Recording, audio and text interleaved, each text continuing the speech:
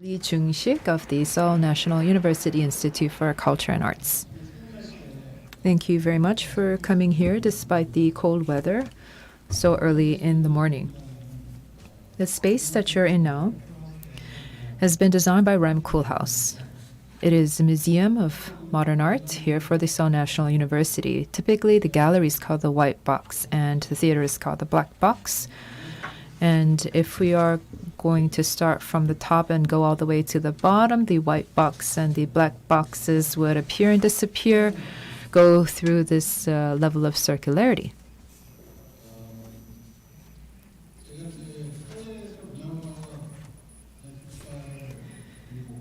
I, at Seoul National University, have been tasked to run this institute, and I asked myself what kind of institute we should aspire to be. And for over a year, I've worked together with curator Ji-hui Lee, and I have told her of my concerns and my dilemma. And she told me, she responded, saying that I think that what you are thinking about is really circularity, and that has been selected as the theme for today's symposium. I'd like to thank Director Shim and Curator Lee for all of their hard work. We do have 11 specialists with us today. We have invited these specialists to explore this keyword of circularity. We are going to be here together for about 10 hours altogether. And of course, the final few hours will be devoted to a networking party. In fact, we're going to go down to the power plant, which used to be a boiler room, which has been converted into a cultural space. And when I said that I wanted to organize a party there, someone asked me, why are you throwing so many parties at Seoul National University? And I said that SNU is known to be very conservative, a very heavy place. And I think it's important that we shake things up. I hope that today's symposium will be insightful for all of you, that there will be insightful discussions, and I ask you for your interest. Thank you.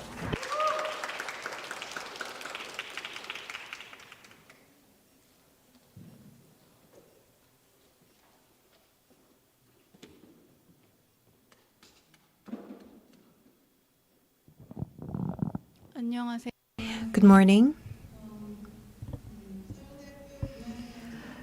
I am Lee Ji-hui of the MoMA, and I am the one who planned the first international symposium Circularity for the Institute for Culture and Arts. For the last 2 years, Professor Lee Jung-sik and I talked about the vision and identity of this institute. There is a great depth in the expertise of various disciplines within Seoul National University, and I do hope that this institute will create an organic way of making all of this knowledge come alive, and that is why I have been asked to plan the symposium. As a curator at MoMA, I am also a doctorate student here at my alma mater, and so I did want to do this for my university. There are many keywords that we discussed as a future of the Institute for Culture and Arts. Of those keywords, we have selected circularity for this symposium. Kenneth Boulding in 1966 talked about the economics of the coming spaceship Earth. And he talked about how having a circular system is a precondition for the lives of people on Earth because we have limited resources. Circularity is the solution for sustainability, and it has come back into the limelight. If we continue to drill and create, then it will lead to disasters led by linear evolutions. And that is why we need to make sure that we design with circularity in mind. And that really is the key to biodiversity. If we start the engine of the Institute, and that is why we have selected the keyword circularity for the beginning of this institute. We will take a look at 3 different tracks. The first track will cover nurturing creative minds. This will talk about the wisdom of art, businesses, and educational institutes. Then we will talk about how the socio-ecosystem of the future is a part of circularity of society and ecosystem. And in the third session, after technology, we will take a look at the potential of art as a way of making sure that there's circularity of technology. So we will be bringing together art, design, architecture, philosophy, sociology, management, ecosystems, and space. And by bringing all of these topics into our dialogue today, we will take a look at circularity as a way to make sure that we take action for recovering balance. Let us now invite our speakers.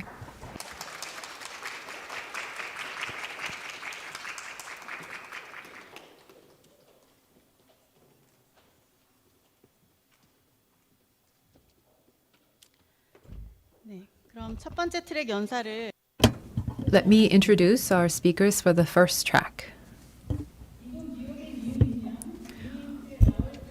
Raoul Bengechi, the Deputy Director of the New Museum, New Inc., INC in New York. He has worked on various technologies and is a visual media artist, and today is going to talk about New Inc., the House for Creatives. Next, we would like to hear from No Kyu-seung, who is the team leader of the 01 incubator team at Hyundai Motors. Mr. No has led open innovation at Hyundai Motors through 01, where arts, technology, and industry are invited together for collaboration to look at future challenges and come up with solutions for these challenges, and we look forward to the presentation.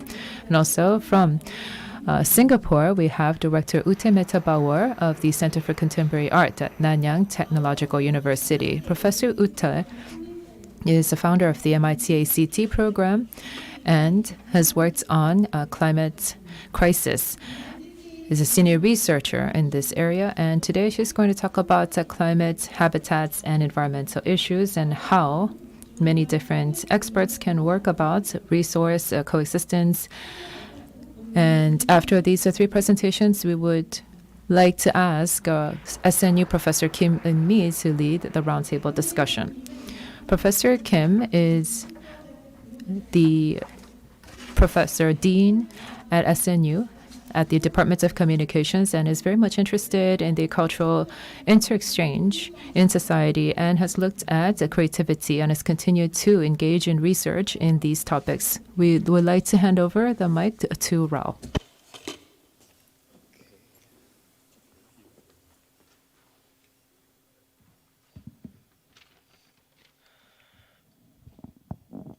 안녕하세요.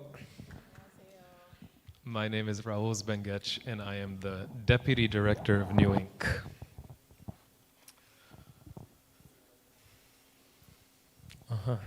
Yes. Good morning. It's an absolute honor to be here with and in community with you and the team here.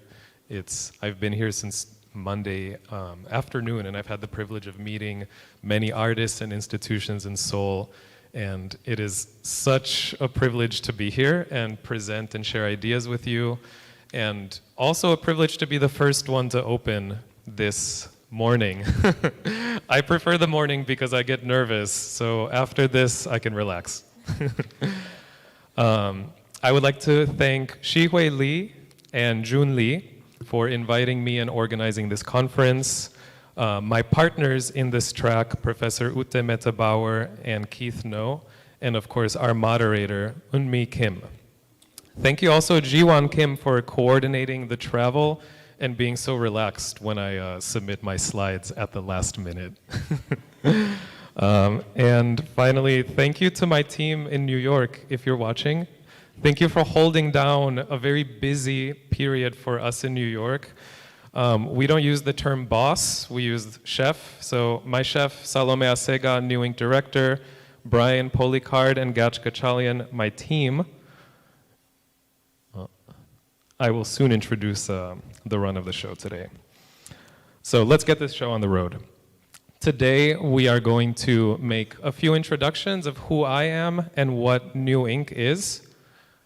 We're going to talk about the model of New Ink, how we do it, who we do it with, and then I'm going to close my presentation with a few philosophies and provocations that hopefully can continue as a conversation. So, Team New Ink is led by Salome Asega, our director. I'm the deputy director, and we have 2 more team members, Brian and Gatch. We're hiring 3 more positions right now. And this is me, Raul. That's me at 13 years old, moving to the United States from Romania. I like that photo because it's like my style kind of still looks like that today, but there's these very like American bowling shoes. And our team at New Ink is actually from all over the world, and our diversity makes us stronger as a team, so I wanted to introduce with this. Over the past 10 years, I've been a producer and curator working in New York, mostly in the field of performance and technology. I've also performed in my own works. I don't do this anymore. I've produced and curated shows like this Robin Road opera on Times Square for Performa 15, a Wangechi Mutu performance in the Metropolitan Museum in New York.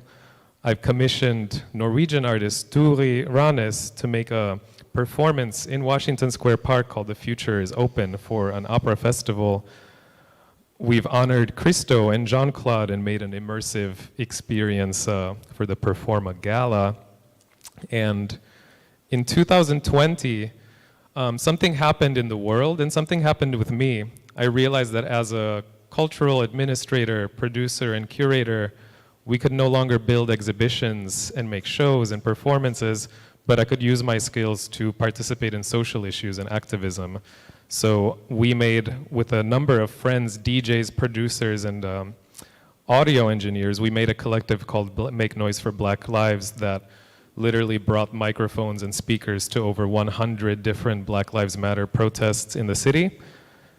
And I was also on the organizing committee for the Whitney Museum Union that fought for worker rights, higher pay, and protections at work, which tied my work as an organizer in real life and people's needs. Okay, that's me. So let's talk about New Ink. New Ink was founded in 2014 as a cultural incubator as part of the New Museum. The New Museum is a museum founded in 1977 on the Bowery, a restaurant supply district. And in 2014, New Ink started in this building next to the New Museum as a space for people who work in art, design, and technology who need to work together in community. That building is being torn down, and we are getting a brand new building by Studio OMA. What an honor to be here. That's set to be completed in 2024. So you can kind of see here some image of what that will look like, and also how New Ink will be a central part of this new building, which indicates the importance that the new museum holds New Ink as part of the ecosystem. Museums in the United States don't really have cultural incubators as part of them, so we're very blessed to exist in this ecosystem. Currently, we have a temporary space on the other side of town at 250 Hudson with basic office and co-working spaces. And we also run an XR production studio called Onyx Studio, which is in the basement of Olympic Tower in Midtown Manhattan.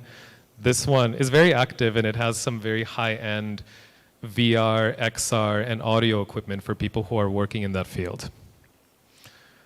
At the core of our offerings at New Ink, we provide 5 things: professional development, mentorship, community, a shared workspace, and opportunities to present work. And I'm going to describe what all of those are. But before we get there, here's a snapshot of the community of New Ink. We are in our 9th year right now, and we're moving into our 10th year next year. And we are now lucky to have 700 plus members who work at every level of contemporary art, technology, design practice. And they've created a circular system where now our alumni become the teachers and mentors in our program, and our alumni become the people that we invite to make projects when New Inc. is invited to be a curator, a consultant, or a think tank. And I do want to highlight the diversity of our practice. We try to make a community that's benchmarked to the demographics of New York City. We have a very diverse city, and we want our program to reflect the population of the city. Our program functions in 5 tracks: art and code, creative science, extended realities, 2 new tracks for next year: social architecture and cooperative studies. We can talk more about them later. Our values are collectivism, experimentation, interdisciplinary collaboration, stewardship, and justice. And quickly, let's talk about, emergency. Sorry. A quick introduction to some New Inc. alumni who you might recognize. Telfar is a New Inc. alum. Telfar was in New Inc. year 2 and created a CGI spring-summer line at New Inc. in 2015 and 16. Winslow Porter continues to be a mentor in our program, but developed Tree, one of the most widely toured VR projects in the world, where you experience the life and death of a tree from the inside of the tree. The Black School raised money and developed their 21st century Black radical schoolhouse, and they recently purchased property in New Orleans where they will build the schoolhouse. Movers and Shakers, very near and dear to New Inc. They make augmented reality projects, such as this one, in which they replaced a statue of Christopher Columbus, a celebrated colonizer in United States culture. They replaced the Christopher Columbus statue with a Toussaint Louverture AR sculpture. He is the Haitian revolutionary. And someone you might be familiar with, some of you here, Ye-Wan Song, somewhere is here, was in New Inc. year 8 and worked on a number of different projects. And you can find Ye-Wan at 01 space right now. I ran into her yesterday by accident. So a quick overview of what mentorship means for us at New Inc. We have over 150 different people who join our community to support, teach, and coach New Inc. members. We have 3 different levels of mentorship. We have mentors in residence. We have one group or one person for each track. These are the industry leaders who are real parental figures for the emerging practitioners in our tracks. We have dedicated mentors. Each New Inc. member has their own dedicated mentor who spends the year with them. They usually meet once every 2 weeks, sometimes once a month, and they have a very direct relationship. Almost half of our dedicated mentors are New Inc. alumni. And then office hour mentors who open their schedules for 40-second virtual meetings a few times a year to address timely questions and needs. We have a wide-ranging professional development that tries to teach business fundamentals and talk about finance and money and creating a sustainable art practice, while also helping people communicate, tell their message, and try to make their work with integrity. It's a pretty expansive program. We have an orientation experience, 3 to 4 intensives that are day-long sessions, not so different from this one that we're having today. We have seminar-style working groups and then pop-up introductions from different people in the field. Community design and community is important to New Inc. It's kind of the glue that holds everything together for us. We recognize that work in this creative design and technology space does not happen in a vacuum. It happens in community with other people. So we organize, we connect people together. We suggest that they meet with each other. We develop friendship, real friendship between practitioners, and we organize a lot of social events. So if you ever visit New York, please let us know and we'll invite you to one of these. And finally, the last item that I will talk about of what New Ink does is Demo 2023, which is our presenting opportunities for people in our program. Traditionally, Demo Day is an industry term that means demonstration. It's kind of a traditional like Silicon Valley accelerator term during which people who have projects that are ready to scale and receive investments present their work in kind of a lightning style to investors who are interested in investing money. We have taken this term and expanded it to include an audience of curators, creative directors, and industry leaders who can really help advance the careers of some of the members in our program. And it's been a very successful event. It's always helped. We have statistics to prove that it does advance the careers of the people in our program. And it's been so successful that we have decided to expand Demo to be a 3-day festival. In the expanded version, we are still anchored in the New Museum Theater, and we still have a program of presentations from the members in addition to industry leaders from outside of the community who present. Last year, we invited American artists to be the respondent to the program, and it was a very sensitive and nuanced response that helped contextualize the work of our members. So this year, we're expanding that practice, and each day we will open with recognized members of the contemporary art field, and we will also close the day with industry leaders who can help frame the projects at New Ink. In addition, oh yes, I just described this one. In addition to the work in the theater, we are somehow we are making 5 showcases, one for each track at New Ink. I put here a little summary of each one of them.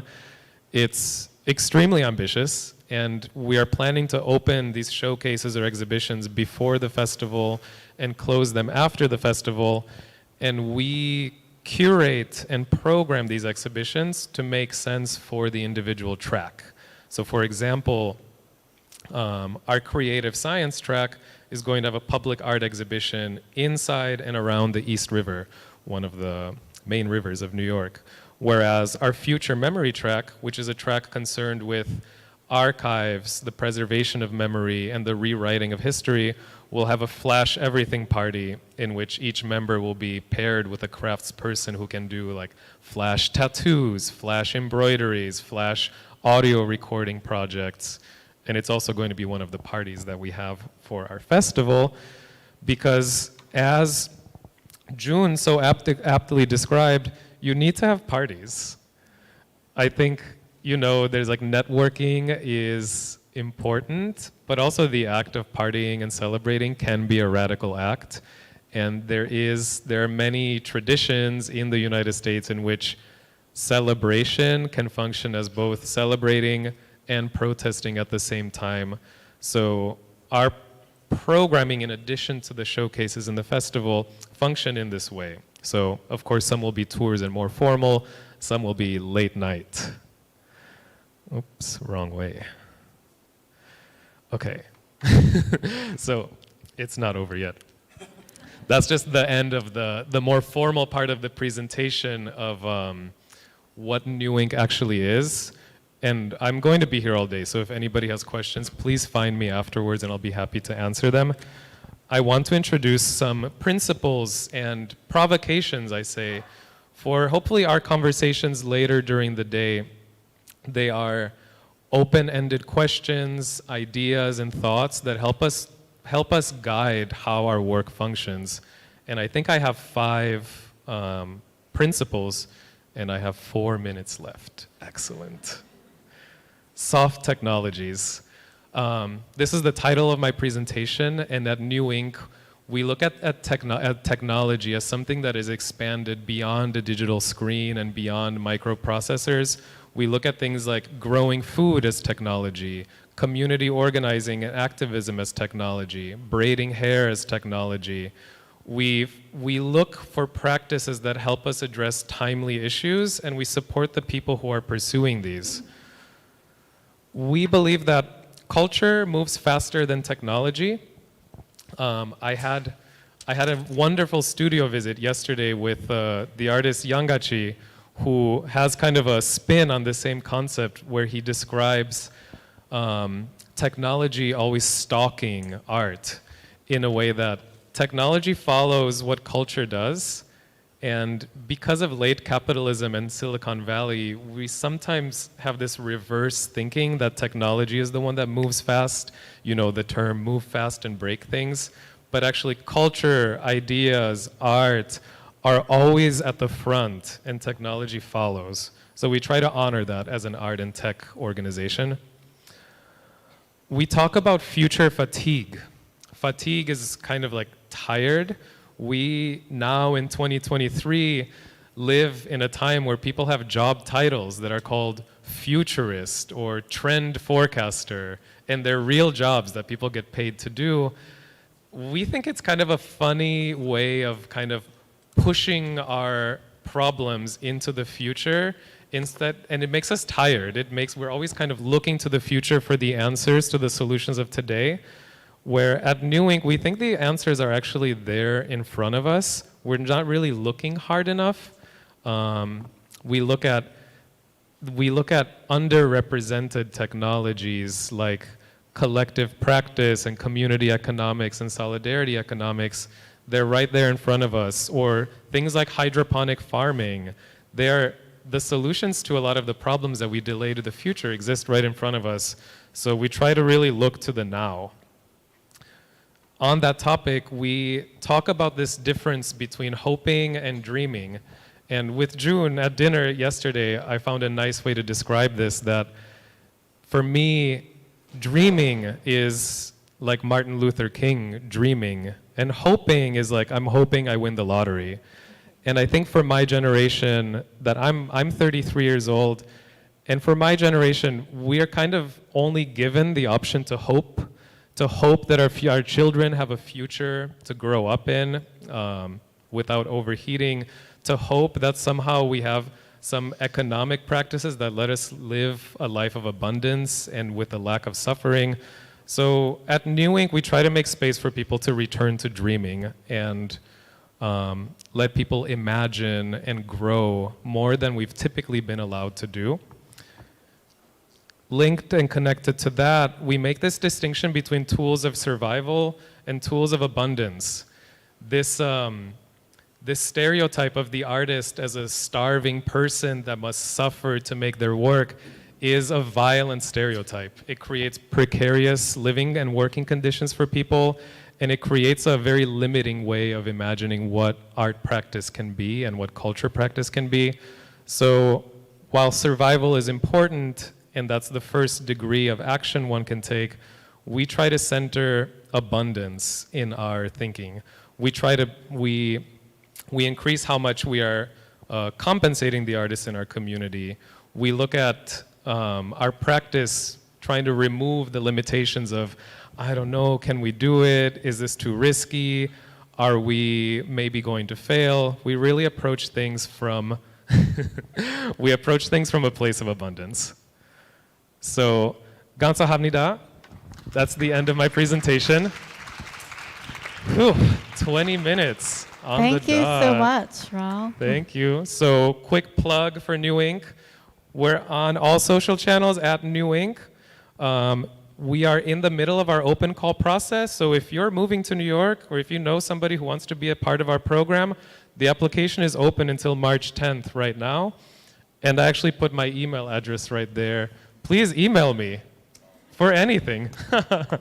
Thank you. 감사합니다. 노기승 팀장. Thank you very much. Next, we'd like to hear from Mr. No. 네, 안녕하십니까. Hello, ladies and gentlemen. I did have a meeting with Raul yesterday, and I had to say that I was very much blown away by his session, and I could not come up with any clothes in my closet that would I guess, out-fashion Raul. So I'm very upset about that. In any case, I'm going to start my presentation with the video. It's a 3-minute long clip, so it's rather long, but I think that this video clip would be more impactful and speak to what we do at 01 more than what I can say. So we're going to start with this video.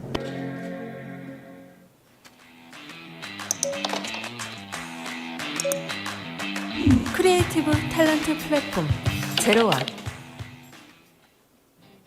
제로원은 질문합니다. 저는 요즘 이런 질문을 던지곤 합니다. 이동이란 당연한 권리를 왜 비장애인만 누리고 있을까? 청각장애인분들하고 소통할 수 있는 방법에 뭐가 있을까? 자연의 소리가 음악의 재료가 될 수는 없을까? 맞습니다. 제로원은 상상 속 질문을 현실에 던집니다. 예술가, 과학자, 디자이너, 작곡가 등 다양한 분야의 관점들로 구성된 제로원 크리에이터들은 세상을 변화시킬 단 하나를 찾아내기 위해 오늘도 각자의 자리에서 질문을 남기고 있습니다. 끊임없이 질문을 던지고 시도를 통해 변화를 만들어 나가는 거죠. 제로원은 시도합니다. 시각장애인 분들을 위한 내비게이터를 만들기 시작해서 현재는 자율주행 휠체어까지 개발을 하고 있습니다.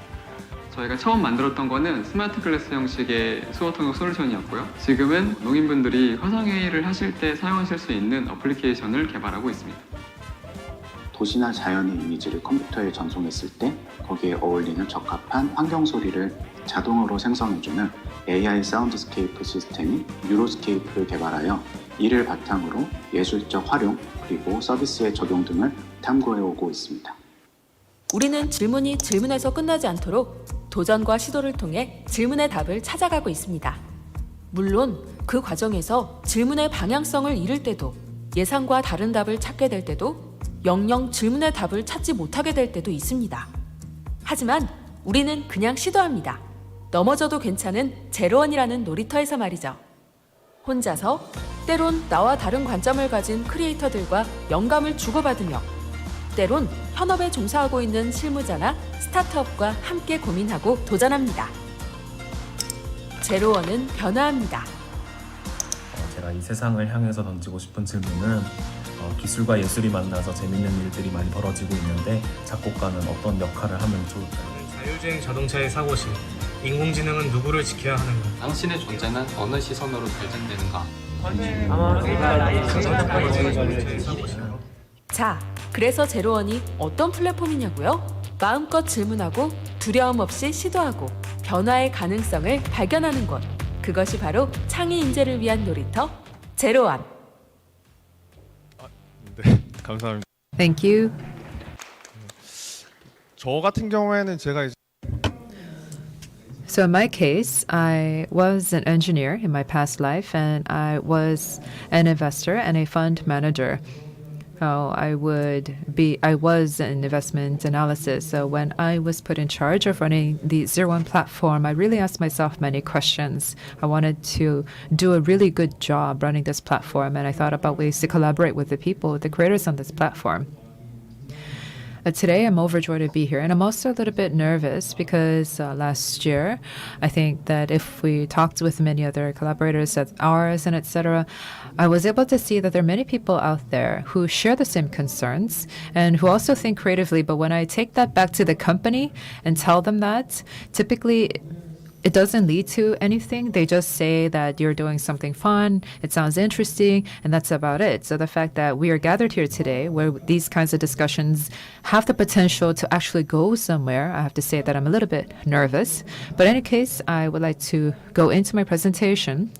Why are we doing this in the first place, Hyundai Motors? Why are we doing this? Because if we look at the future business of Hyundai Motors, obviously we make and sell cars and vehicles, but we also have a robotics business and air mobility, building smart cities, smart factories. These are some of the future businesses that we are envisioning for Hyundai Motor Group in the future, maybe about 5 or 10 years, long-term 20 years down the road. It might take some time, but these are some of the future initiatives that we are thinking about. And in doing this, I think the key thing is creativity. Because we have to ask ourselves, how are we going to coexist with robots? What kind of lives are we going to have in smart cities in the future, this is all something that comes down to imagination. And I think imagination is really all about size. You have to think big and think creatively. And so even for a corporation like ourselves, we have to be very imaginative and be very creative. And when it comes to that, I think we have to go back to the past. And there are so many thinkers, great thinkers, who have had these big thoughts on creativity and innovation.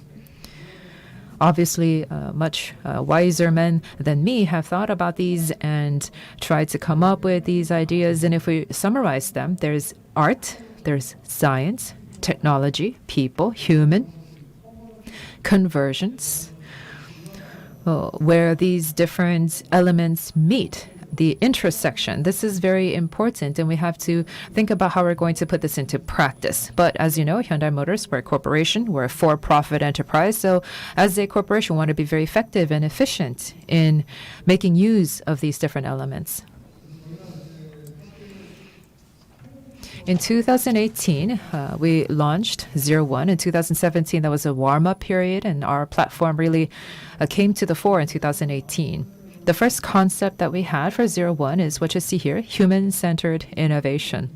I think all companies these days talk about innovation, not just Hyundai, but Samsung, CJ, SK, all of these big companies, Korea and elsewhere, they are talking about startups, innovation. They're working together with startups and investing in them. But at Hyundai, we have been focusing more not only on the technology side, but on what people, what humans are doing. What are they making? What are they doing with the technology? So we felt that we have to think about this from a human-centered point of view. And it was at this intersection that we came up with the three axes of art, tech, and biz, and come up with this kind of cornerstone. Art would ask the questions. We look at human behavior, or maybe look at technology like ChatGPT and see these great viral moments in society. And I think art is responsible for challenging society and posing questions, and that inspiration would inspire scientists and engineers, and then could impact designers, for example, and then these different people would also try to set the society towards the right direction forward. And that is why we came up with the three axes, art, tech, and biz. And along these three axes, there are several modules within 01. The first is for creators. For creators, we know that giving them freedom is so important. Hyundai Motors, when I talk about the themes to the creators, they might wonder, why do I have to do this with you guys? I'm a free spirit. I don't need to do this. But that is why with 01 Playground, we try not to give any pressure at all to the creators. We try to keep them completely free, give them free reign. And as you saw in the video, they are completely free to do what they want. So they can criticize Hyundai Motors, and that's fine. One creator, when I said that we're trying to do air mobility, one creator said, look at our transportation even now. Even with land transport, the ultra wealthy run around with their supercars. And you're saying that air mobility is going to be for the rich, and us poor commoners are going to be driving our, small passenger cars on the road. This is a question that he posed to us when I said that we're trying to work on air mobility. So these are the questions that we want to hear from the creators, and that's what we're going to get from 01 Playground. And then there's 01 Ventures for startups. I think this is similar to open innovation, where we invest in startups and collaborate with startups. And because we are a corporation, we also want to do something internally and connect these external activities with our internal activities, which means that we need to get buy-in from the C-suite. So there's the several executives, the Hyundai Motor Groups, that come together and work with us in the 01 OI committee. Now, these are the three axes that we have. With 01, there are other different smaller projects that we are doing, and it's kind of complicated. There are many different functions, and it's a corporation's role to try to make these very effective and run them effectively. So it looks complicated, but it really boils down to the fact that we're focusing on nurturing creative talent. Sometimes these creative talent could be in startups. Sometimes these creative talents can be in Hyundai Motors. They might seem a little boring, but there could be very creative minds at the executives level. There could be architects, engineers, software engineers. Many people of different backgrounds could be creative talents. We feel that they all have that potential. So this is not something that 01 has nurtured all by ourselves. It's that we are collaborating with many different institutions and many different outside partners. In art, Hyundai also has an art lab. So we work together with Hyundai Motor Group Art Lab and receive their support so that we can reach out to these creative talents and creative networks that Art Lab has access to. And globally, we have different credit offices overseas, so we collaborate with them as well. And what you see here with EDB and other different organizations and institutions, many different universities. So we work together with them to try to, I guess, source and get access to creative talent. We have these different alignments so that if we need access to creative talent in a particular industry vertical, that we can ask them for recommendations and hopefully get access to the right creative talent that we are looking for. And once we have access to that creative talent, we try to nurture them and foster them through our platform. Globally, we do have 01 here in Korea, and overseas we have these cradle offices, 8 different presences. I think that in terms of the access that I mentioned before, rather than art, they are focusing more on the technology side, such as sourcing and investing in startups. But we're trying to branch out more. In Singapore, we're currently working on building a smart factory for the future. And in building a smart factory, I think we would really benefit from creative minds, and that's why we are working on S01 activities in Singapore. And New York, obviously, is a very important base for us. So we are thinking of expanding our presence in New York as well. So we are continuing to expand our presence globally.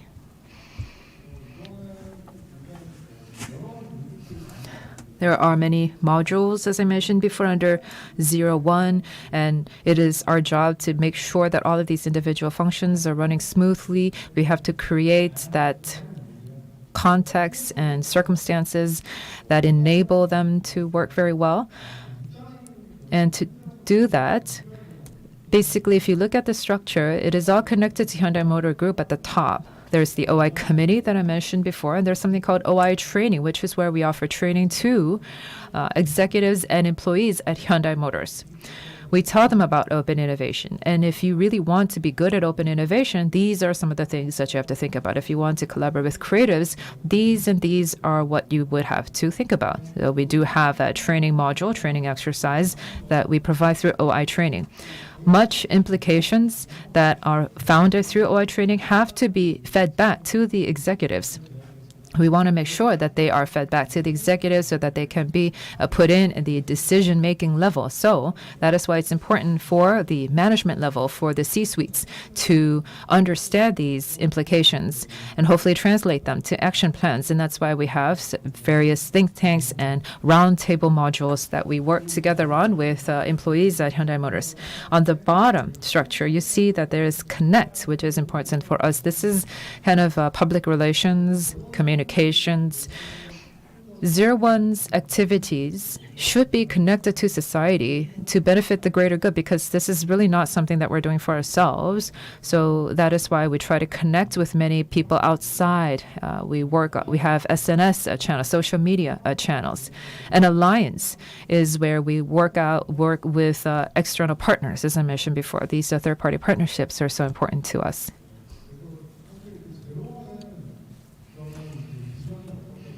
What is the vision of 01?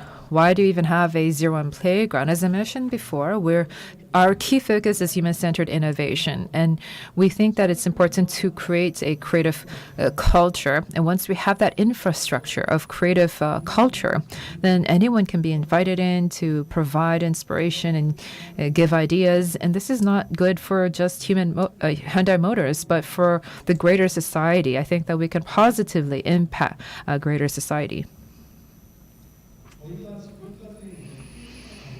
Thus far, we have worked on nurturing creators, and these are some statistics. As I mentioned before, we launched in 2018, warm-up period 2017. We have about 110 plus alumni currently, and I saw New Ink's presentation. I thought that, wow, we have a long way to go to catch up with them. But in any case, I think that there are about 20 teams every year that we identify and support. And one of the questions that I get asked most is, what's the selection criteria for these teams? As we heard from my colleague at New Inc., diversity is obviously a very important criteria. We want to source people from various different crazy backgrounds. And another thing is instead of reaching out to people who want to continue developing their own existing projects, people who are open-minded want to collaborate with many other thinkers and creators. I think at 01, we gravitate more towards that, and that's been the selection criteria for the past several years. We have invested and supported about 180 plus projects, maybe about 10 million won for the smaller projects, 100 million won for the bigger projects, and every year we have a 01 day festival, a kind of year-end celebration where we come together, get drunk, listen to music at this festival where we share the findings of the different projects. And on collaboration, this is the internal collaboration that we have within our corporation. So when a creator comes on board, we don't really talk a lot about collaboration, but through 01, when the creators feel that they have become more established and they feel that they can maybe collaborate with Hyundai Motors to provide inspiration for Hyundai Motors' vision going forward, then they can be invited to work together with Hyundai Motors. So the creators are not forced into these kinds of collaborations, but they are open to collaborate with us if they want. And we do support about upwards of 10 or 20 of these a year. And this is very important for Hyundai Motors because they can benefit from the message that creators can provide. And these projects can provide Hyundai Motors with greater inspiration. Well, these collaboration projects are very important for us, a key achievement metric. So we do have many alumni. Many of them have become very successful and established, and we're so grateful that they have done so well. On the art side, there's Ye Seung Lee. She has also become a professor. Lee Chan is a creator. He was a student at KAIST University who came on board, was a creator, and he was really inspired by what he saw around him. He started a business, and we invested in his business, but Naver and Kakao also invested in his startup. Now, together, he is working together with Globus, which is a Hyundai Motors logistics subsidiary. We have felt that if we nurture creatives, we can also benefit from these creatives. I feel like we're basically creating more allies for ourselves. Many companies these days have to look inward and rate their competitiveness, but they also have to look outward and see how they can benefit from the competitive spirit that's around them in this ecosystem that exists around them. And that is what we are trying to do. We're trying to grow this creative ecosystem around us, and that is what we are doing with the 01 projects. These are some of the flagship projects that we have. On the left-hand side, this is when we bought Boston Robotics. We have decided to work on robotics in the future, and we thought about how robots will be coexisting with humans in the future. And this was revealed last year at our 01 Day. It was very eye-catching through a lot of implications. That's what you see on the left-hand side. And on the right-hand side, this is where one of our creators worked together with our lab. It's on self-driving vehicles. The kind of urban experience that the driver is going to have inside this driverless car. These kinds of projects are not entirely new. We've had similar projects in the past, but because we're working now with creatives, we're able to look at these projects from a different angle, try something new. When our CEO and other C-suite executives came to see these projects, they were inspired, and they would see that, wow, this is really benefiting us, and we should continue to work with more of these 01 creators. And as these movements continue to build and overlap, the entire ecosystem is growing, and again, their implications and ripple effects will continue to grow. This is from last year's 01 Day, the festival that I mentioned before. some of the projects that were introduced. The video, if I were to show this video to you, that would be better. It has more of a fun vibe, but unfortunately was not able to prepare one for it today. We do have a Dream Plus, a building in Gangnam. We have rented the first floor space. It's a small space, but we have a maker's room it's like a work studio for creators where they can build stuff. Because 01 is well known as a startup incubator, some people say that are we working on a co-working space? But this is not really a co-working space. In fact, the ventilation system is awful, so you cannot stay here for over an hour. You literally cannot breathe. So this is designed as a very free-thinking space. You can come in, have seminars, and then walk out. You don't have to stay here for too long. You can see dimly lit. We have a DJing machine. It's very expensive, very high-end equipment. One of our creators came in, practiced DJing for a year or so. He became a master DJ, really taught himself how to DJ. In any case, with that, I would like to conclude my presentation. Thank you.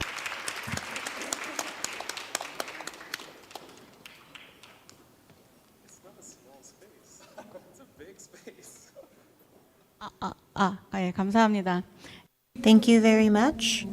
We hope to expand on these topics through our discussion session. Some housekeeping remarks. If you log in to circularity.kr, you will be able to see that we are being live streamed on YouTube. And if you upload questions using the reply function, then we will be able to answer those questions. And Mr. Bauer.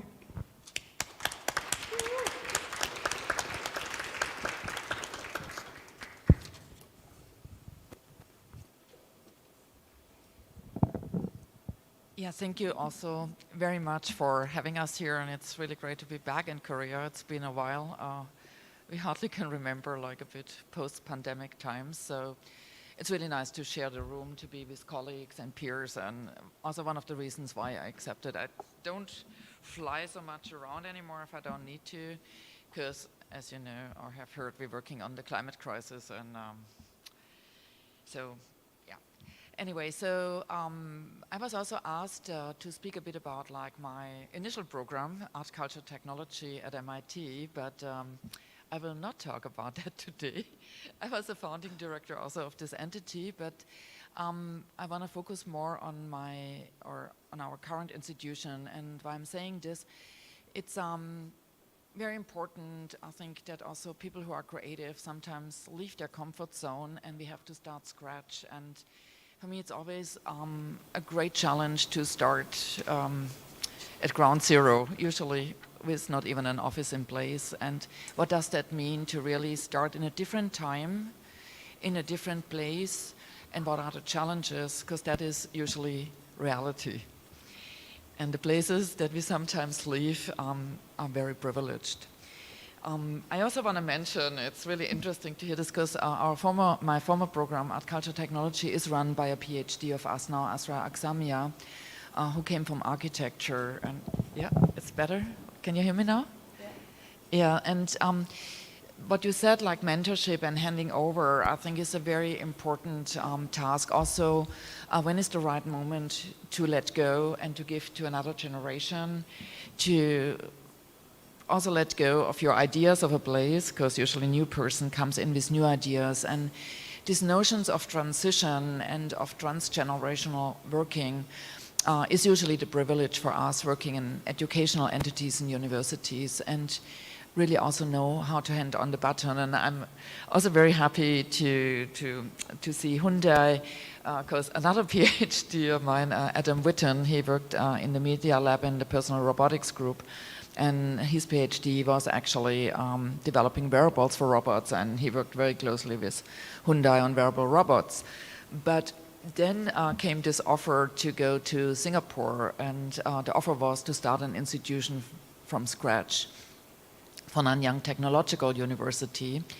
And what you see here, we are situated not on the campus, we are actually situated more than an hour away in a former military barracks in more downtown Singapore as an anchor institution of a then newly created international arts precinct with 17 international galleries at the time.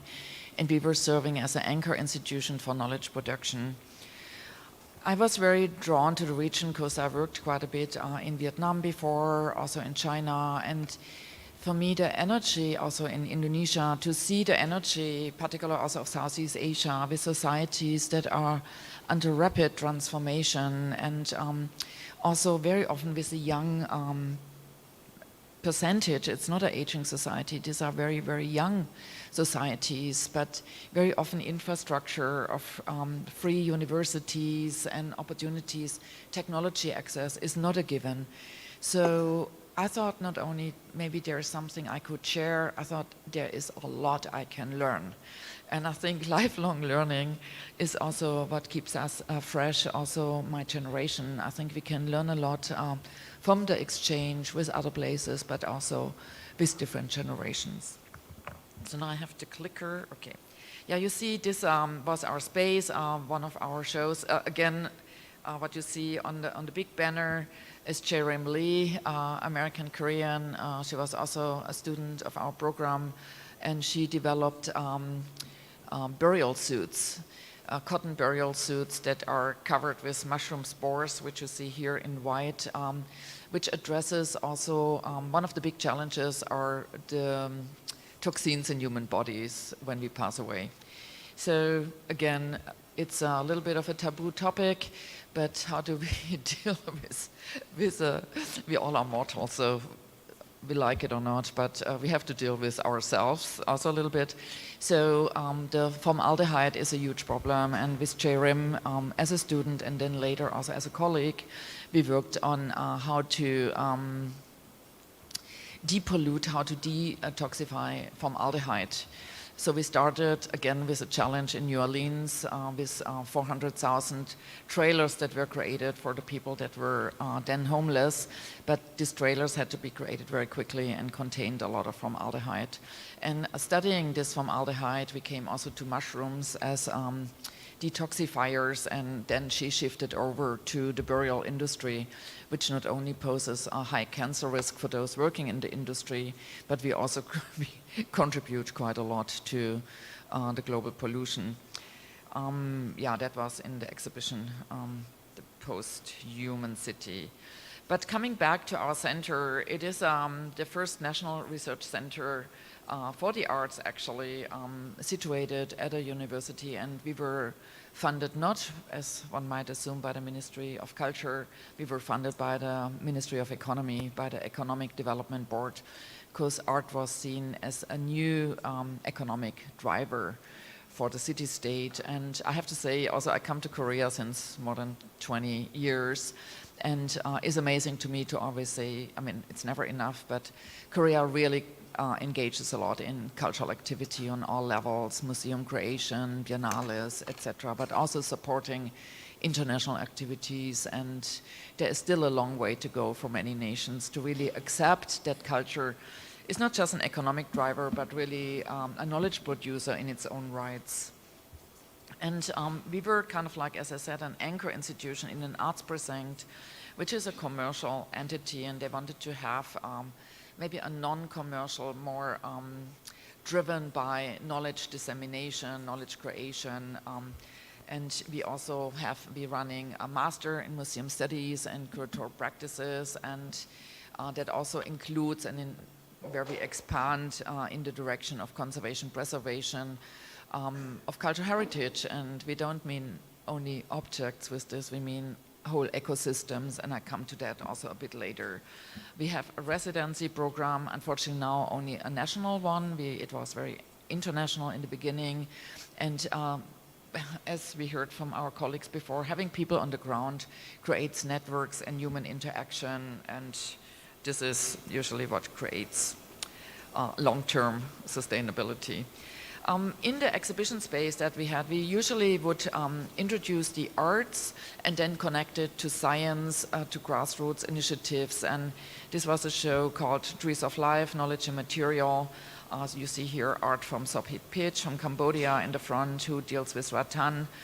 We also had indigo lacquer in mulberry trees, as really these trees contribute to entire ecosystems. And what we did, we also had a symposium to each of these plants and the trees, but for example with rattan, we also brought in experts who are engaging with rattan, and it's not only they are very important for peatlands to keep coastlines afloat. Rattan, for example, is a very important has very important properties also for medicinal research, for example, in bone transplants. So we really look into the whole range that a material would have in craft, in design, but then also in new technologies. So we see much more botanical properties that really make it in combination to more high-tech and more contemporary uses.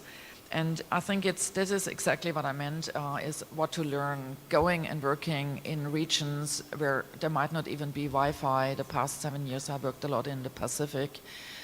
You have no technology, you have no Wi-Fi, but these societies have to be very, very resilient. And I lost my slides here on the podium. Can I get the slides back to the podium? Because I don't exactly see what I'm like. Okay. I don't see them on the presenter table. Yeah, I look a little bit over.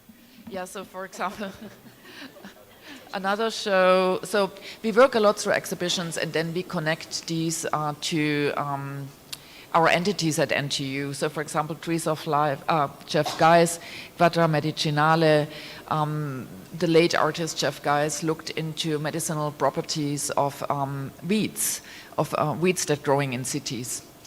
Usually we try to get rid of those, but nobody ever really studies their properties. These are very, very resilient plants, and plants usually react to their environment.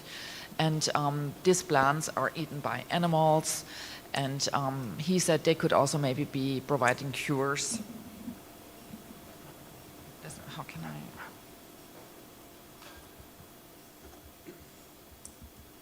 Yeah, this is what I'm saying. I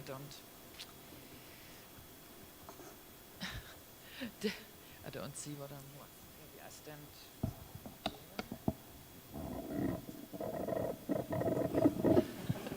Sorry that I look you guys up from the side. No, so for us it was very important to involve researchers, again, to look into weeds of Singapore. Singapore is very strong in getting rid of weeds. And so we started to collaborate with our Earth Observatory, which is a research entity that deals with complexity and environmental studies, and is part of our School of Science. And also his works got then donated to us by the family, and they're hanging now in this institute. And it's very interesting to see that science in recent years is more opening up to the arts and really sees us as a partner. It was a long way to go, and everybody who says transdisciplinarity is the future, well, it's easy said on paper, but it's very, very difficult. I mean, my colleague from Hyundai said it before. Engineers are very mistrusting. We are not writing peer-reviewed papers. We don't quantify. We usually qualify. And so there is a mile to go, but I think it's happening. And I think also these projects that we just heard before are strong contributors. What I don't have here, we were also running with Thomas Araceno, Argentinian architect and artist, 7 months a spider lab at our space, actually, together with arachnologists from Singapore. And that in the beginning caused a bit of a stress factor to our university, because we had to shut off the AC and et cetera, and spiders in the space. But spider properties are actually incredibly important for, again, material science. The properties of spider silk is stronger than the properties actually of steel. So synthetic spider silk is used today to make very strong cables for the industry. And also it's increasingly used, again, in medicinal use. And so I think artists very, very often are thinking out of the box. They are initially or often seen as whatever having these weird utopias, but Thomas Araceno I introduced at MIT to our department of material science, and he still works with Max Bühler, for example, there in the lab for material research into spider silk. He also works with other universities on intraspecies communication, and I still work with Thomas, like now since almost 15 years, on his different developments. That was an exhibition, the Oceanic, that came out of 3 expeditions into the Pacific, into Pacific archipelagos, first to Papua New Guinea, then to French Polynesia, and then to the Lau group in Fiji, looking directly into climate change impact. And we were supported by a private foundation, TBA 21, to support a research ship where we could bring together scientists and artists to go into these really remote areas you cannot access without a ship, and usually research ships are not given to artists. It's too expensive. So sometimes we're really glad if we have private supporters, but we wanted to make it accessible. So we had this exhibition that would look into also ocean research and the images that ocean research produces. Here, for example, Armin Linke worked with Geomar in Germany, and they do deep sea ocean research with robotics, SUVs like submarines. But these images are usually never seen by the general public. They're usually only seen by the researchers. And so he looked into this and what do we really see, and made it accessible where this research took place, because deep sea mining is on the forefront, is like really marching very fast and will have an incredible impact on our environment, and the public knows not much about it.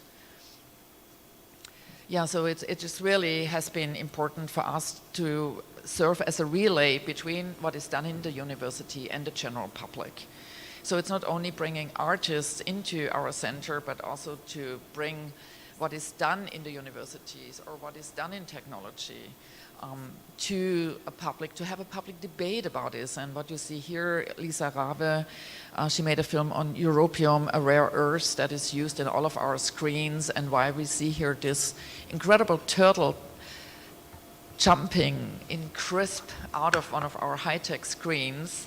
At the same time we take out europium from the ocean, we actually kill exactly those animals that we love so crisp on our screens to be seen.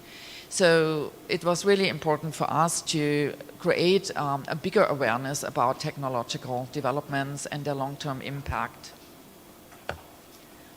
Yeah, we had as for the closing, here you see Francesca Thyssen-Bornemisza, who supported our expeditions, and you see His Excellency, the former Prime Minister of Kiribati, Anote Tong, who did the closing ceremony for our oceanic exhibition. And Kiribati is one of the islands like Vanuatu who already totally threatened by sea level rise. It's not the future for them, it's the reality today. And he was actually pleading to use high-tech technology of oil platforms to allow them to stay at their atolls, to really, they are not opposing technology, but I said maybe we can find different uses, and maybe the countries who contribute to CO2 emissions can maybe support those countries who suffer from those emissions to survive. Yeah, the post-human city, I mentioned it already. We're working with grassroots groups, younger labs, like as you heard before, on, for example, Indonesia has a big problem with the waste of soya and tempeh. They are the biggest producers of those foods, and they pollute rivers and drinking water. And so they start to do fermentation and cleaning up, what you can do in every household. So XX Lab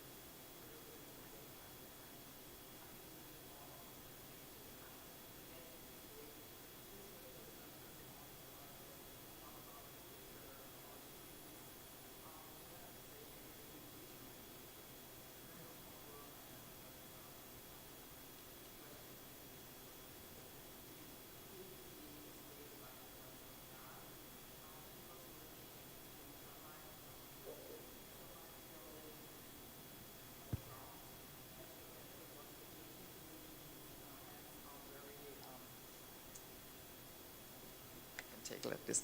Ants are, again, very intelligent and resilient and have to create networks like mushrooms. And so he was looking into those structures. Initially, they were researched by Australia if they could identify gold researchers for gold mining, but they might be useful for other things. Yeah, also water. Water is an incredibly important item in our region, and here to clean water, this is cleaning water systems by Lucy and Jorge Orta. And then I quickly speed through because I'm almost at the end. We also have a format that is more temporal, Idea City, Idea Summit, which we do every 2-3 years. And it brings together, again, like we heard before, researchers, artists, citizen groups, to think together out of the box what could be done in light of our urgencies, including food, water, pollution, but also the climate crisis. Here, Lucy Orta and Jorge Orta created a meal for 150 people who could sign up. It was a 5-course meal created by a highly renowned chef in Singapore, and it was for free, and it could only use locally resourced food. Singapore imports 90% of our food resources, and 50% of our water is imported, the rest is desalinated. So we are in a very, very precarious condition. Nobody thinks about that. We have maybe the most millionaires in a very dense context, but we don't have food and we don't have water. So these are the kind of things to bring this. People could sign up. We had from a Singapore pilot to a normal housewife joining. The second edition was in solidarity with nature, actually done with the new museum. They were running then Idea City, and it was like 10-day workshop for 20 fellows, 10 from Singapore, 10 from abroad, to look into those topics with other groups again. And yeah, the last days we were hit by COVID, and we had a full day then streamed online 24 hours around the world because many of our presenters couldn't come into the city anymore. So another crisis, a global pandemic, needed to be addressed. And our most recent one, which we just ended last weekend, is Food, Eat, Secure, Sustain, that we did together with the ETH, Future City Lab Global, addressing the food urgency and emergency locally and globally. And again, it brought together speakers from within the university, grassroots initiative, artists. How can we think about food together? And I just spoke with my colleague Sasha, who will speak later. The problem is there is a lot done in Singapore, but nobody talks to each other. We don't even know of the existence of each other. And not only is transdisciplinarity an issue, it's really to know which pockets in your nearer surrounding is also addressing something, which is very often the case even in our university. Time is up. I just quickly flipped through. So this is a researcher, they're dealing with black soldier flies to decomposed waste. Waste management is another big urgency, and we have to look into different food sources. Plant-based food is getting increasingly important, and yeah, again, artists and scientists are looking very much into this together. And Climate Futures is another project we do with ASEAN, actually fully funded by Korea. I still try to find out why, but I'm very happy about it. So the last one, Jakarta has to move its whole capital to Kalimantan, to Borneo, because the city is already flooded. As you see here, that's not just the ocean. Whole areas are already flooded. So Climate Futures, again, took place in Jakarta with participants, artists, scientists from 10 countries in Southeast Asia. And the next one will happen in about 8 weeks in Cambodia, in Siem Reap. And we try to continue this conversation. So as an institution, at this moment, we start to engage much more outside of our territory and try to bring the knowledge that we had the privilege to gain, and also the network that we gained, to the countries that we basically, of which we benefited. So with that, I hope we have a good discussion. Thank you.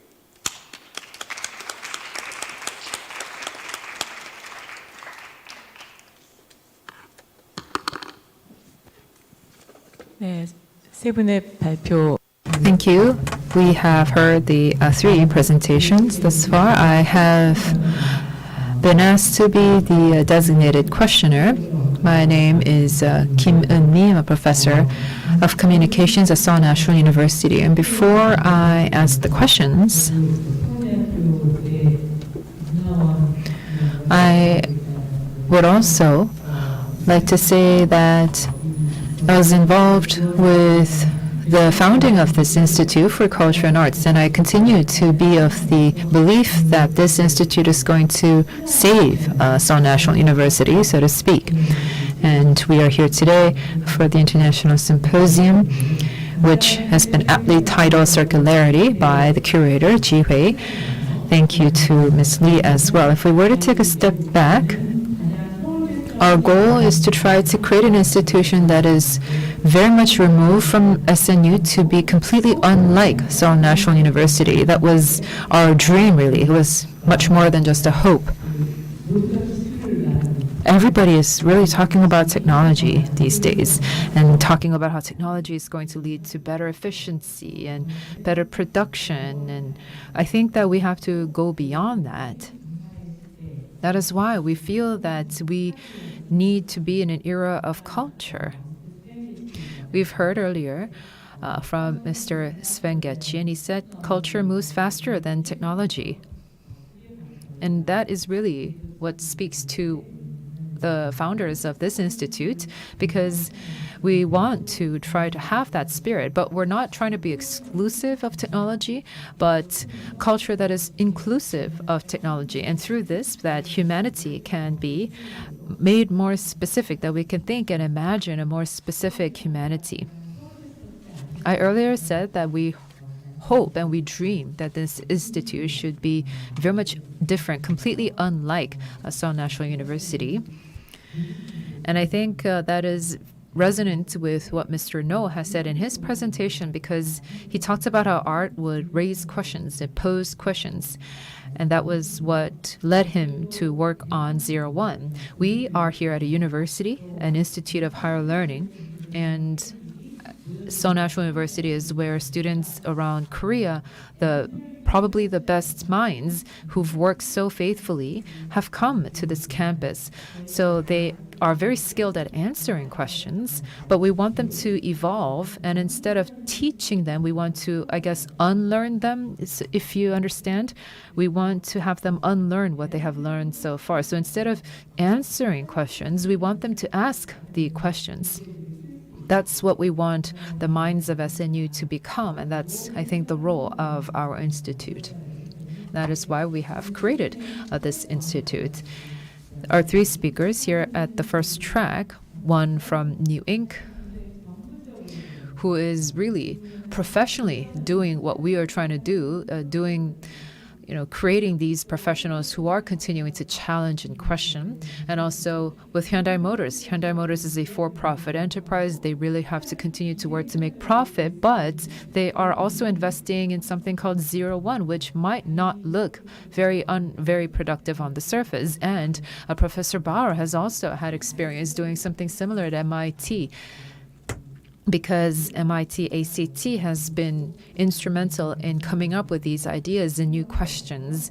And now she is in a different region, but she's building something similar in Singapore. So listening to the three speakers, I think that in imagining and hoping for this institute, these three speakers have already gone on the road that we are about to go on.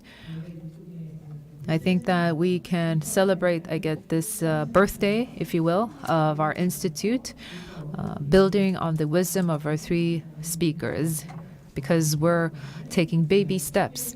Our institute is just a baby right now, so we want to learn from the three speakers here, hopefully through more interactions in the future, that we can all learn and benefit from one another. And that is what we ultimately want to achieve.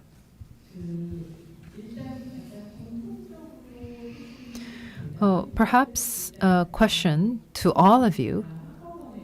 There are some common questions, I guess, that can go to all of you, and you are free to respond to them or not if you And if time permits, I'm going to ask questions posed directly to the three speakers. So I have about 3 questions for all of you, and you're invited to touch upon them as much as you want to the points that are most relevant to you. The first question is, this is an institute, it's an institution, is located inside a college campus. So it's important to think about the partnerships that we have with different colleges and institutions within our university, and also some external partners like galleries, companies, governments, many other funding organizations, investors. So partnership is going to be so key to us. But we are a new institute. We really need help. We want to have and forge many partnerships with many different partners.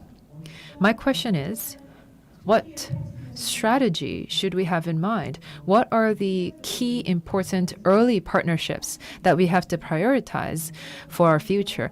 Which institutions, which organizations should we engage in partnerships with first, and what are the different elements that we have to look at in engaging in these partnerships? That's my first question. The second question is, all 3 of you have and continue to work with many artists and creators. And as Raul has mentioned earlier, he has said that he has received many of these questions and continue to remain questions often. But I guess it's really key on the candidates. So my first question is on which organizations should we partner with, and what should we look for in these organizations to have great partnerships. But my second question is more about the selection criteria when it comes to the actual creators who will be coming into this space, who would be actually running the projects inside the institute, whether it be artists or the creators or whoever it is. When we try to select the individuals they want to work with, how do you best identify the candidates who share the same vision as you? I, of course, would like to hear of your success cases, but also some of your failure cases. I think that they might be very interesting. You know, maybe someone you thought would be an excellent candidate, someone you thought was perfect, and maybe in the collaboration process, things didn't work out. Maybe something happened and it did not really meet everyone's expectations. Maybe something like that happened. That we can definitely learn from that, because typically we are used to hearing best practices, but we want to hear about something that's not so best, if you get my drift. And so that's my second question. And my third question,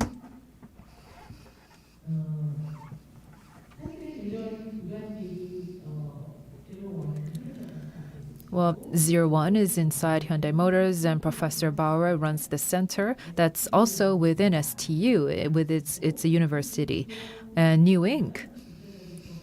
is independent, but also it has to collaborate with New Museum and also the greater New York City. There is that context and within that greater community of New York. So I feel that you are working on nurturing creative minds where you are, and try to work on collaboration with the people inside and come up with many different creative ideas. And that's great. And we can definitely understand that. But maybe because you are in such big places and big institutions, I think it comes down to how are these ideas diffused. So it's great that you come up with the ideas, but how are they translated? How are they actually put into practice? So for example, with Hyundai Motors, you have these great ideas at 01, but are they put to practice with those people wearing suits inside Hyundai Motors, or the engineers who build the cars, who may not necessarily be thinking about the process creatively? They're thinking about how to solve problems, but maybe they're not necessarily thinking creatively. How do you impact them to look at the problems from a creative point of view? How are you able to diffuse your ideas and propagate them so that they can be put to use? How can you quickly and effectively communicate your ideas? In terms of New Inc., how are you able to diffuse these ideas to the people in your community? How do you engage in this outreach? And to Professor Bauer, in the work that you're doing at the center, how do you make sure that they are put into practice across many colleges and departments in the different areas of the university? How are they made to be beneficial to the professors and to the students and the other members of the community inside the university? So something that makes sure that the ideas are not just kept inside your institution and it ends there, but maybe they are spread outward and propagated widely so that they can have more staying power. So I don't know who can go first or who is best placed for this. So that's why this is a question that I'm just throwing out there for all of you. Of course, it'd be best if all three of you touched upon this. Maybe we can go in order. Maybe Raul first. My pleasure. Which question would you like me to start with? Maybe the third question? 왜냐하면은 I thought your center trying to represent demographic composition of New York City. I think that was very, very interesting to me. That really struck me. So maybe you can start from the third question. Sounds good. So New Ink is unique for New York City that we were created within the New Museum, and over the course of 9 years, we have gotten to a level where we fund ourselves and we have agency to make decisions and selections, and we are now in a partnership with the museum, and we benefit a lot from the validation of a contemporary art museum. It makes us a legitimate organization, and it makes people more comfortable when we approach them for adventurous ideas. Sometimes the institution, all it's useful for is a name who validates your project. I think in New York, on this topic of outreach for this particular domain and industry that we're in, it's actually a big problem. It's this art and technology work, how it's made, why it's made, who is making it, is very in a bubble. It's very insular. And it's something that we've actually been actively working on over the past 2 years, Salome and myself, to open it. And our festival that we're doing in June is a prototype for a larger gathering, because we want to invite the general public to witness projects as they're being created and try to understand the process of making these projects and responding to them. So in June, our festival is really a prototype of hopefully a much larger festival in a year. And that festival also responds to a new vacuum of gathering places for people in this industry in New York. We used to have one festival, I.O., in Minneapolis, and we used to have as part of Sundance Festival, there is a new media part that is now on pause. I.O. has closed, so we're actually trying to fill the role as a gathering point for people in this field, not just in New York City, but nationally. We want to create a reason for people to gather and talk about these ideas. The other question about how are these ideas diffused and how does it engage with the city? And specifically on the topic of diversity and demographics, we, as part of our recruitment process, we try to balance our percentages so that the people in the community represent the races, gender, and identity of New York City so that our program looks like the city. In New York, art institutions do not normally look like the people who live in the city. It's very elite, it's very white, and we've been lucky and blessed, we also worked on it, to have a very diverse membership. And that once you start with that, this is the start. You know, museums have collections that inform their work. For us, our members is what informs our work. I would not have a job if we didn't have our members, so I'm like nobody. Once you start with the members, and once you have diverse members that represent the demographics of the city, the next step is delivering a very professional, a very respectful, and a very strong program for them. It's no joke, because it's not enough to have a representation of the people. you have to meet them on their own terms, which means working with them in ways that are not standard for like a white institution. You have to be more flexible, more open, make more space, help a little bit more, reach a little bit further. But once you do that, everything else follows. So the audience who comes are the audience who are coming for these creators. The funders who engage with us and give us money join us and partner with us because we have this group of people. So it all starts with the members, and then it starts with a rigorous ethic to support them, and then people come. People come to us, whether it's as receiving an invitation to come here, or whether it's somebody who wants to commission us and fund us and partner with us. It comes as a result. Does that answer?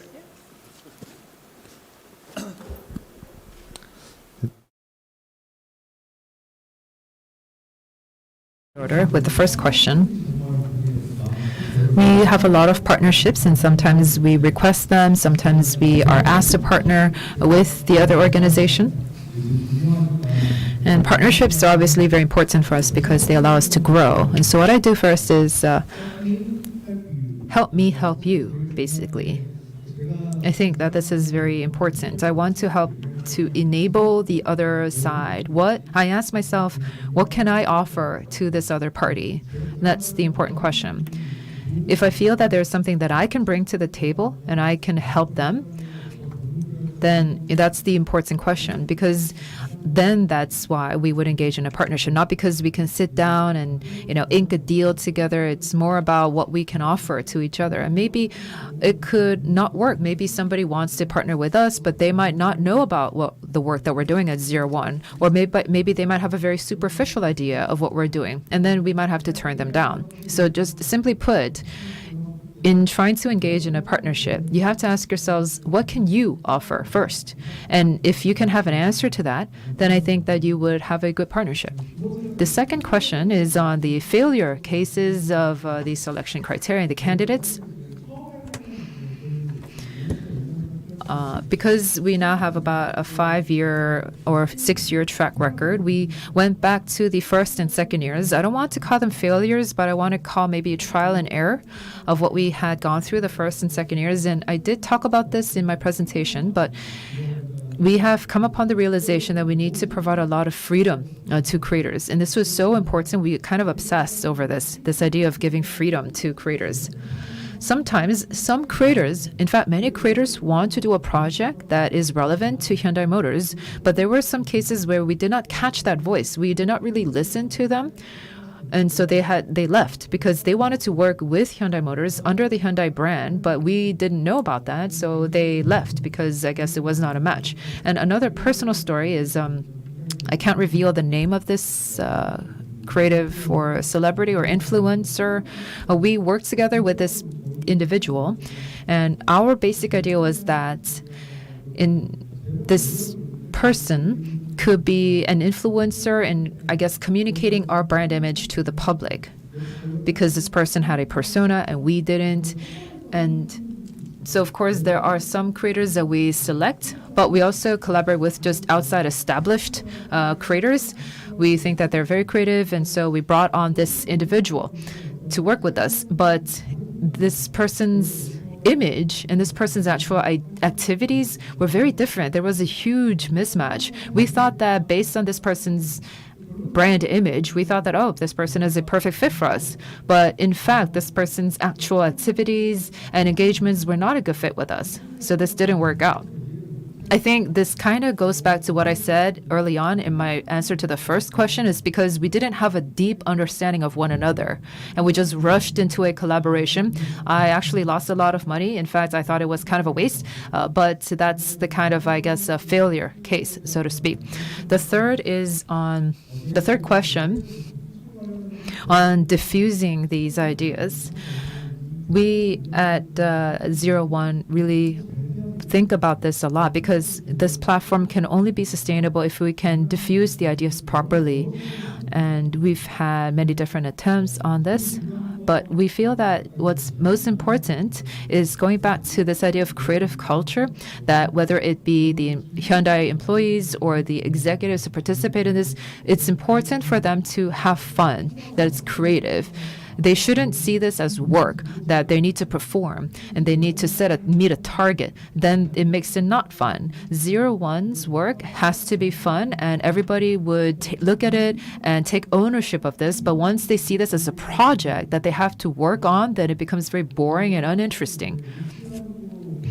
We've worked with RISD, and recently RISD came to 01, and we've had different discussions. Maybe about 20 different people came, and they asked us if Hyundai Motors and RISD, if we collaborate, what can we do to better the collaboration with the Hyundai Motors researchers and engineers? How can they take in the RISD's ideas better? And I said two things. The first is that you guys don't have to do anything. It's our job to be receptive to your ideas. Your job is to bring us the ideas, and it is our job to be receptive to them, and we will absorb them if we have the capacity to absorb them. That's my first answer to the question. And the second is, because the RISD guys are going to meet our upper management, I told them to tell our upper management this message, that when there are these projects at the working level, the projects should not be quantified, or these projects should not be captured as a KPI or a kind of metric or a target.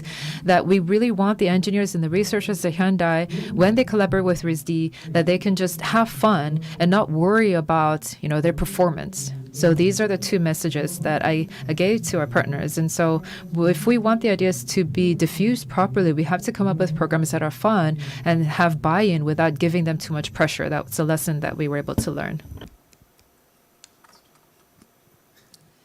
Yeah, maybe I just throw out a few thoughts of your very good questions. First of all, museums, cultural institutions, universities today usually are corporatized. That means they are capitalized. So we are businesses, we are brands. We are not really public anymore. I think this is the first thing we really have to learn, and I have to be aware, we're streaming live here on Facebook, so a few things might be very unpopular to say, but academia is gatekeeping. We're having intellectual properties. We're not really meant to share what we do. Research is funded when it's exclusive. So what we do is problem solving is very profitable. So we are not avoiding problems, we're trying to solve problems. So it's very good if problems are created. Technology usually creates problems, and then we have to solve the problem. So we have to address also the elephant in the room, and that is really, this is a vicious cycle that we cannot really afford anymore. And I hope that companies and governments, policymakers, are starting to reverse course. And for me it was very amazing when I first went to one of these expeditions to Papua New Guinea. I thought this is pretty absurd. I mean, here I'm a white person coming from the West, and it's almost like a cliche, like going on such an expedition. And I really said I don't want to do it, but then they really said, why don't you go and see? And it was really amazing because Papua New Guinea, like many of the countries we know, I mean Romania in the past, are seen as impoverished countries. They have a very low per capita income. Papua New Guinea is one of the richest, has one of the richest biodiversity on Earth. There are still 700 languages actively spoken, and we see it as one of the poorest countries in the world. Really, it contains a lot of rare earths and a lot of resources. But we make these countries believe they are very impoverished and they need us. And very often, actually, we need them. And if you imagine you live in a high-rise in the 50th floor or 24th, and the electric grid goes down, how long do you think you survive this? How long do you think we survive in Singapore? And we experienced that in the pandemic. We don't have food. We don't have water. Yes, we have high rises, we have high tech, but if the electric grid is down, it doesn't help you. So we really have to learn and to share and exchange with communities who will happily survive, because they had to. always, and they did. So I think it's time to, when we say the post-human city, it's also our anthropocenic thinking. It's really a problem. Animals don't go to universities. They don't have a right.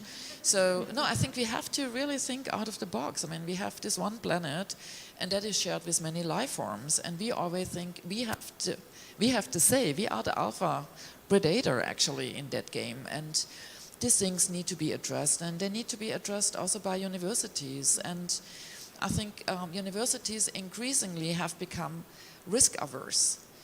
Research is risk averse. We go by what is the grant givers telling us instead of telling the grant giver what we need to do. And I share this with a lot of my science colleagues from MIT and also now at NTU. And when you say what partnerships we have to do, I would say it's individuals. It's really individuals who think out of the box, who think differently, make alliances. It doesn't matter in which discipline. It doesn't matter if they're from a grassroots company or they're from Hyundai. You might find shared agency and create networks of shared agency. And I have to say, I got a lot of government support. I get support from grant givers. It's not like me, they, or black and white. There's a lot of color in this. But we have to start to learn to talk to each other. And we have to really lower the boundaries, the gatekeeping that we all forced to have. Because to be a brand, to be identifiable as an entity allows us to survive, because this is how we get our funding. And that is, to me, I think, a big lesson to learn, to collaborate, to share, to care, to be open and really say, okay, here we know more than you, but you have here more resources. Can we maybe share forces? And when our entity, for example, we lost a very big grant, I mean, not losing it, but it ended, and we had to cut back. We're a very small entity now, but then suddenly private entities came. ASEAN government came. We got the Goethe Institute. And they said, hey, can we fund you over the next years? We found what you did is very important. We will step in. And this was thanks to the network that we had, that we never were exclusive. We were always trying to be inclusive. Also, the art community came and said, like, if we lose this, this is a big loss for us. And they put pressure on their governments. So I think really making friends doesn't mean always corruption. Making friends also means you build a network of survival. And what we also have to learn to include more grassroots voices in universities, indigenous knowledges without fetishizing these. These countries I had the privilege to work with, they said usually academia are still a lot of white males, I have to say it like this, from Ivy League universities who run the global universities. And we have to accept indigenous leaders. I learned a lot from Mano Titong, from this president of this small island. He works with Al Gore on the climate initiative. And this guy is super wise. They want to create a tuna stock and a fund on tuna, because they own the world's 30% of the world's tuna reservation. So, and they said, this is huge capital. We have to learn how we can use this money to support our islands, to support our exposure to climate change. So having these conversations really, I would say, excelled me as an individual in a very different place of engagement. And I hope our universities are listening to this. So that would be my feedback. Can I have a chance to... I thought I only answered one question. I'll quickly finish my thoughts. I thought we were doing one at a time. But I agree. I think what you mentioned is also one of my points to the question of which institutions should we be partnering with. I have a radar, and I see them where these institutions are from not represented here, and not represented in the people who were invited from outside of Korea. So in the Philippines, Tropical Futures Institute. In Nigeria, The Drill. In Senegal, Raw Academy. In Azerbaijan, Tardino. I'm happy to make the introductions. And I think it's an important part to decenter the West.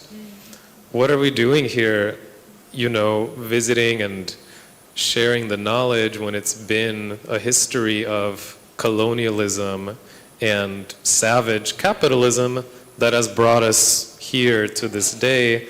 And where did these systems of violence originate if not the West?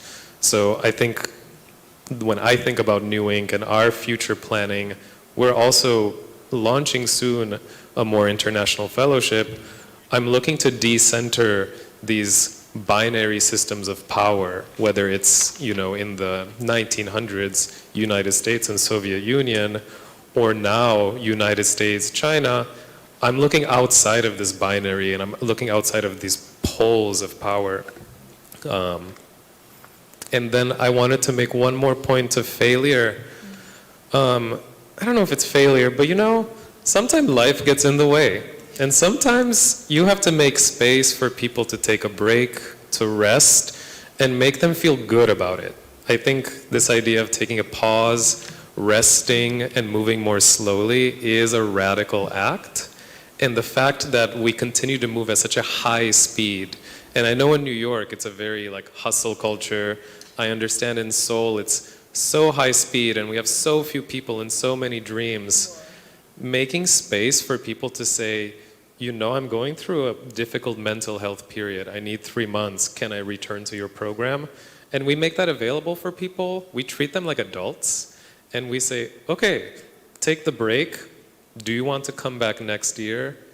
It's absolutely fine, and we encourage it. And we don't make people feel bad for not engaging with us 100% and the way they expected to engage. I think if anything, crisis realigns priorities. And if after this pandemic we're not able to improvise and be flexible, we're not going to survive. So I think it's not failure, but it's flexibility. Thank you for answering the rest of the questions. 대답 세 분한테 듣는 거. So, in listening to the three presenters, what we've heard from Presenter Bauer was quite resonant with me because I'm someone in the university. It was also a little bit painful to hear that these universities are becoming more risk averse. That was very painful to hear because it's so true.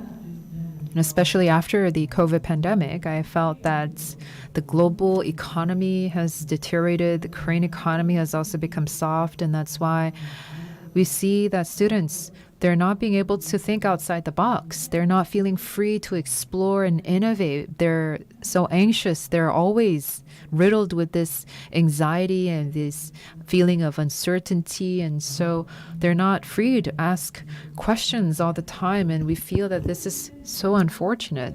And another thing is maybe not related to COVID, but these new technological breakthroughs like the fourth industrial revolution and AI and etc., all of the technology and productivity, these are seen as the most important values. And so even in the university campuses, you see the departments and colleges, we can see that those departments and colleges that don't receive funding from companies or industry might not have that wherewithal to stretch and roam free. For example, I'm in the Department of Communications, and the students who receive master's degrees here would go back to maybe study in the US in the past. But now, instead of studying and exploring, they would go work at Google or go work at Facebook or Meta or Microsoft and look at the personal data that is very exclusive data and process that data. And,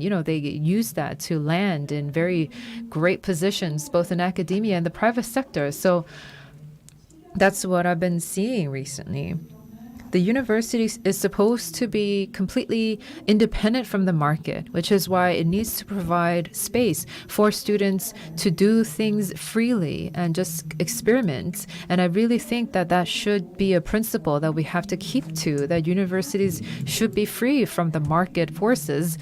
But I don't know what's going to happen because I feel that maybe this is an empty hope. We have to change around the value system of society, but we can't. It's an impossible fight, and so we are left to wage this very impossible fight. I'm wondering,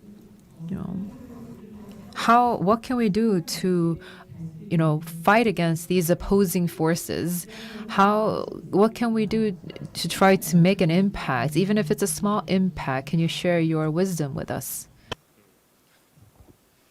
Yeah, I have an Anybody answer can to that. I do, and I think I have to respectfully disagree.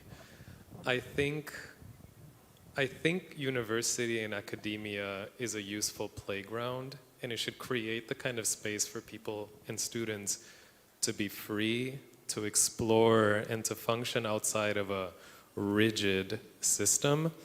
Nobody should ever cry at university. Nobody should ever suffer at university. And if there's something to change in universities, first it's this: make it a place where people feel safe and where there is no suffering. This is, I think, a radical question. The second part that I disagree with, honestly, I think to try to exist in a system where you live in this utopia of existing outside of market forces is an indicator of extreme privilege. This idea of denying capitalism, it's good to study, but we still have to survive under this. And I think something that I've learned at New Inc. is that we get so many recent college graduates from everywhere in the world, and they come out not really understanding how the world works. And I'm sorry, there's a lot of ugliness and violence as a result of the markets that dictate our day-to-day life. But to deny their existence and try to pretend functioning outside of those systems is not a useful act, and it makes people graduate shocked and not ready to meet the world on its own terms. So I think, if anything, to try to resist capitalism is first to survive it and give people the tools to live, and then they have the time to challenge it. Can I say something to that? No, I think it's not either or. I think, for example, I come from Europe and beyond. Britain. In Europe, education was still free and is still free, and I think access to education should be free. And it doesn't mean it's non-capitalist, it just means universities are no more corporatized. So it means education, access to education. I mean, I wouldn't be where I'm today if I wouldn't have had free tuition. My family couldn't have afforded my education. So, and that counts for so many students and people coming from countries with less privilege. They're super smart. I just was in Bangladesh looking with young engineers into recycling. They just don't have the technology. They're super smart. Some of them cannot afford to pay tuition. They cannot go to the universities who maybe give them a career path that they would deserve, like, because they're smart. So I think we have to change, and that can be changed by support, for example, by companies who want to give this access. So it's not either or. I think circularity, you call it like this, circularity means non-paramedical. It's not a line, it's not top-down, it's really circular. And if we think circular, it means not leave this away, it means bring things in sync. I think that's something we really have to do, and we have to understand also climate change, for example, poverty, doesn't know national borders. You know, we have to think a pandemic didn't know national borders. We have to collaborate more, and we have to talk to each other again.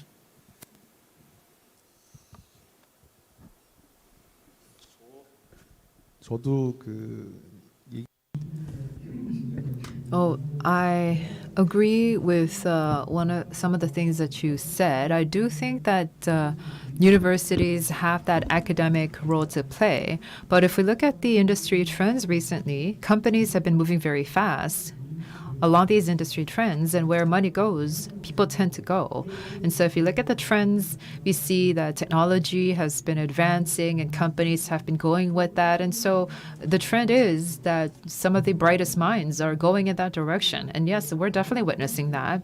But ironically, since the second half of last year, the economy has turned soft, and companies have been firing people, and there have been these great smart people who have started companies, and now these startups are going under, they're going belly up. So I feel like we're going in the other direction now. It's a circulation in the other direction. Oh, there's always been these ups and downs. in the cycles, when technology is dominant, then we've seen these counteracting forces in the art and academia, and then there's going to be the countervailing ups later on. So, of course, there are these different ups and downs from time to time, but for 01 and for Hyundai Motors, recently we've been really investing in a lot of startups, but now we're looking at academics as well, some scholars and thinkers. So I feel that there's always going to be these ups and downs as part of the trends in our greater society. 네. Okay, so we have about 20 seconds. So I can see Ms. Lee kind of gesturing at me to wrap it up. So I think that if we continue to have these discussions, we can come up with no end to these questions. Our three speakers here, they come from different backgrounds, but it's not that they coordinated their presentations, but you can see that they had a lot of converging points, because we're living in an era of culture and technology, and so we have to be mindful of diversity, try to be inclusive, look at many different things, and be open-minded. This kind of mindset that we need to have. And when these become very natural in our day-to-day lives, then perhaps we can have more of these creating and cultivating minds all around us. That was some insight that we were able to obtain from this session. Thank you to all of our participants. I thought that we had to take YouTube questions, but no. I don't think that we had any questions from YouTube. If we did receive questions, they would have shown up here, but maybe we can expect to have some more questions in the third and second tracks. So now it is lunchtime, and our second track is going to begin at 1:30. So we have roughly about an hour, 30 minutes for lunch. There is the Business School 58. There's a restaurant there called Shar Shar, and at the power plant, building 68, there's Popo Inn and Tin Cup Inn on the way up there, so please enjoy. Also, make sure that you take all your possessions with you, and we'll see you back at 1:30. Thank you.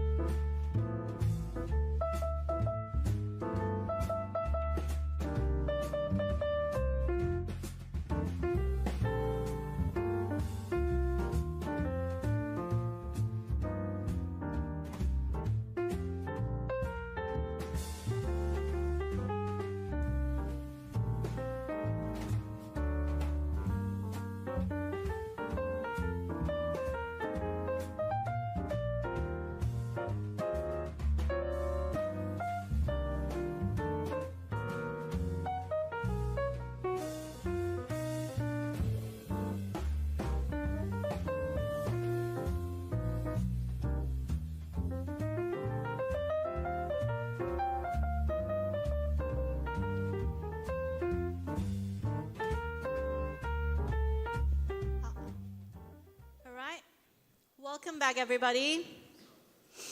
급하게 점심을 먹고 다시 오니까 We had a quick lunch break, and it seems that some people are new who have joined us for the afternoon.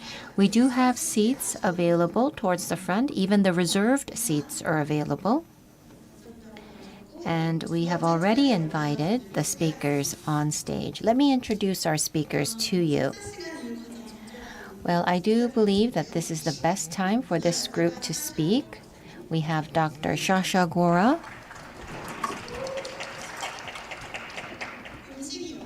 and she studies various activities related to food and culture, and she will share with us her research. And next we have with us Director Chung So-ik, the director in charge of the Korea Hall at the Venice Architecture Biennale. Since 2003, she has worked on her project for social welfare as well as urban areas. Today, she will take this opportunity to talk to us about the re-evaluation of heritage as well as thinking outside the box. And we have Shinina of the Feminist Design Club.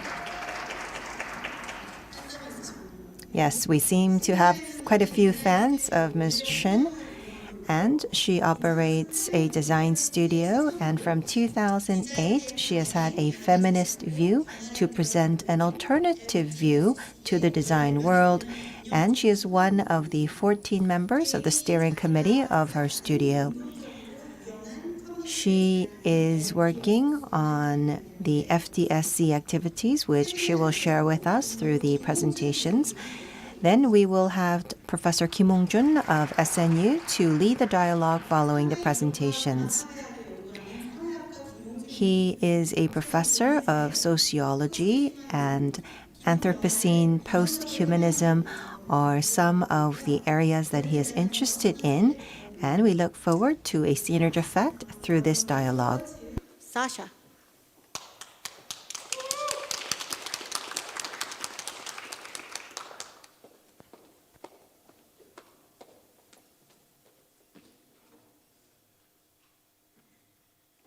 Good afternoon, everybody. So to begin, a huge thank you to the organizers and for the invitation to be here. It's an absolute delight and an honor. And I also wanted to thank the people who are doing the interpretation. You've been doing an incredible, incredible job, so thank you for that.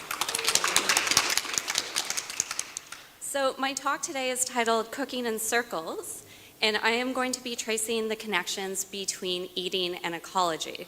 So I am going to be sharing some examples from collaborative practices or projects that I've worked on, but also some of the research that I'm doing. So my presentation has two parts today, and then I'll return in the conclusion to this concept of cooking in circles. So I am a cultural historian, so I deal with stories, and I am going to begin with a story. So I remember how black string held together red pearls, green drops, and yellow waves, and my eyes could not look away. I asked, "What is your necklace made of?"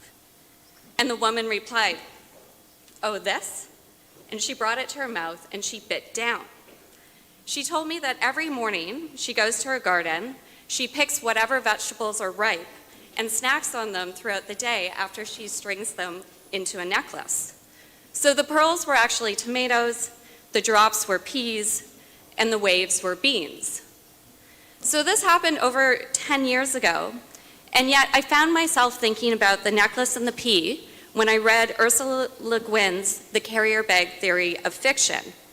So in this short essay, the author describes things that hold other things. So this can be a container, a sack, or what she calls a carrier bag, and how this both contains and circulates, things that bear meanings and enable relationships. So one example she gives is a book. A book holds words, she writes, and words hold things in a particular, powerful relation to one another and to us. So thinking about relationality.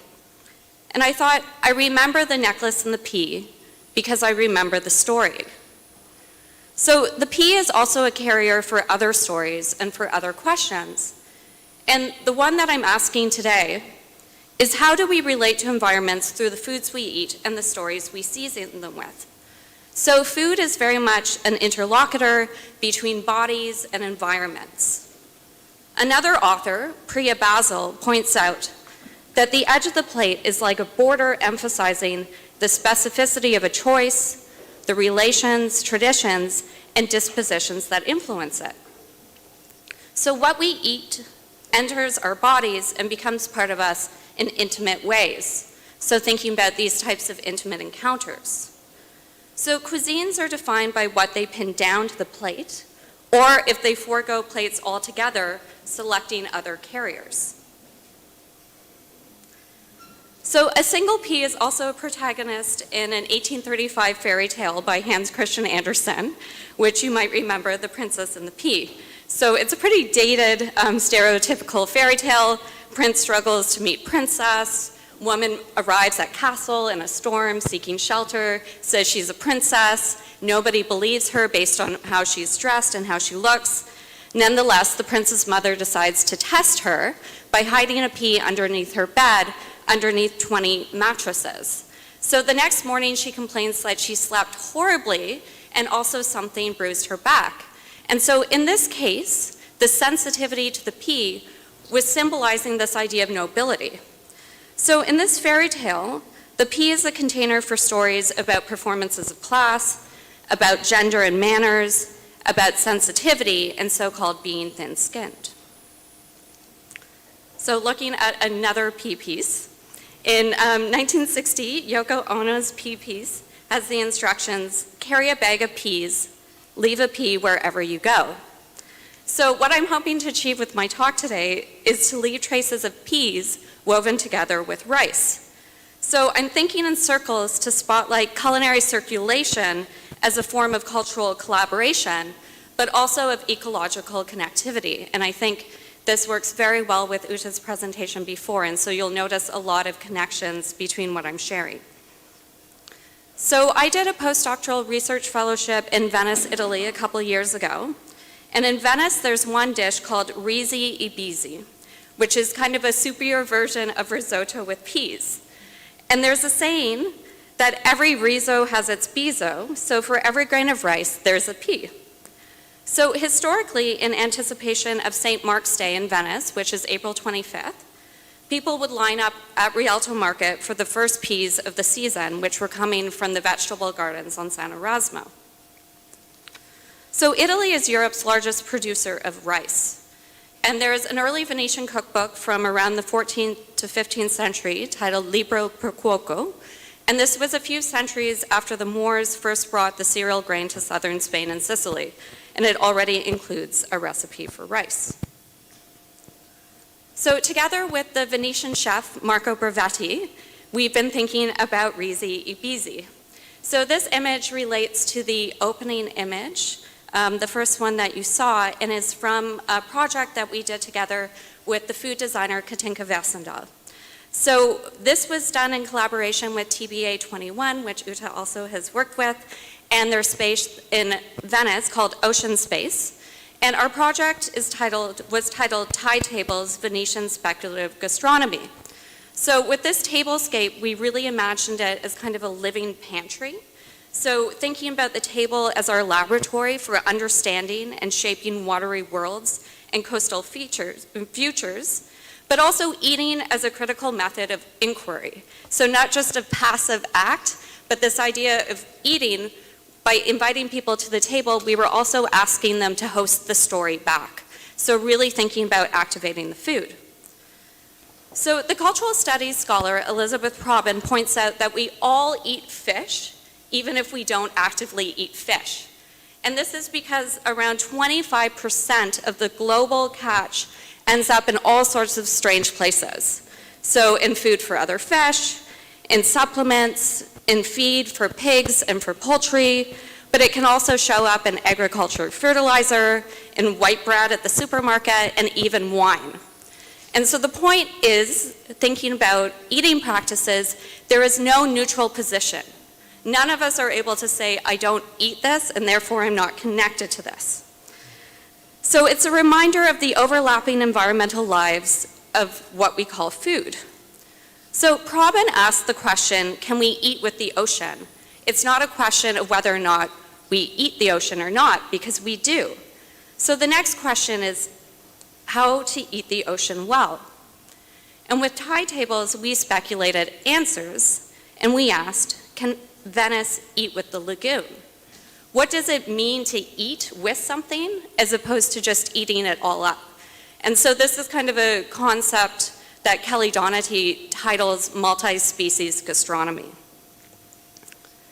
So for our next collaboration, Marco and I decided to leave the table and head out to the lagoon for what we call discursive picnics. So we've done 2 of these to date. The first one was for the Anthropocene campus in Venice in fall 2021, and the second one was for a course that I taught at the Rachel Carson Center for Environment and Society last spring that was called Waterlogged, Venice, the Future and the World. So the idea behind the picnics was to further immerse ourselves in the where, how, and what we were eating, and as one of the participants pointed out, to relate our habits and our hunger to our habitats. Ooh, a little faster. Okay, so for the picnic, we repeated some of the tide table dishes. So you see Marco here preparing one of them, and the dish on the left is mussel brulee. So this is pickled mussel with rosemary creme brulee. So having sweet and sour, an example of agrodolce, but also thinking about balance. And so the mussel in this context is an example of a new traditional food. So mussels have been in the Venetian lagoon for a very long time, but people have started eating them more recently, and efforts to farm them really only started in the 1930s and then became an industry in the 50s and 60s. So it's an example of how tradition is constantly reinvented. And so for another dish, we decided to reinterpret the marriage between rice and peas as rizi bizi onigiri. So with this dish, we were thinking about the fine line between preservation and fossilization, thinking about how fermentation extends the seasons, is a way of experiencing and tasting time, but also about rice's many cultural lives and the complex histories of which foods are associated with which places.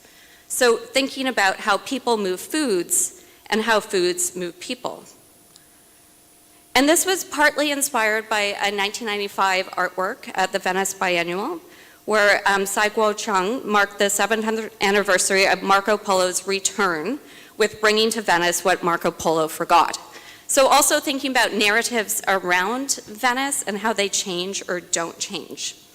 So he filled a wooden junk with herbs, 100 kilograms of ginseng, jars, and cups, and set it adrift on the Grand Canal. So some say that Marco Polo forgot these medicines and herbs when he departed Chengzhou, the artist's hometown, in 1291. The anthropologist Aiwa Ong details how the installation seems to be an ironical commentary for our times, so that Marco Polo forgot to bring back to Europe Chinese spiritual traditions embodied in the medicinal plants. But the reason why I kept coming back to it is it also reveals how appetites for ingredients from elsewhere, and this is really the history of the spice trade, for instance, are entangled with imperialism and expansion. So this is an image of a rice plantation in South Carolina in the United States. And rice was also an important part of the transatlantic slave triangle. So slave traders explicitly sought West Africans from the rice coast because of their agriculture expertise. And what's really important about this too is kind of thinking about narratives about enslaved people and unskilled labor. This was highly skilled labor and what we call now traditional ecological knowledge. So on slave ships to Brazil, for example, African rice was a provision, and by 1618 it was a staple for enslaved sugar plantation workers. So thinking about how food creates wealth, but also is related to exploitation of people, resources, landscapes, etc.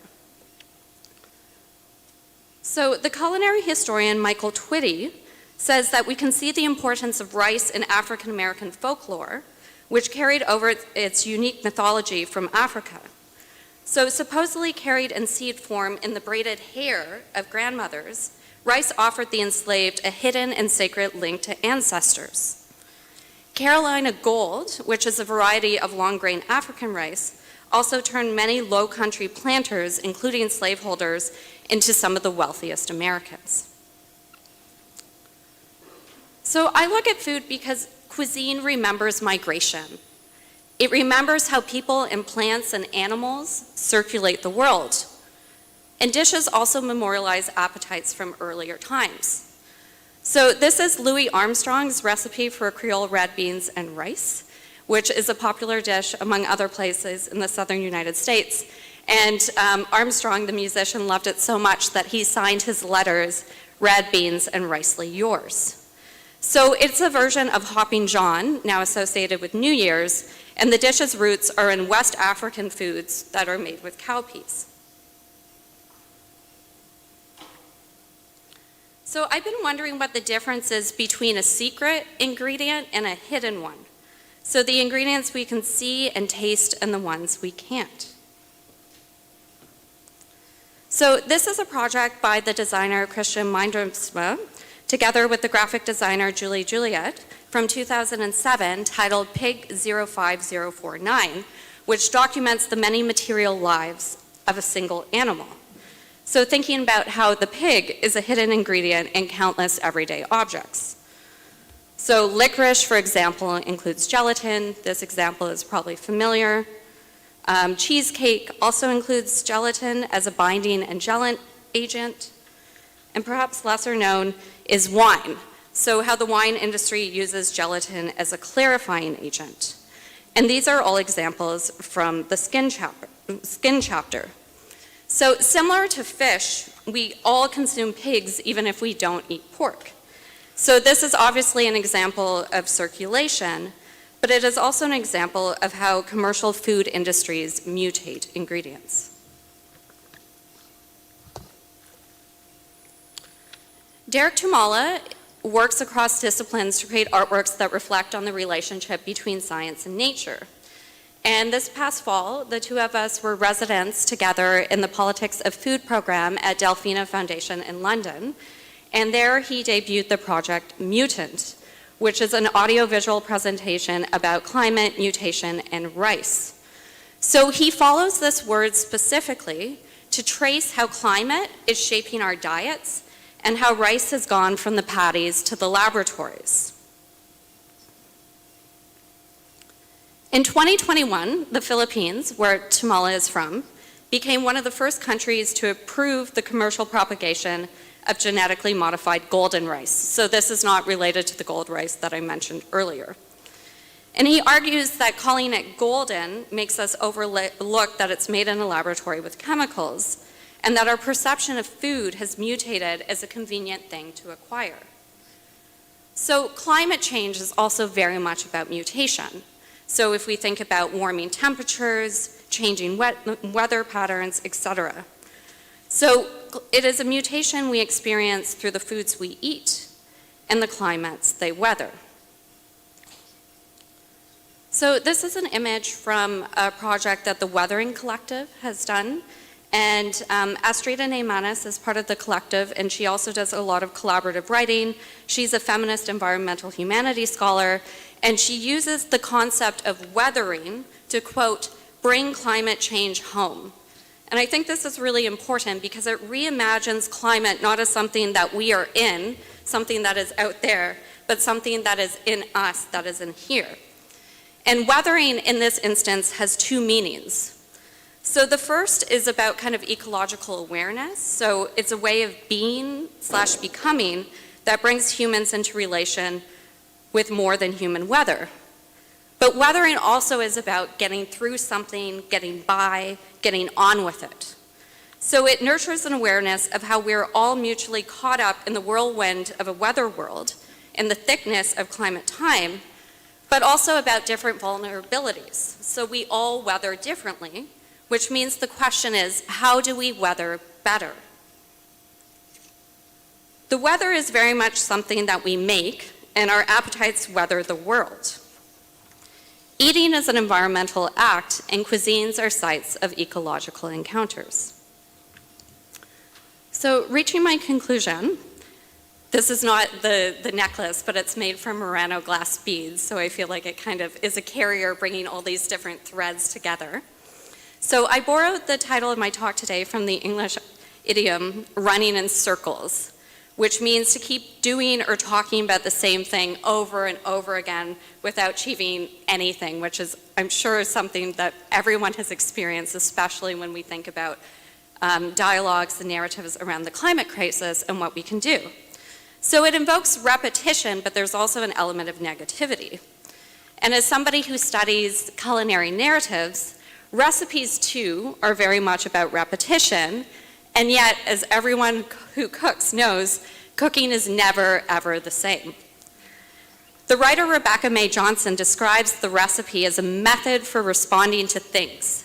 So things here have agency in many directions, but we shouldn't really be calling them things. We should be thinking about them as beings.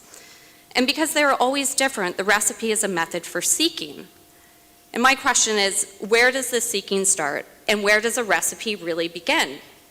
In the kitchen, at the market, or at the supermarket, in the field, in the water, in the laboratory? So recipes are carriers for intimate encounters. And this is why I think eating is a powerful sense in terms of ecological awareness, because unlike our other senses, taste requires the most active participation. Smells and sounds do not need permission to enter our noses and ears. We can close our eyes, but we can't unsee what we've already seen. And without our consent, the wind tickles our skin. But taste requires us to open our mouths. So this makes the mouth both public and private. We can think about lips as veils and curtains, teeth as gates and watchguards. And the Middle English word tasting means to examine by touch.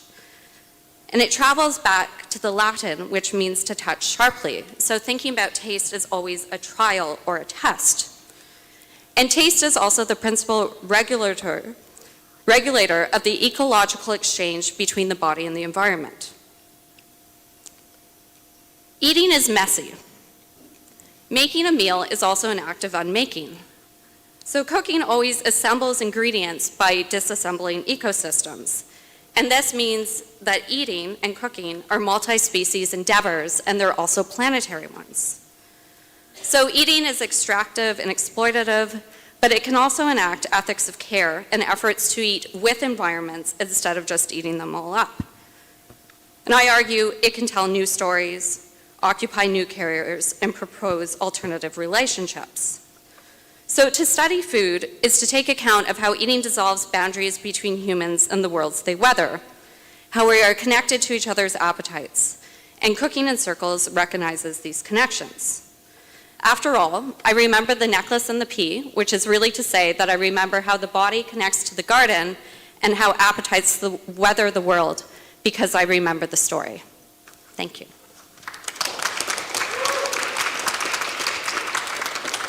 Thank you. Thank you very much, Sasha. 다음은 정소익 감독님. Next, we would like to invite Director Chung So-ik to the stage.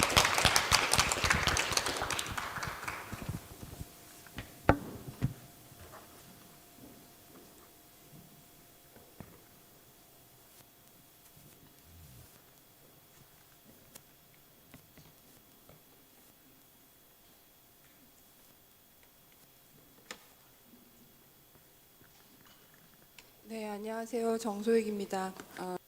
Good afternoon. As have been introduced, I am Chung So-ik.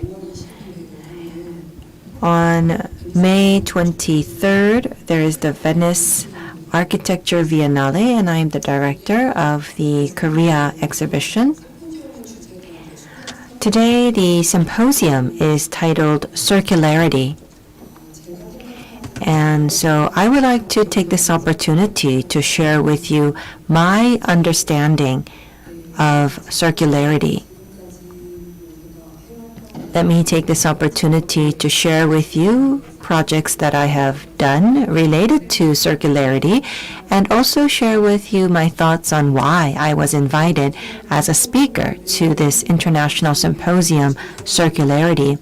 And I would also like to share with you the preparations that are being made for the Korea exhibition.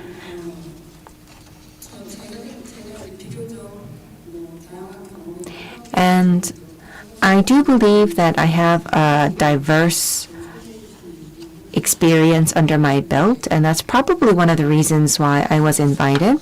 I majored in architecture during my undergraduate studies. Then I had my master's in interior design, doctorate in urban design, and I have worked in the field for 10 years in Italy and Korea. And after returning to Korea, I did not work as an architect, but I participated in public art projects, planning exhibitions, publication, and governance projects as well. And I was able to participate in this wide variety of projects because the topic of my doctorate degree was participatory planning. It's not just about drawing something, but it's about the movement and the understanding of the people in the background of the drawing. So if we wish to create a new city, we need to change the understanding of the people living in that city. And so that was the topic of my doctorate degree. And after returning to Korea, I participated in projects related to this topic, and these projects were mostly related to public exhibitions. And I've always had this question in my mind, is this right, what I'm doing? And I continue to talk about participatory planning, and I continue to share examples of participatory planning, but I feel like a blind person working my way through an elephant's leg, because I felt like there would be some detailed methodologies and meaning to what I'm doing, but I felt like I was doing all of this without actually knowing the fundamental meaning. And so that is why I looked into social welfare. And in social welfare, they call this community practice. So when we do participatory planning, we need to outreach into the community and reflect their needs. And when we do urban regeneration projects, these processes are already in place these days. In social welfare, this area has been researched quite extensively, and it has been put into practice, and it seems that it has already been established as a field of study. And so I now knew for sure that I was like a blind person working through an elephant's leg. And so that is why I also received a doctorate degree in social welfare last year. And so I continued to study. Well, that's not important that I have another degree. And so against this backdrop, I think what was important to myself was an accurate understanding of what I was doing. I wanted to be sure of what I was doing, and I wanted to have knowledge about the deep meaning and theories behind what I was doing. And so that is why in that process, I have accumulated this long list of experiences. And I believe that the topic of circularity is a topic that I am discussing against this backdrop. So let me now start my presentation. Well, we are preparing to exhibit Korea, and the topic is 2086 Together How? 2086 is the year that the UN report deems to be the time when the global population will peak. But this number, 2086, is not that important. Some people will say that it's 2086. Some people will say 2050. And so there are various forecasts in this world. And what is important is not the number itself, but the symbol or the meaning of this number. And so we are seeing an increase in population, and there are problems caused by people. And I think we need to start with the recognition of problems that are being caused by people. And so as a co-director of the Korea Hall at the Biennale, we came to the recognition that what our future will look like in 2086 depends on our choices now. This is something that many people can relate to. When we talk about the future, especially when we work on urban projects or architecture projects, we always talk about what the future will look like. There will be perhaps a 3-meter increase in sea level. What will that do to the global map? And perhaps we need to have a floating city. And there are technical solutions that we need to find for these problems. But will they be fundamental solutions? Perhaps the challenges that we face currently, and perhaps the environmental crisis that we are faced with, is the last warning that we are being given. And if this indeed is the last warning, then we need to think about bipolarization of our society, the economic crisis. So currently, it is the last opportunity for us to make a choice, to make a difference in the future. And so making a choice is the keyword that we are using, and we have developed that into the concept of a game. And that is the most important concept of our exhibition. So the exhibition will think about the scenario for the future. And so we will be displaying the artwork of artists and architects who discuss this topic. And we have participatory games along with boards that will show us the results of our choices. And so that is the essence of our exhibition. So these are the questions that we started with. And this is what our exhibition looks like. You can see that number 1, 2, 3, and 4 will display information in collaboration between artists and local experts. So it would be a way to receive information. And then in the middle, we have a participatory game. And it's right in the middle. And so you would go through the exhibition, then arrive at the center to participate in this game. So that is the overall exhibition flow. So in the first part, we will be conveying information. And this conveying of information is based on case studies in the areas of Dongcheon, Kunsan, and Gyeonggi province. And this is an international Biennale, and so the intentions of this exhibition is not just to show you local projects, but to find universality within these case studies. And so we try to have projects that can be leveled up to universal relevance. And so these projects are not only conducted by architects, but also local experts. So there's a partnership between architects and local experts, and they together worked on future scenarios for that local area to take a deep dive into the relevant scenarios. So that is the framework of these projects.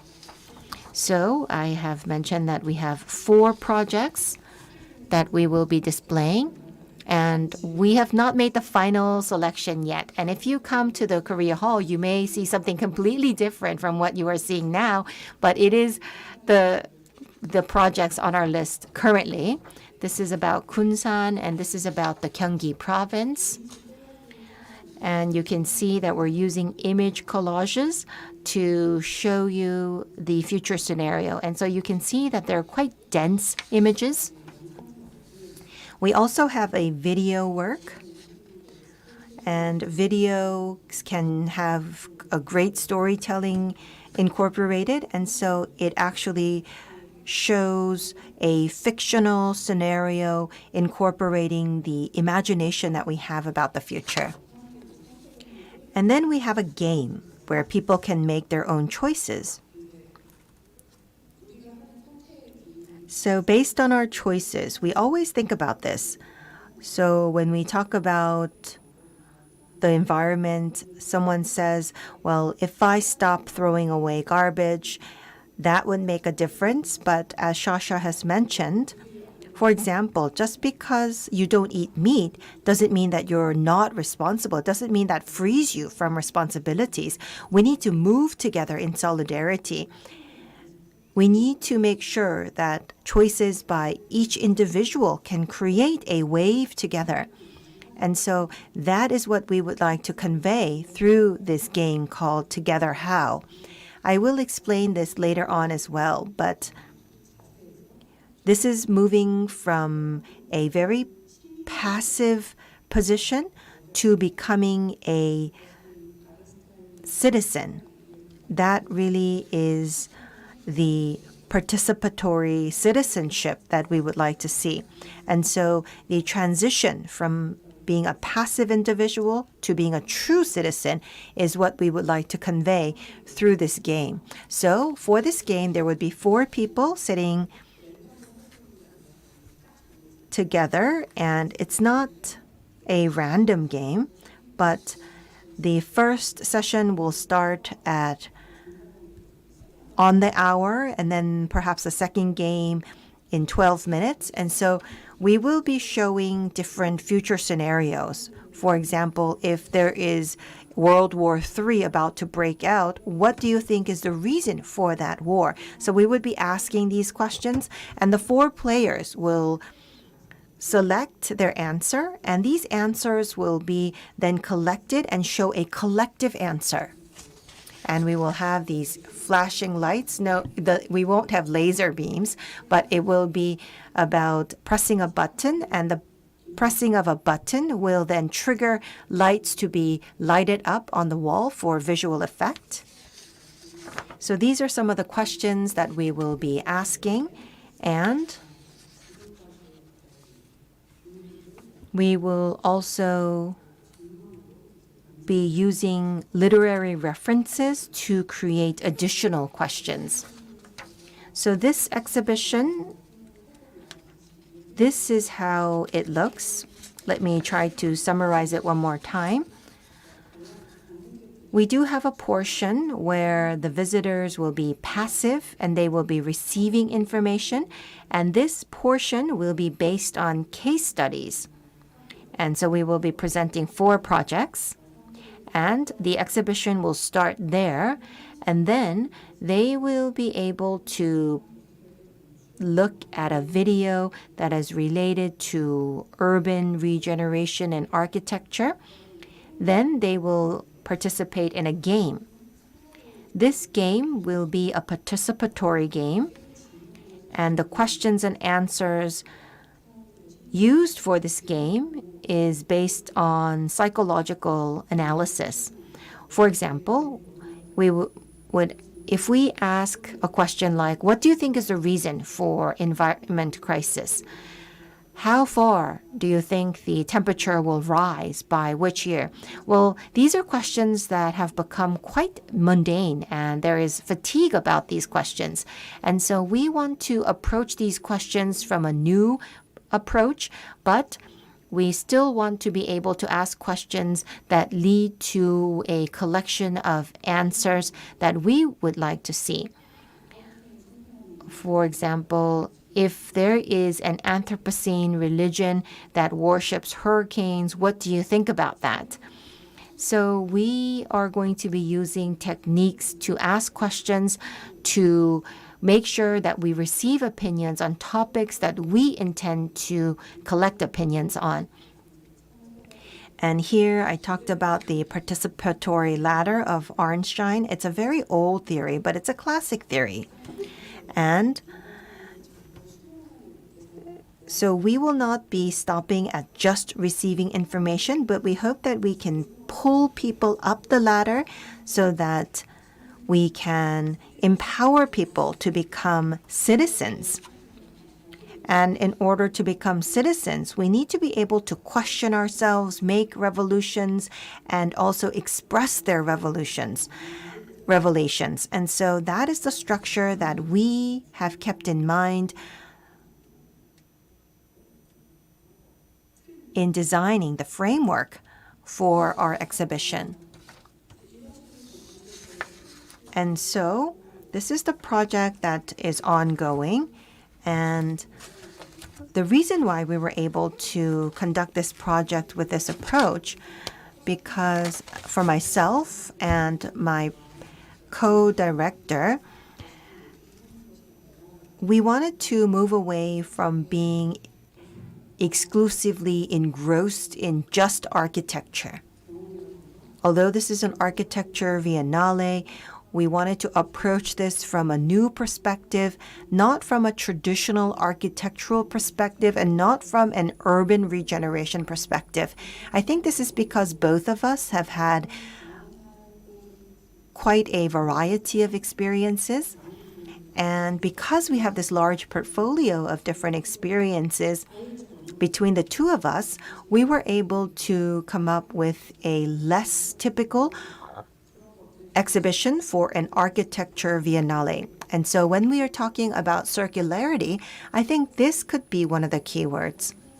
The circularity that I have understood, as I have already mentioned before, it's not just about conversion or integration, but it would be about having horizontal exchanges in an interdisciplinary way, and that would result in circularity. That's my understanding.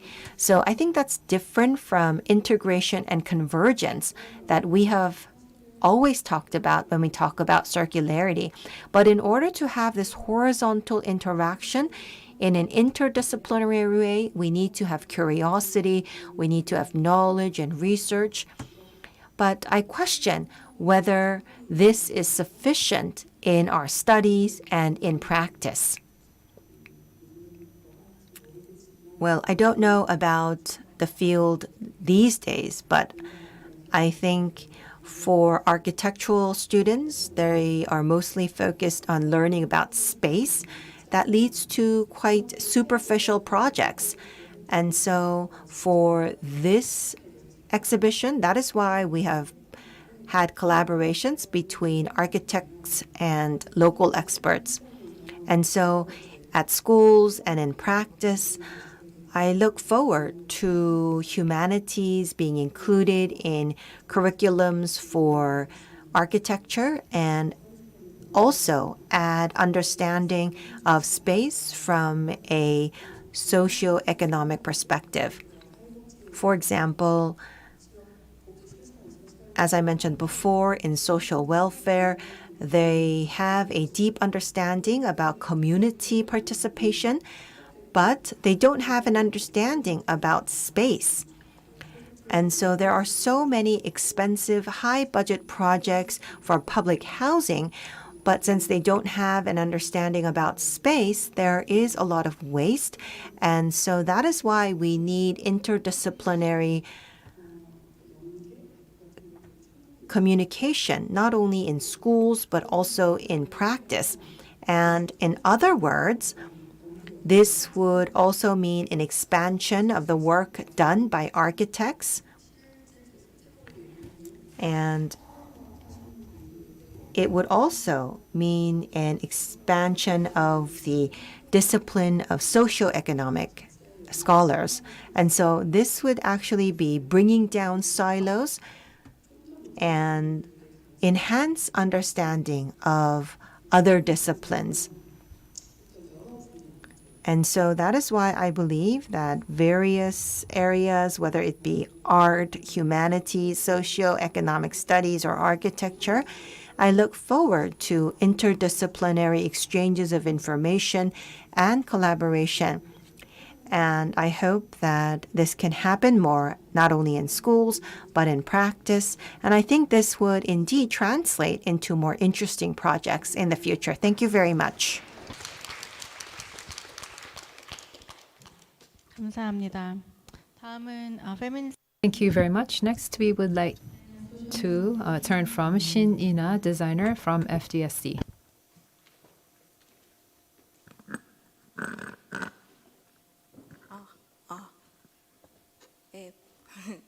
오늘 이런 자리에 저를 불러 Yes, thank you very much for inviting me to this event. 네. 원했던 반응이었습니다. 감사합니다. That's what I was waiting for. Today, I'm going to give a presentation on what I have titled Leveling the Playing Field by Running Around. I'm going to talk about what FDSC is trying to do to level the playing field and what kind of circularity we are trying to create. But before that, I think, first of all, were you taking a picture of me? No? Okay. So I would like to tell you a little bit about my own personal background leading up to how FDSC came into being.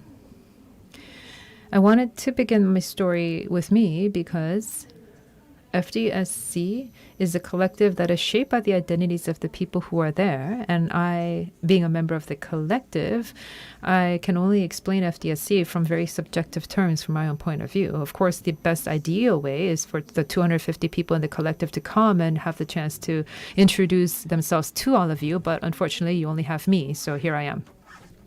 I'm one of the 4 founding members. And I am the person who first drafted our mission statement, so hopefully I can be of some use to you in helping you to understand FDSC better. I don't know how the interpreters are going to interpret this, but in Cheongju, I was the 4th leading member of Club HOT. This was a fan club for the idol band HOT. I would go to the bank, buy bus tickets, go all the way to Seoul, and go to the HOT concerts. This is back when K-pop was still huge, was very huge at the time, and this was the first community kind of activism that I was engaged in. So as somebody who lived way outside of Seoul, I would look at the capital city, and it was something that I admired. It was a place of milk and honey, it was a land of opportunity, and I would cut class, go to music bank, go there because I thought that everyone in Seoul would have the opportunity to go see their favorite stars, favorite celebrities anytime they wanted. In junior high, my mother, she was reading 중앙일보, it was a very conservative newspaper, and she said, hey, all the kids living in the rich part of Seoul are heading overseas to study there. And she asked me, do you want to go study overseas? And I said, yes, definitely, because I think it's much bigger. So I went to high school and college in Sydney. And because I didn't have a plan, I studied design in Sydney. This is a very bizarre track, a career track. And this sounds funny, but literally this is the university campus that I went to. It's the ugliest building. I think it was ranked the ugliest building in Sydney, and this is where I studied design.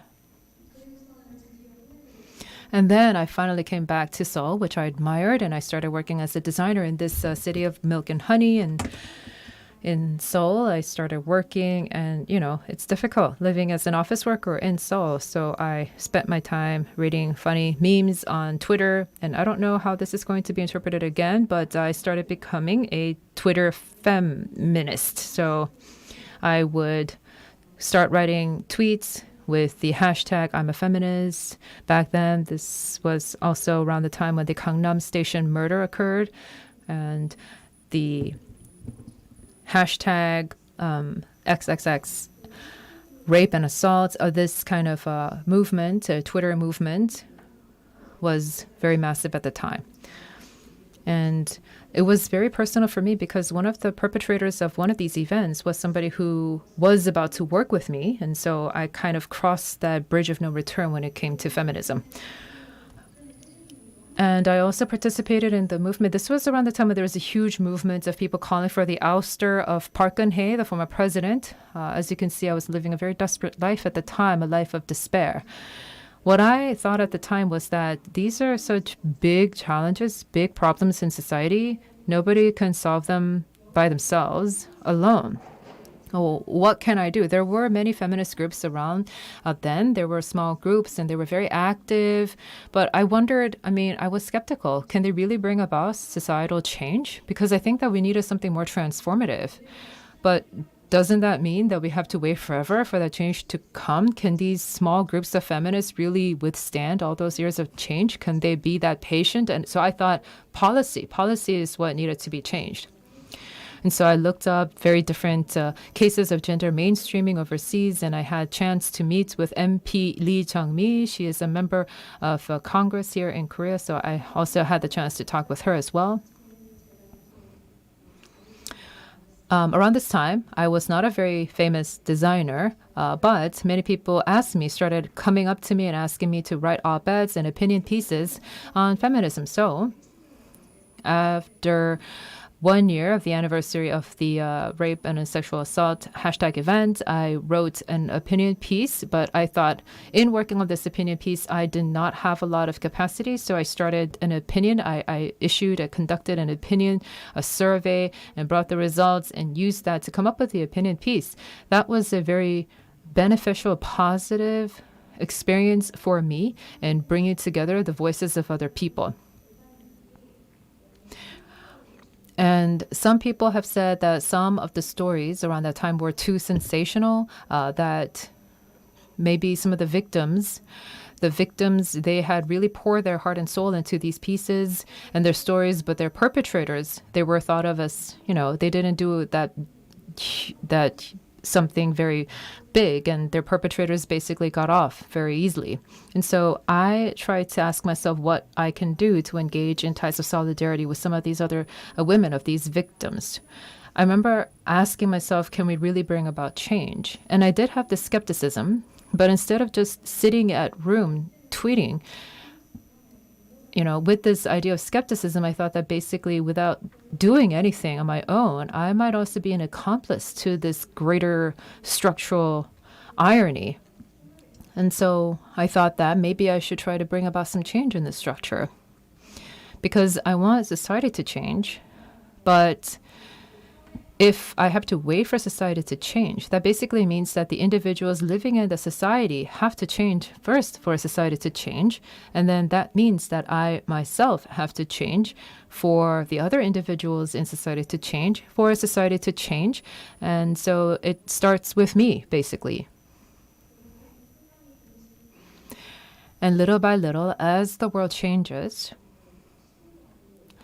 because I'm not God, I cannot engage with all of the victims in the world, but maybe if I reach out to one victim, that person can reach out to another, and perhaps we can come together in solidarity. So as a person, as a designer living in Seoul, I thought of what I can do. And because I'm a designer and designing takes up a huge part of my life, I thought maybe I can try to come up with a community of designers. That's what led to the creation of FDSC.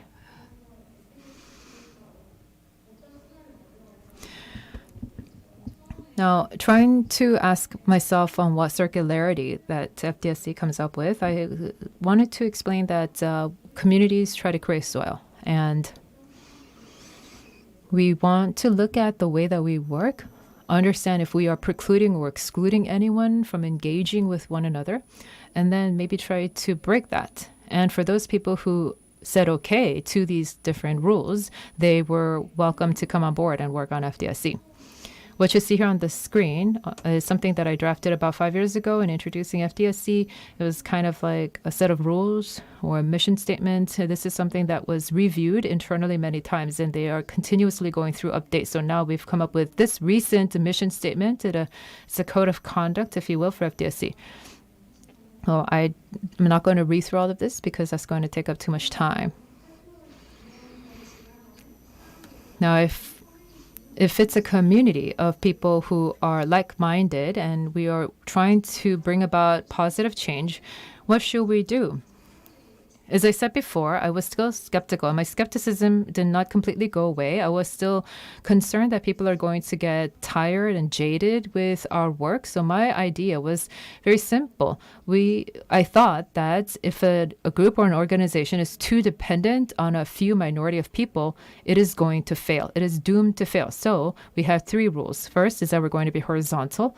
Secondly, we're going to be fun. And thirdly, we want FDSC to be contributive to the lives of the members. It has to be beneficial. First, to be horizontal, it is an organization where anyone and everyone can participate without hierarchy. And secondly, it has to be a fun place. You could come and feel free and liberated and fun. And thirdly, FDSC has to be a place that contributes. You don't have to be like, oh my gosh, I have to come here and burn myself. I have to sacrifice myself at the altar of feminism. That's not what we're trying to get at. We wanted FDSC to just be a small beneficial element in the lives of the members. In terms of how this is put into practice, I brought some examples. The first is on the fact that we want to be horizontal. This means that if there's a new member, even without any context or any information, they should be able to just jump right in and hit the ground running. And that's why I have created documentation of all of our activities, and anyone who can come into this Notion page, let's say I want to be a leader of FDSC right away, overnight, you can do that because everything is laid out here on the documents.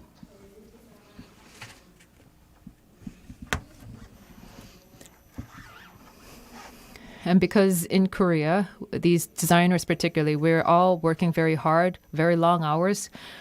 They only have to contribute to FDSC as many hours as they can offer. This month, I was supposed to put in about 10 hours, but for this presentation, I already spent 5 hours. So I only have 5 hours left remaining for the month of March.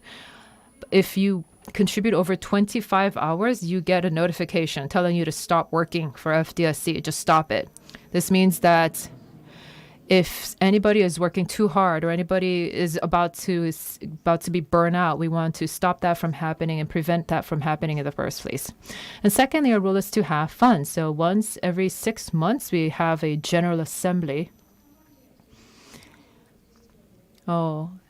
Typically in these gatherings, we come together to discuss what we did for that first half of the year, what were the membership dues that were collected, what we can do with that, what we have done with that. It's a little bit stiff if you hear about it, but because we came together, we also wanted to be fun. So during these general assemblies, we have a concept. So for this one, it was an over summer slumber party. Everybody dressed up in costumes.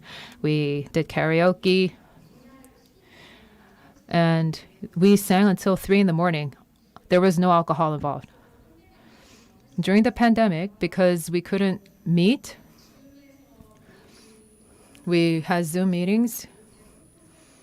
And even with these Zoom meetings, there was always a theme.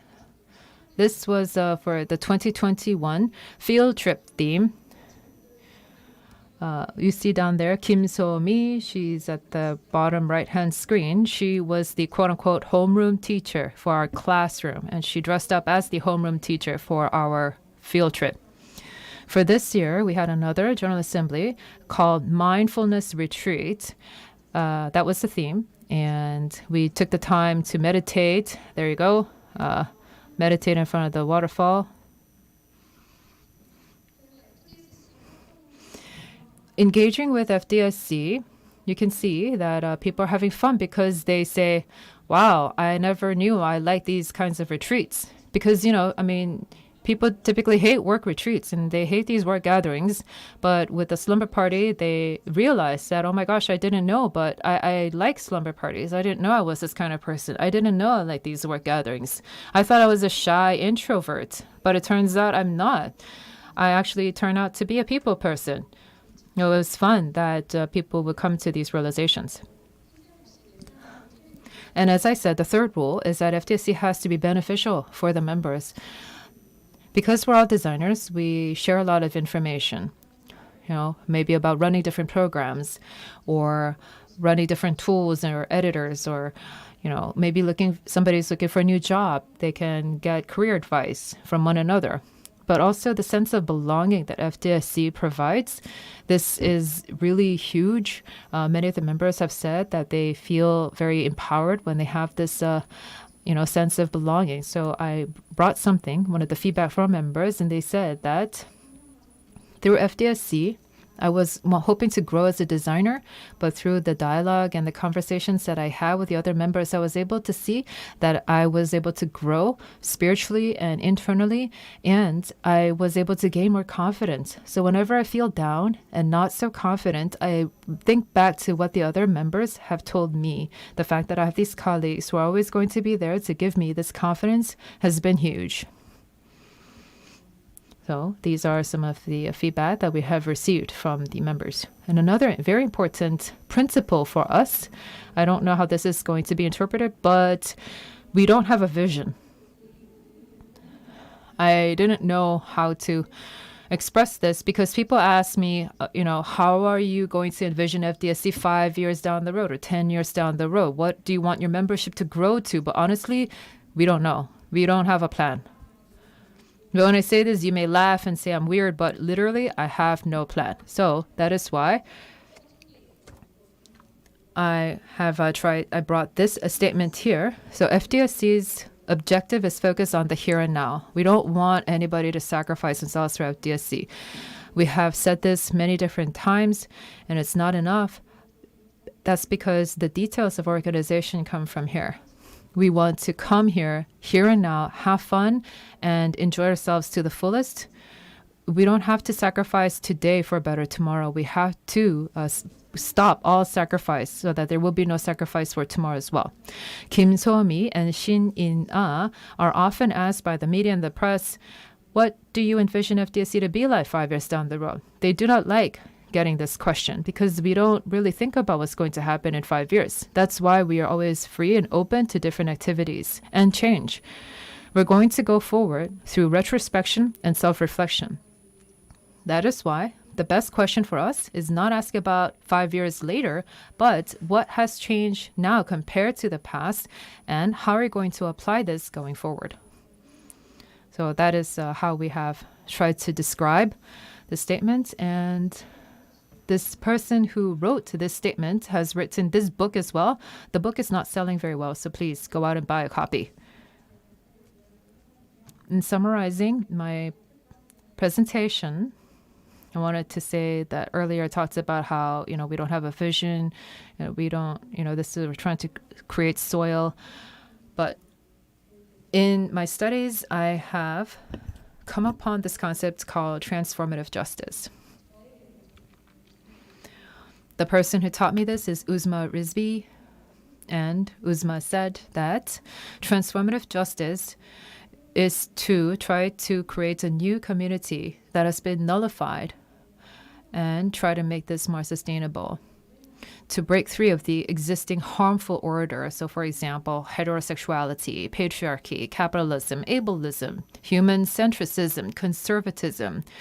These are some of the rotten things in our society, but not necessarily want to stand at the opposite end of this, or even depending on the existing structures, but trying to think of something, a new community where all of these different poison points have been nullified and made void. So I thought that, wow, this is all things that we are doing already at FDSC. So basically, when it comes to FDSC or transformative justice, what we're all aiming to do is to try to create a new community here and now, which is, again, trying to create a new circularity here and now. And so at first, I was really thinking about societal challenges, and then thinking about community. Now I have come to have more of an interest on myself. This means that inside a community, the community is activated by the actions that we as individuals take for one another, the relationships that we engage in. We have to ask ourselves, what kind of person am I? When do I get angry? When do I feel good? Where do I feel vulnerable? When I made a mistake, how do I apologize? How do I say I'm sorry? These are the kinds of questions that I had to ask myself, and this is a starting point. Oh, I love being the center of attention. I don't like public speaking. So, going back to introducing myself, I am Shinina, and I don't like public speaking. But as I've learned from FDSC, I try to muster the courage to be here today, and I have also some friends here who came here to muster courage for me. And with that, I would like to conclude my presentation. Thank you.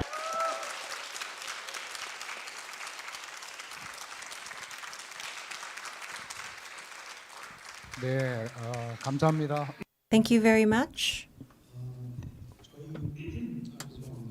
Excuse me. So for track 2, we have had 3 presentations. Thank you very much for the presentations.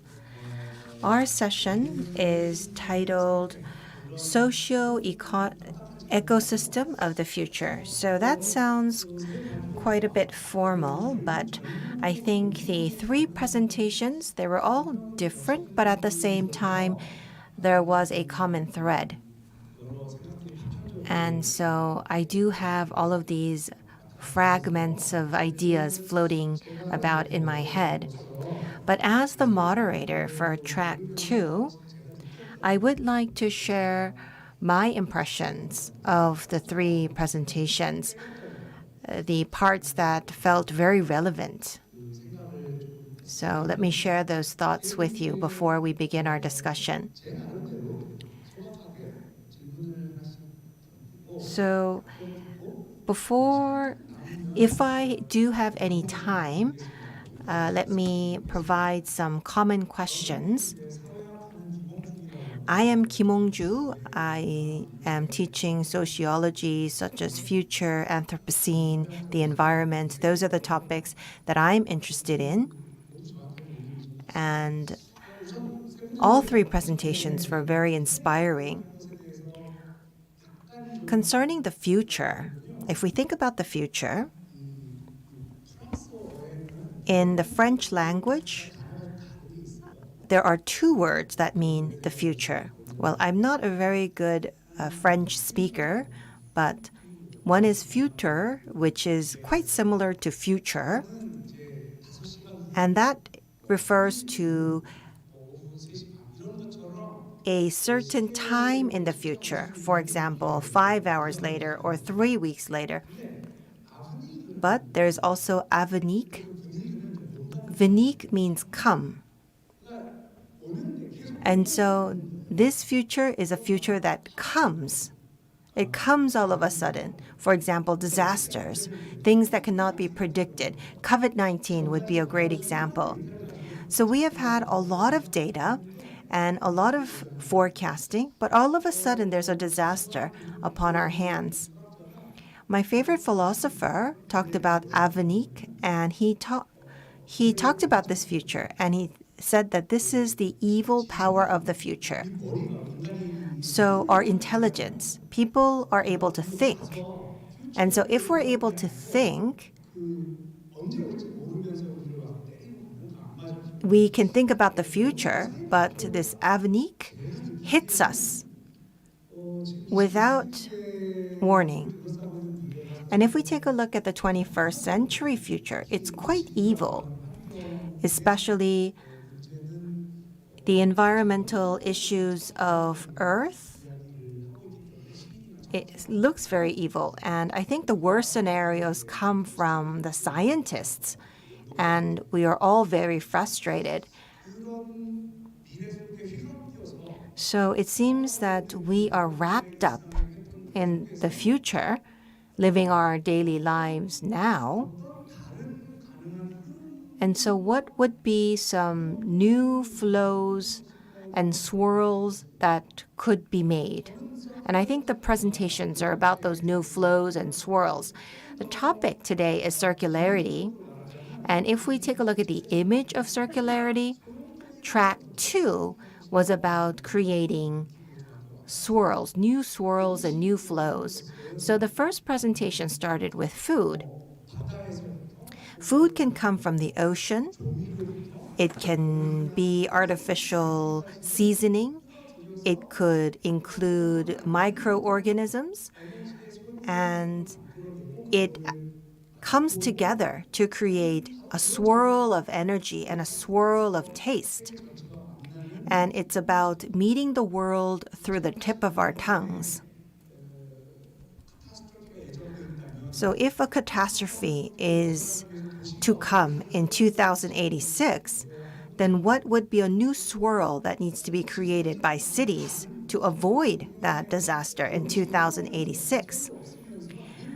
And what about creating a new community, having a new form of relations between humans? I think all of these presentations go back to a very dynamic image of circularity. And so that's why this session was so interesting. So our society is trying to create these swirls, and we have this dynamic element to create something new. I think I've spoken for too long. Well, having said that, I would like to pose some questions to our speakers. Well, Shasha, your presentation was very interesting.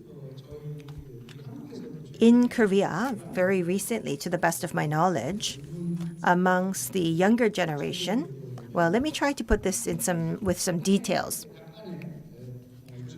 So I speak with caution, but it seems that people who have a feminist color, they have a feminism, vegan union. So it seems that there is a connection of those who have been oppressed. For example, working animals, plants, people who are in poverty. And so all of these people and classes that were oppressed are now coming and forming solidarity. So they are talking about how can we eat another species? Do we have the right to eat another species? But as Shasha has mentioned, eating is somewhat there's a political aspect to eating. So some people would have said, you need to eat in order to have energy to work for the betterment of the world. But what gives us the right to raise the other species and eat what we have raised? So, Sasha, eating is related to political and ethical issues in the 21st century. So as a researcher, what is your perspective? Maybe you can cover this topic in this Q&A session. So maybe we can start with your answer first. 답을 듣고 갈까요? Could we listen to her answer before we go on?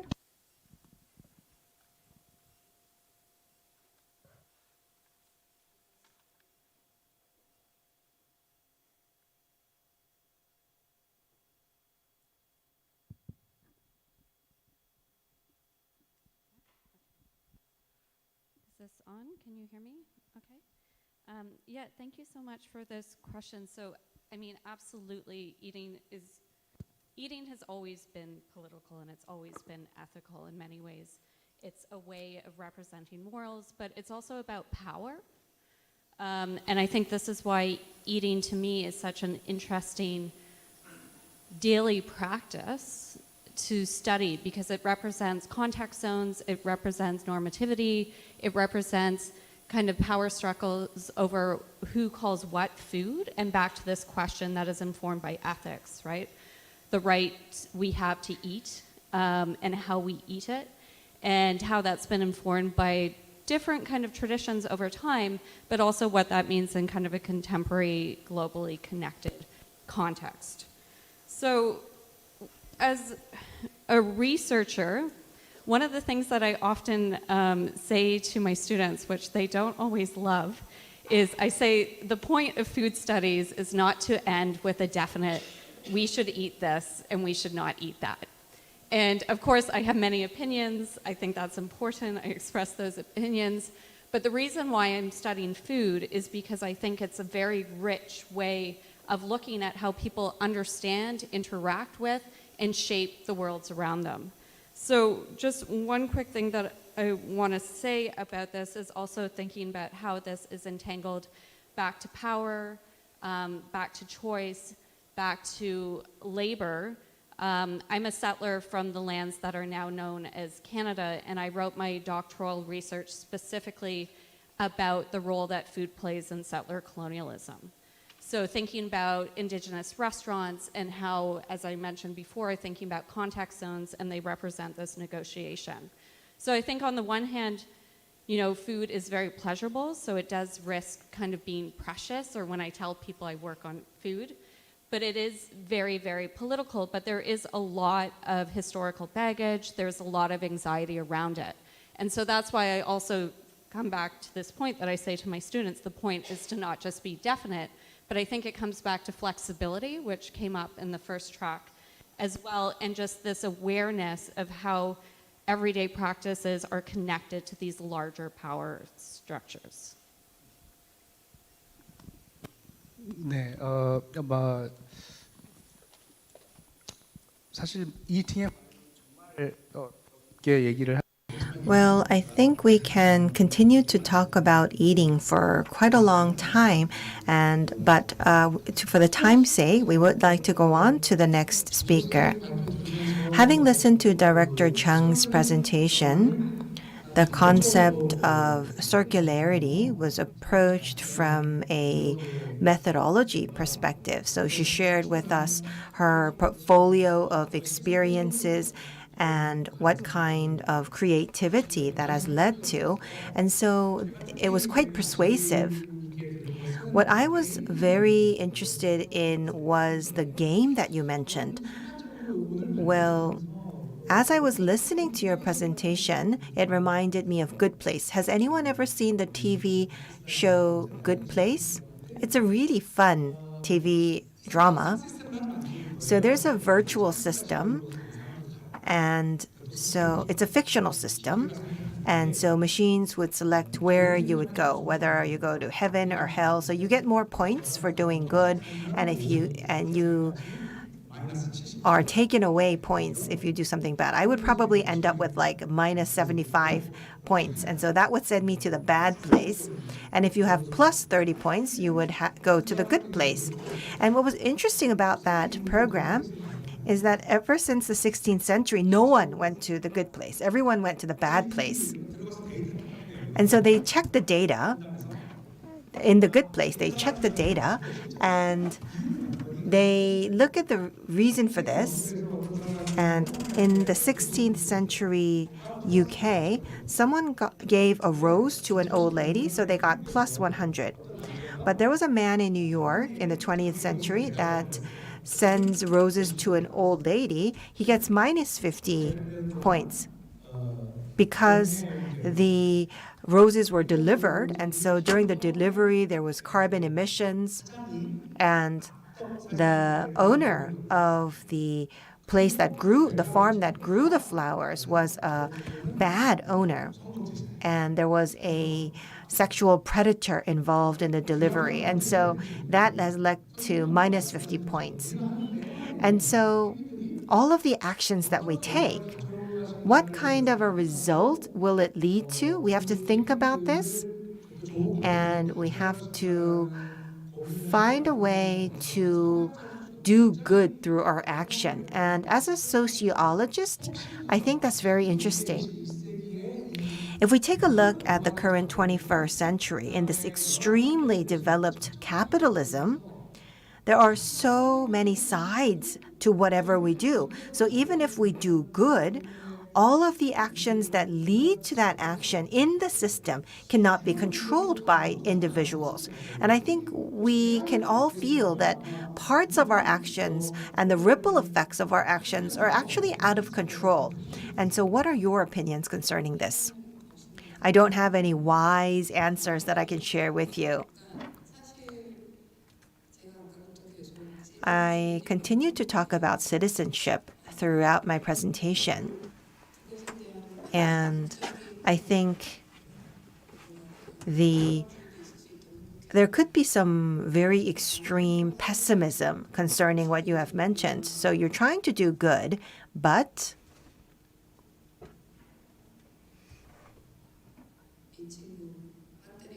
I think there's an issue with the battery for this microphone.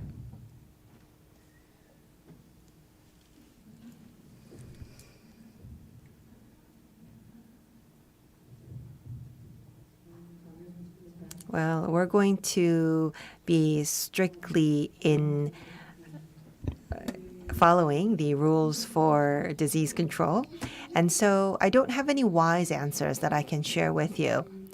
And in designing our game, what we were cautious about is to make sure that it's not overly educational. Because the choices made in our world is quite diverse. And so everybody has different thoughts. And all structures are quite complex and interlinked.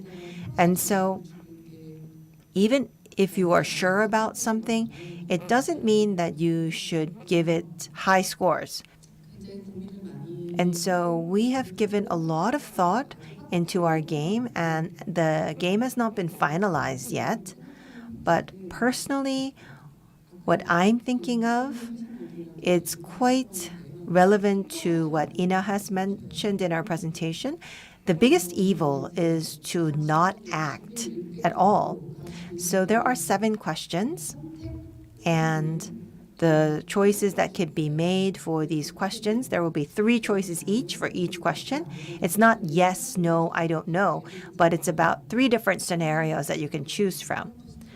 So maybe it could be a Trump-styled answer, one could be a Sanders-styled answer, and one could be an answer by someone who has no interest at all in these topics. I think we should give the least scores for those who have no thoughts and no interests. And for the Trump-style answer and the Sanders-style answers, I think they should be given neutral points. And if you have no thoughts and no intentions to act, then I think you should be given minus points. Those are my personal opinions. Well, we can't say that Trump-style choices are always the worst choice. It depends on who you ask. And so I don't think it should be up to us to make that value choice. And so everybody should make a assessment of their own actions and choices. But concerning your question, I really do not have any grand words of wisdom that I have to share. But I do believe that we should give minus scores to those who will not act at all. And they are the ones who should be going to the bad place. Well, actually, having no wise answer is the right answer, because if there's one wise answer, then it would be too easy.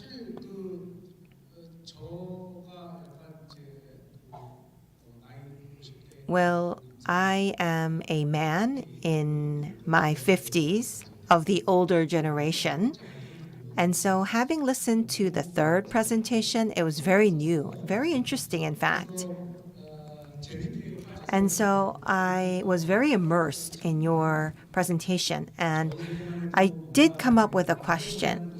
So even in my generation, there were people who participated in social movements, and it was linked to liberation and resistance. And when that happens, well, I think this may be true for all of our generation, but when we participated in social movements, we always thought about who the enemy is, who we do not want to be with, who we wanted to fight against. But if we listen to Ina's presentation from the perspective of a sociologist, it felt very new. It felt completely new. And I actually want to be involved. And I started to think about what would their enemy be? What would be the person that they oppose or hate? I don't know if there's anyone like that, but in participating in the movement that you are participating, who would be your enemy? So, strangely enough, we have not had that kind of experience. I think that everybody around us, they have either been encouraging or they have not done much. And earlier you said that a movement is in the past has been defined as something where people would, I guess, engage in opposition against somebody else. You're trying to fight back against the power. And I think that in trying to design the FDSC, we thought that that might be a little bit too extreme. And recently we gave a lecture on climate change, and we talked about how we, as perpetrators, we should identify ourselves. Because when it comes to matters like climate change, you cannot really identify who the perpetrator is, who the victim is. You could all be perpetrators. We all could be. And when you are understanding of that, I think that you become empowered to act even more. And that was, I guess, the idea that I had in coming up with this presentation. And as I said before in my presentation, I tried to foster change only when I thought that if I don't do anything, I will become an accessory. I will become an accomplice to this huge crisis. So I thought that, so I think I looked inward to try to identify who the perpetrator is. As I have expected, I think I asked a question that's too outdated. I regret that I asked that question. It seems that we have about 10 minutes left for this track. So we would now like to open the floor for questions. Is that okay? I think it would be nice to accept questions from the floor if that would be possible. Are there any questions from the floor? Yes? 굉장히 간단한 질문인데요. I have a simple question. I teach media, and well, Director Chung talked about using games to have participatory portions of the exhibition. That was very interesting. There was one slide that you flip through, and the questions in the game, there was a list of questions, and I haven't gone through them thoroughly, but the questions felt like they were very grand questions, like what would you do in a catastrophe? But what if you have questions that are related to everyday life? For example, you have to take 2 kids to preschool, and you need to go to your work, and I don't have any clean tumblers, so should I take time to wash the tumblers or just use a paper cup? Which would mean that either it's convenient, or if I wash the tumblers, then it would take more time and I would be late for work, my kids would be late to preschool. And so these are very small, everyday questions, but I think put together, it would lead to grand revelations. The questions that I saw as the slides were, as you were flipping through the slides, felt like there were questions that were quite grand. And I know that you will be refining your questions as you go on, but and I would also like to know who you will be collaborating for those questions. Well, I did flip through the slides, and I didn't want to linger on these slides because they were the old version of questions that we had. We continued to develop our list of questions, and as you have mentioned, the questions are too grand, and we don't want to have grand questions. We want to have questions that are relevant to our everyday life choices. For example, I think this is one question that we will not be using, but it was about avocados. So I love avocados, and I go to a grocery store, and there's a avocado being sold at €1 from Mexico, and there's a $4 avocado sourced locally. What would be your choice? So the game it will not be asking grand questions about the future of humanity, but as I have mentioned before, they will be questions about choices that we make in our everyday lives, because all of these choices added together will decide our future. It will have a butterfly effect. And so that is why the questions will be related to small parts of our everyday lives, but they will all be connected. And another direction that we imagine is that despite this, we inevitably have to deal with environmental issues. But I think that we all have a fatigue related to talking about the environment already. And so, for example, we could have 7 scenarios for the extinction of humankind, and we could ask, for example, extinction due to war, extinction due to aliens, extinctions due to collision with a comet. So we could have imagination for different scenarios. So maybe we can ask them to write down 7 different scenarios that could lead to the extinction of humankind. And so we are not collaborating with anyone to have these set of questions. It would be great to have that collaboration. We're working on this ourselves at the moment. Are there any other questions from the floor?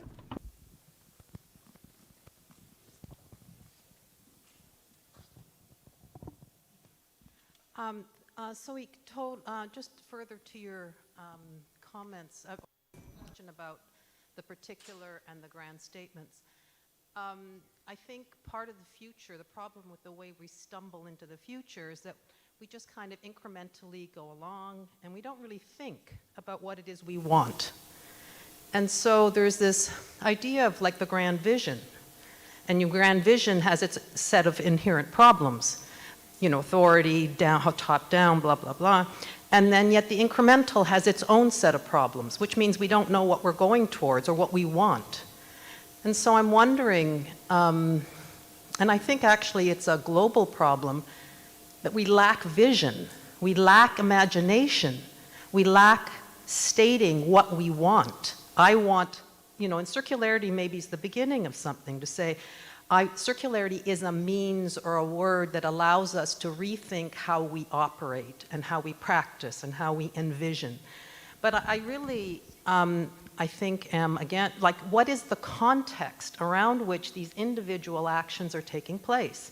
So back to Ina's comment of, I thought I had to fix the policies. Yes, we have to fix the policies, and designers, in fact, would be great policy designers. And these expansions of the design discipline in all its forms, my biggest problem is that we're stuck in our own disciplinary track in design, and we should be designing the world along with everybody else. Like, I'm not saying they should be the only ones. So I'm interested in these questions because I've dealt with these questions in another format of how do you generate those questions? And I think actually your audience would be a great way to generate questions. They have questions. And then how do you curate them? I mean, in some ways, if you don't open it up, you're leaving it to your cohort to curate or determine what the important questions are. So it makes it a really complicated practice, but I'm just wondering about this interaction between vision and this kind of incremental everyday life.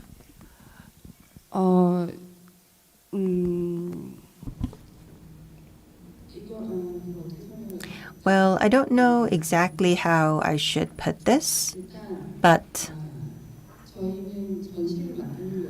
we are working on directing an exhibition. It's not an academic paper, and we're not looking to have academic results. And so what we're doing is curating an exhibition, and as a curator, there are messages that we wish to convey, and those messages are the most important to us. For example, some people may think that humans are not the problem for the future, but if I think humans are the problem, then I would be expressing that through my exhibition. So that would be the backdrop. And the method that we're using will obviously not be the right answer for everyone. But co-director Park and myself, we believe that humans are at the center of these challenges.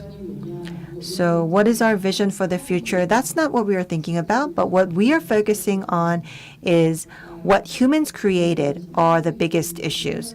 Well, you talked about how no one went to the good place ever since the 16th century.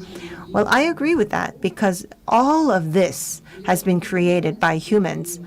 Capitalism and democracy are the accumulative results of our actions. And what we believe is good is connected to other actions.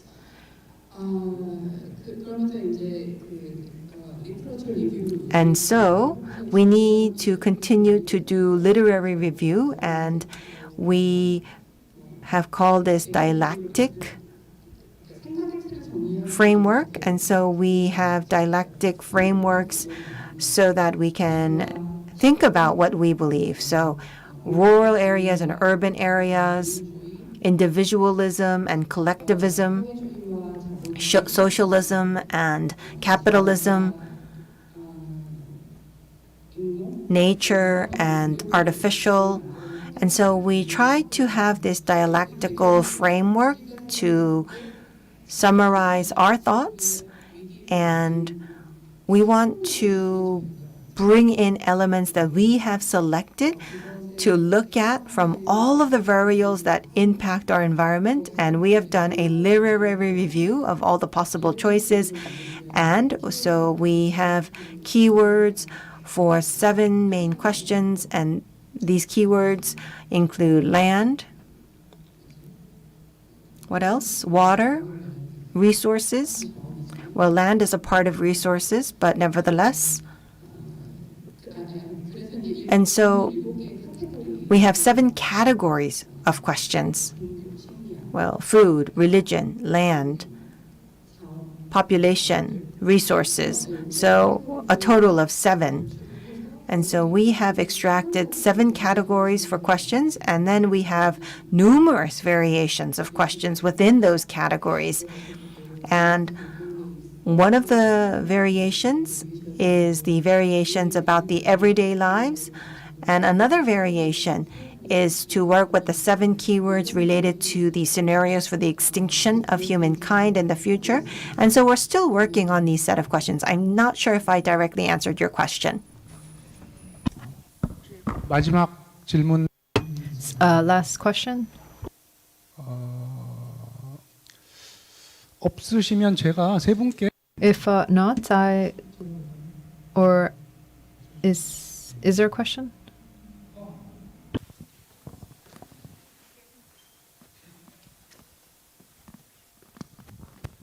Thank you so much for your presentations and your time and your moderating. I'd like to extend a section to the 2 speakers who have not had a chance to speak yet. And I think both of you were presented with questions that were very much rooted in this world of measurement, of morality dictated by points, by a binary between enemy and friend, or consumer or not consumer of meat. And I wonder if either of you two want to take the opportunity to react to that kind of framing through either or plus or minus, and maybe express how your practice interacts with that or works against that.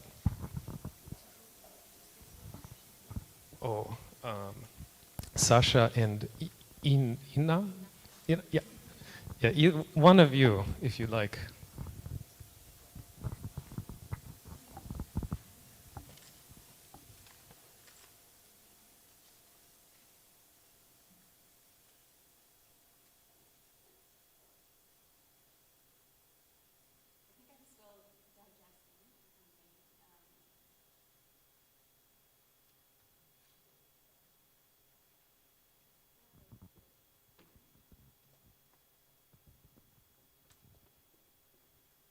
Does this work? Okay.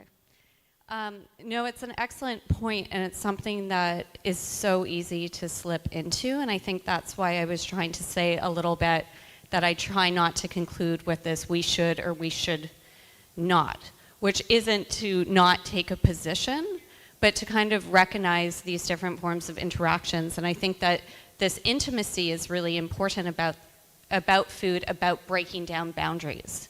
And that's exactly it in terms of thinking about challenging insides and outsides and there being a clear border between them and kind of moral positions. But one of the interesting things too is I still have to eat. It's not something like that other researchers then can just kind of, you know, they have their work. But I've been thinking about this a lot too, also in the first track, and then with our discussion too, about labor and questions about how that's related to choice, pleasure, and identity, but also this ongoing fetishization of work. So the idea that work in many ways is kind of the last socially acceptable addiction. And you know, there's more discussion about burnout and more models that are challenging this. And so that's exactly kind of coming back to food, the importance of having nuance and flexibility and thinking about this in a wider scale instead of this very easy black and white, yes, no, because that's not how things operate. 저도 Yes, if I were to add,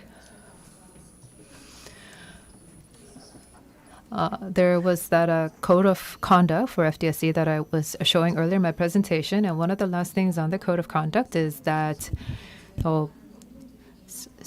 we shouldn't say that certain actions exclude others.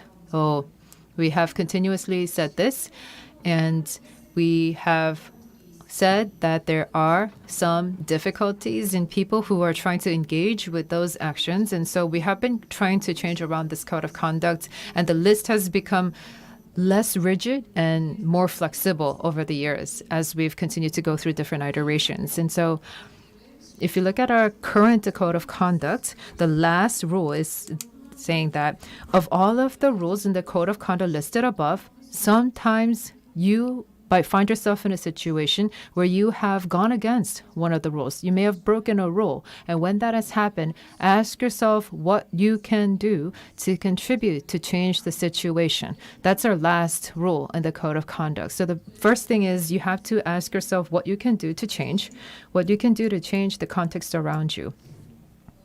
And then maybe you can put that into practice, and then, you know, that's a very welcome change, because that can also impact others around that person. That's a very extraordinary action, and that can impact others. And so we say that if you have, for some reason, broken a rule, then try to figure out what you can do to contribute, and then tell us how you have contributed. Earlier, when somebody mentioned that we lack imagination, I agree with that, but we are trying to create a world that we cannot even imagine. You know, it's so far outside our imagination, we cannot even imagine it. And if you want to create that kind of world, I think, first of all, we have to practice, we have to act. And then if we come into some problem, then we can overcome it. And we can go beyond that and then act again. And then, you know, continue to be flexible so that perhaps we can go into that unimaginable reality that exists somewhere out there, which is why earlier I said that we don't have a vision at FDSC. And it's in the same vein because first, when I started FDSC, I was not able to imagine where we'd end up today. But we have continued to change. And so 5 years later, 10 years later, I don't know. I cannot imagine what FDSC is going to look like. But I think that's normal. And I think that's something that we can look forward to. Thank you very much. Well, personally, I would like to have another hour for this track, but that's me. Having listened to the questions were very interesting. Last winter, I watched a very interesting movie. I know that you know Turin's Horse. And that's actually Genesis, the upside down. So everything disappears every day. So on day 1, something disappears, and day 2, something disappears. And they eat 1 potato for dinner. So there's 2 person that survives, a father and a daughter. And on the 3rd day, the horse doesn't want to eat the hay. So the father, until the very last day, they're not even able to cook the potato because they don't have fire. He continues to say to his daughter, "You have to eat this." So on the first day, insects disappear. The insects don't cry anymore. And so I think that's what action really is.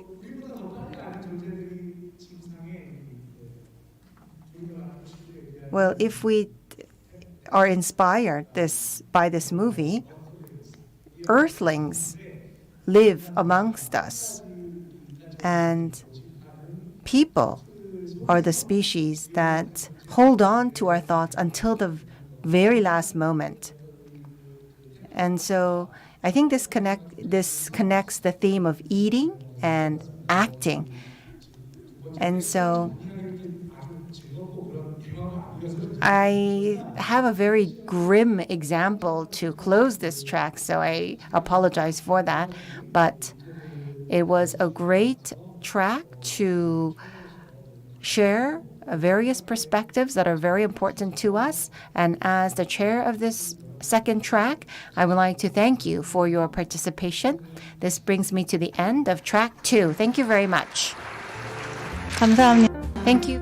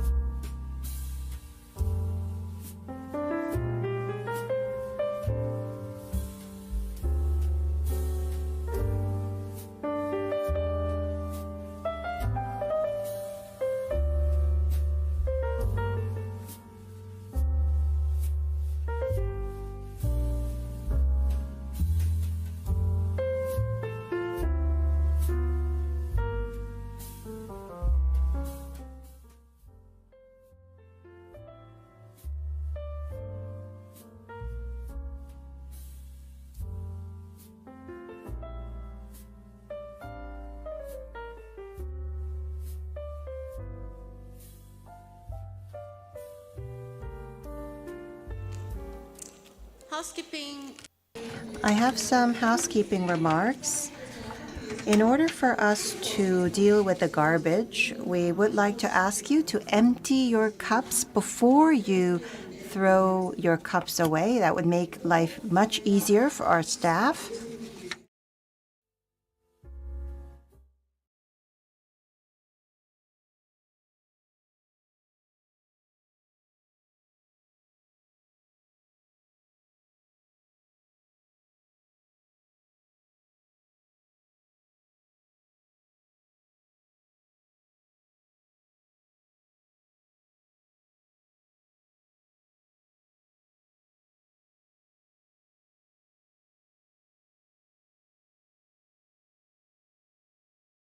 Let us now introduce the speakers to track 3.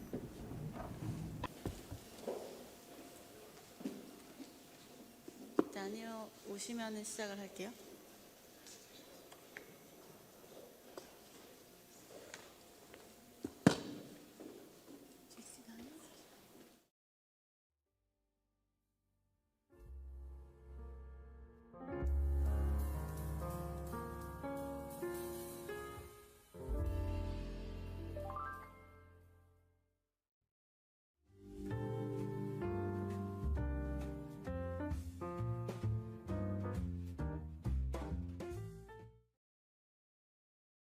But due to the time constraint, I think I will have to introduce our speakers.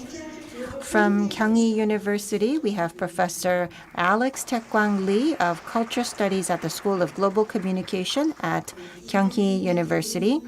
Professor Lee is the founding director for the Center for Technology in Humanities, and he is a visiting professor to the Center for Culture, Media, and Governance. He will talk to us about weak technology that will take a look at new ways for the future. We have Choi Bin-na of Media Art Collective, Unmedia. Unmake Lab deals with the memories between the world and nature. Today, the speaker will talk to us about the ironic connection between nature and technology. We have with us President Roh So-young of Art Center Nabi.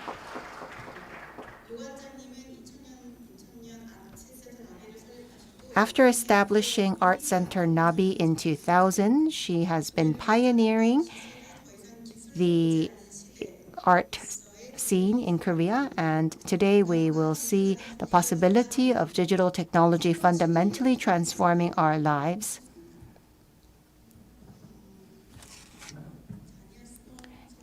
Daniel has yet to join us, it seems.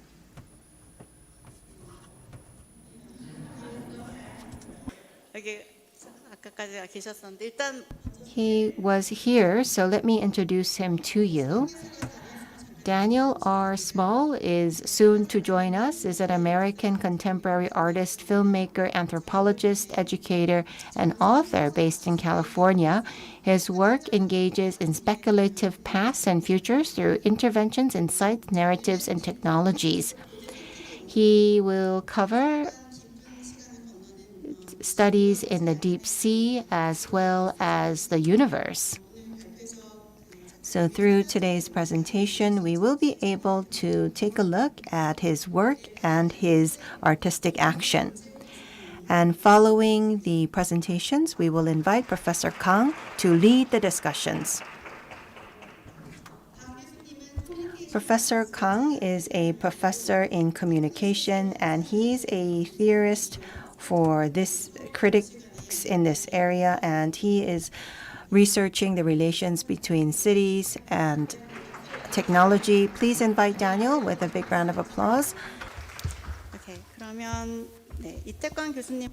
Without further ado, let us start with a presentation by Alex Taekwang Lee.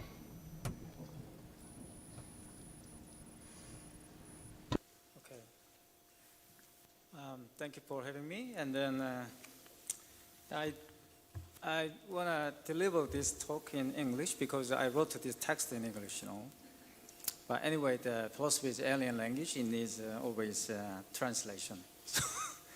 I'm actually, my major is philosophy, and then in particular, when I did PhD, I was quite interested in Walter Benjamin and then Theodore Adorno, and then the critical theorist. They try to stood against the philosophy. In those days, philosophy means very metaphysical humanism. All right, phenomenology, and then the Ernst Cassirer and the Neo-Kantianism and the many German idealism revived in those days. And then Walter Benjamin also stood against. And then in particular is he quite critical of romanticism. So, but actually, as you know, he is quite preeminent early precursor who discussed the meaning of technology relevant to today's idea is media. All right. So if you study media study at the moment, is a sociological sense or whatever, you could find out his reference. That means all kind of a thesis or article. We're gonna have to discuss this, the media something. You can find out reference about Walter Benjamin. So in this presentation, I will discuss the planetary cybernetics, influenced by Walter Benjamin, and then its relationship to alternative conception of technology, opposes dominant paradigm, digital technology. It doesn't mean actually I oppose technology. It doesn't mean actually, I want to reject digital technology, but I want to, suggest kind of alternative idea of digital, something like that. So this purpose is not limited to technology in the narrow sense, specific forms of knowledge. That is Heideggerian sense of technology. Or some today, you can see that every sort of big tech company, force us learn something about technology. Actually, last year we were dominated by the term metaverse, something like that. But at the moment, you could see that that word is fading out, and then now the new word came up, GPT, something like that. Actually, they coined up the new term, and then they forced us to learn what the GPT means. You can find out lots of publication about GPT in bookshop. It's like the laser speed. You can find out many. The writer started write about GPT, and then they actually force us. If you actually watch anything on YouTube, they try to teach us what GPT means. If you don't actually learn something about GPT, you're gonna lose, in this competition, something like that. That is, in my opinion, new actually the trend to enslave our consciousness. And then that is exactly actually knowledge. There is a Heideggerian idea anyway. Heidegger, that's why I criticize, technology from this perspective. Technology is a gestalt. That means is a little bit actually enframement, all right? Enframement. But actually, my position is a little bit different. Actually, I regard technology as kind of general ways of being. Is a general mode of existence.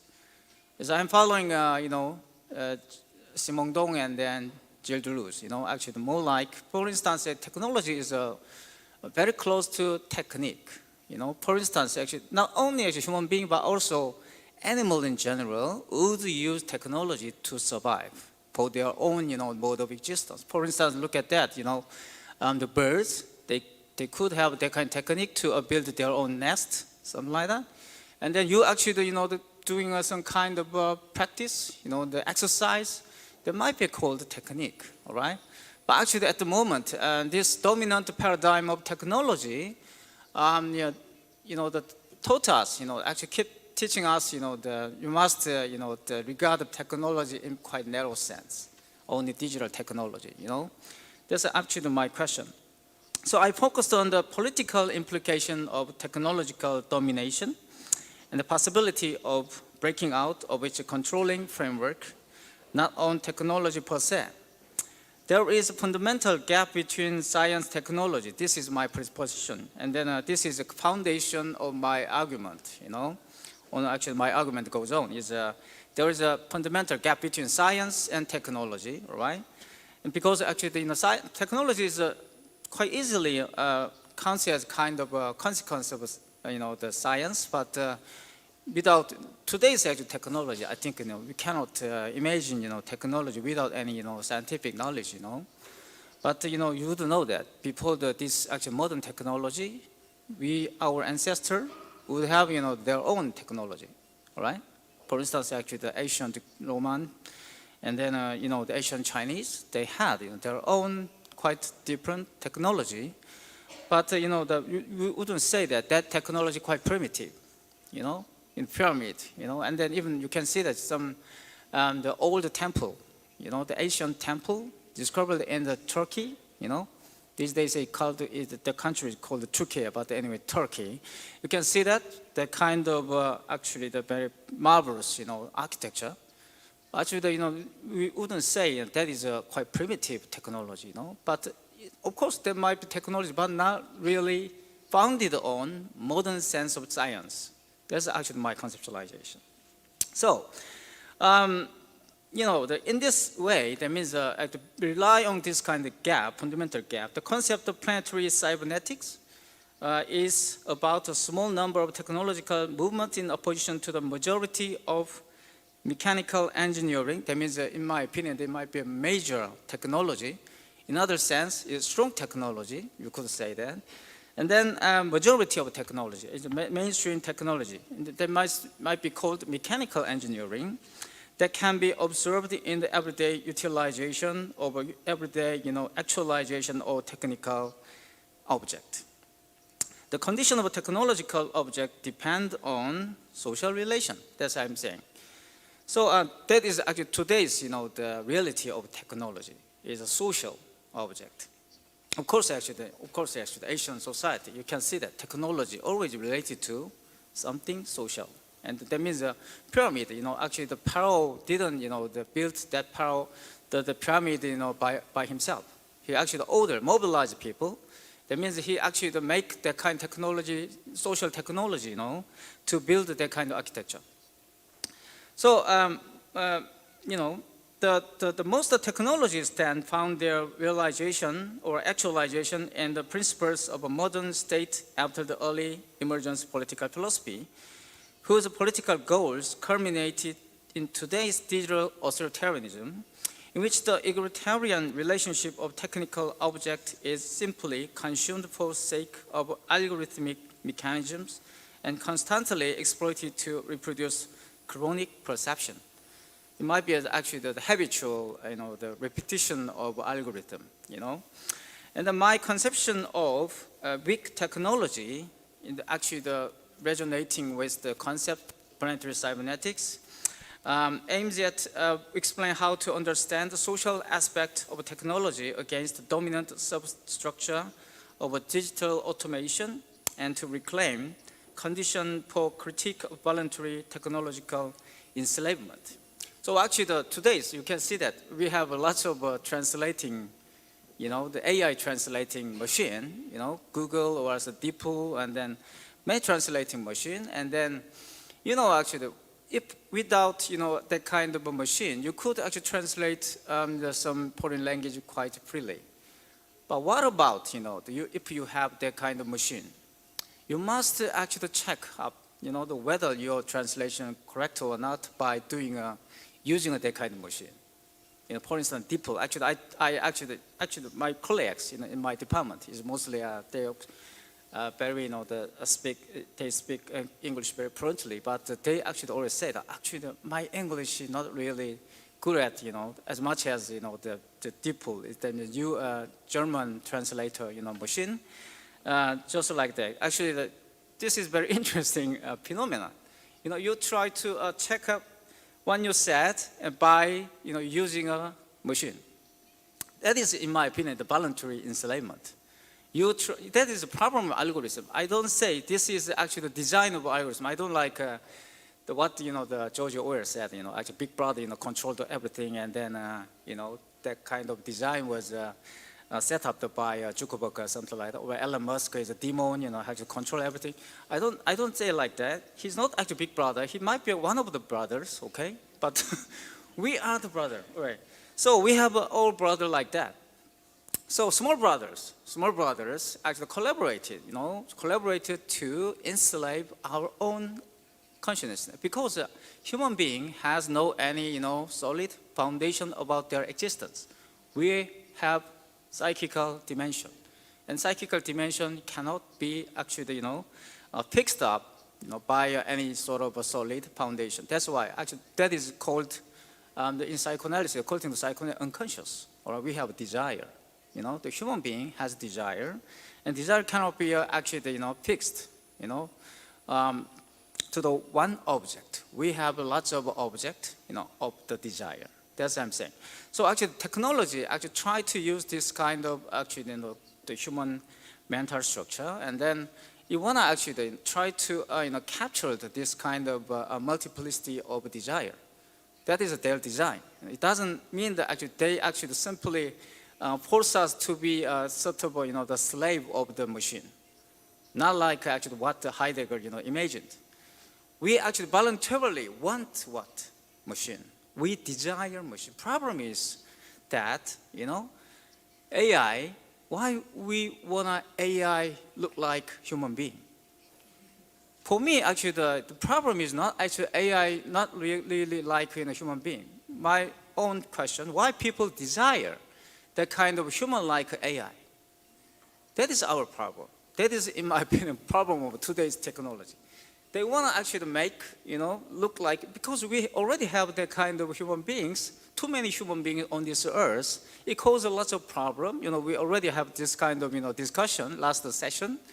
Because of human being, this earth is ruining. But why we need another human being? Worse. That's my question. Okay, philosophical question anyway.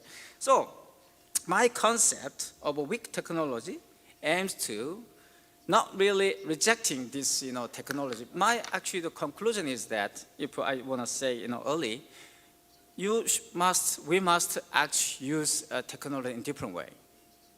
Different way. What does that mean? Different way. Different way. Actually, different from what this, mainstream discourse or majority of technology, that means actually the mechanical engineering aims at. We should, escape from this kind of mainstream of, technology. My main question is how technology functions as an instrument of a voluntary servitude in a society based on control, and how the weak exercise of its technology can subvert that dominance. The idea is borrowed from Walter Benjamin's notion of weak messianic power, in German, eine schwach messianische Kraft. All right, this is important. Actually, the English translation of the German Kraft is power. Of course, actually, it might be good, the translation, but you should know this original German word is Kraft, technique. Okay, technique is like a magic. So always technology rely on this kind of magical imagination. Technology. So actually, that's why cinema is, I think, a modern invention to, actualize this kind of imagination. All right. That's why cinema became a dominant, over the novel, and then actually this kind of text. So, weak technology, okay, weak messianic power, as Walter Benjamin said, and which belongs to the impossible in the present, and to the virtual, the unrealized potential in the past. So our last session, Professor Kim Hong-jung talked about difference between the future and becoming in French, devenir. And then thing is that actually the devenir is not really actually something coming from the future. It's not like that. It's already established, already actually internalized in this present time. That means actually think about the present. What is present? Present is the continuation of the past. You don't change yourself. That means you are same as you actually live yesterday. For instance, actually, I'm gonna do a diet. All right. Every diet promise tomorrow, not today. But if you want to actually succeed in doing a diet, what should you do? you must start, the eating. And you must stop, eating today. Do you know what I mean? So this is what I'm saying. Actually, Benjamin, Deleuze said in terms of becoming. Becoming is already internalized in today's time. So time does not exist to some point. Time depends on your own what? Your own actually the practice. It doesn't mean actually the will. It doesn't mean that you have some kind of free will. You gonna be forced by something to do it. That is actually they said. That means, for instance, actually the alcoholic, okay, you would actually drink first the alcohol, okay, and then at the end of that drinking, when you find yourself, what? The alcohol start drinking yourself. This is alcoholic. Alcoholic was what? Controlled by alcohol. You cannot control the alcohol, that is alcoholic. But actually, how can you escape from this alcoholic situation? You must, stop, this kind of relationship. It's not that you must stop drinking. It doesn't mean that. You must reverse this relation. How could you do that? You must quit, doing that habitual behavior. That is a creation of the tomorrow. Very actually the practical politics here. So actually, I want to actually apply this concept for understanding Walter Benjamin's concept of the weak messianic power, eine schwache messianische Kraft. All right, so weak messianic power is no different from many messiahs to come. It doesn't mean that just one messiah, exists. Many messiahs are possible if messiah is a kind of power, all right? So whose power is craft open to any other realization and any minor practice. In here, actually, minor means, something, many practice, many practices, it doesn't actually follow that kind of mainstream guideline. You can find lots of students in classroom. Some actually very preeminent students would try to find out, their own guideline in textbook, but not many actual students follow that, route. They would find out another one. Even though actually you followed on that kind of route, you are very, diligent student to listen to a teacher, but what about your actually the inside of you? Something happening, okay, I'm thinking about this, some kind of playing outside, all right? Or some actually imagining I'm swimming on sea or something like that. So that is what I'm saying. It's always actually your mind is split, and then the emission to a different direction. That is actually many minor practice of the idea, the minor practice of something. And then I wanna apply this concept to understand actually Benjamin's concept, weak technology. Weak technology means many practices of technology. So. The weakness of Messiah power does not mean Messianism without Messiah, but as many Messiah as possible. It doesn't mean actually negative theology. We would have many Messiahs, and then you can find out this kind of religion in the actually non-Western society. It's also Asian the society and the Latin American society. You can find it many different the gods. In particular, as India, you can see that Indian God is the number of Indian guys more than the Indian people, all right? So many gods there. Just like that, there is a messianism without one Messiah, okay? In German, Schwach. Schwach means openness to the other. So technological weakness means flexibility or openness of technology. How is the flexibility or openness of technology possible? Each technology is realized through its own experience. And its realization is made possible by convert agreement between past and present generations. There is a fundamental gap between the design of technology and its realization, a gap, so-called actually pure difference, where the participatory individualized form of world entity meets condition for the ontological exercise of weak technology. This way of relating to technology ontologically result in operating environment between the users and the particular technological object. you actually always use your own technology, okay? You're using Google, using your kind of map, all kind of this technology. This is what I'm saying. But you cannot, practice same technology at different moments. That's what I'm saying. Actually, the one guy is here and the one girl is here. Okay, they actually using the same Google, but they would use differently. They would use it differently. That's what I'm saying. Because that kind of use is relies on, the kind of use of the technology relies on experience. Experience is, the kind of the condition of this different use of technology. That means actually technology must be experienced. That is actually the different point of technology from science. Science needs just one principle. You cannot actually experience science. You can understand science, and then you must, follow that scientific truth. But what about technology? Technology needs, practice. This is what I'm saying. So technology plays the role of both knowledge and environment. But many uses of technology cannot be explained by today's mainstream understanding of technology itself. For example, having knowledge of a bicycle does not mean riding a bicycle. You have lots of knowledge about bicycle. It doesn't mean that you can ride a bicycle. That's what I'm saying. Is the knowledge of bicycle means science, but technology is different. Technology is actually your actual the riding bicycle. So, and then pre-existing knowledge of technology must give way to riding a bicycle, okay?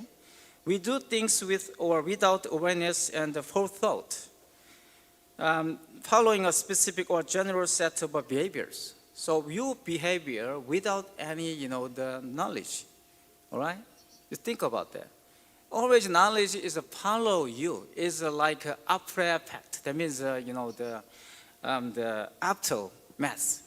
Always knowledge follows you as aftermath, like a fortune telling. Fortune telling doesn't talk about your own future, but talk about your past. Always aftermath, It's like the after effect is actually French. So, the technology is a study of technique for controlling the environment. Engineering involves the control of specific machines. But the scope of technology is broader than the specialization of engineers. In this sense, technology is always already social, and the layers of technological development constitute society and politics. The Western concept technology is rooted in post-Enlightenment science. However, we cannot equate technology with science because the technological dimension is always open to the possibility of planetary differences. That means geographical differences decide how to use that kind of technology. For instance, actually, you know this story. Some tribes in the Papua New Guinea, is island, and then they made the airplane temple because they believed that, according to their mythology, white man stole their the gift from the God. That means they believe the airplane is, the God's gift. But the airplane didn't, land on their land, where they land in the white people's territory. That's why they decided to build, their own temple to attract airplane. So they made actually what? The airport, on the island, and then they made actually the fake, the airplane, disguise that, the area is look like actually the airport. 선생님 real 이제 좀 airport. 마무리 부탁드리겠습니다. Okay, sorry. We would like to ask you to close up, please. All right, so yoga may be technology for maintaining a functional human body-mind relations, but it is not considered technology from Western scientific perspective, all right? Yoga might be called actually technology, but in the paradigm of the Western science, it couldn't be called technology. But Indian people actually regard this the yoga as kind of technology. So if we define this yoga as kind of technology, we need to put it in an Indian category of technology. That's what I'm saying is a kind of a use of technology rely on the geographical differences. So I think I reserved my talk, and I already actually done many the topics I already. So because of this, my conclusion is quite simple. Actually, we must go to some radical empiricism of technological practice. So I think actually, for instance, we got the iPhone, all right, iPhone. But actually, we would use this iPhone, simply for the what is, some design, which was given by actually Apple. But we would use this kind of design iPhone, in different way. In politically different way. You could see it like actually the Antonio Negri's concept of multitude. The multitude use this technology for revolution, something like that. Or some, more than this, you can see that. You can see that.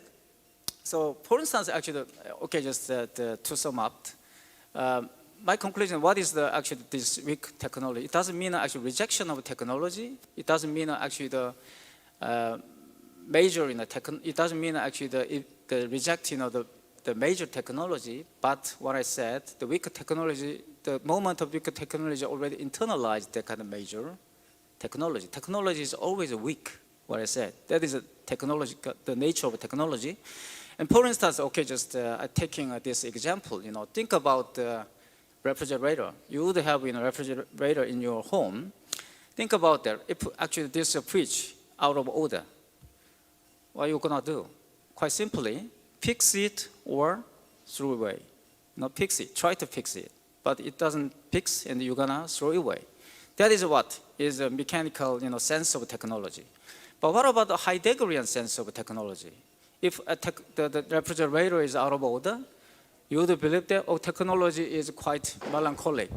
선생님, 하이데거 테크놀로지는 이따 디스커션 시간에 한번 좋을 것 같습니다. Maybe you can hold on to that idea for the discussion. That, all right, if you actually got that kind of the broken refrigerator, you would use it in different way, bookshelves or some table, That's what I'm saying. Actually, we would use technology in different way. There might be a very the useful actually, but also the very the revolutionary way to understand technology. Thank you very much.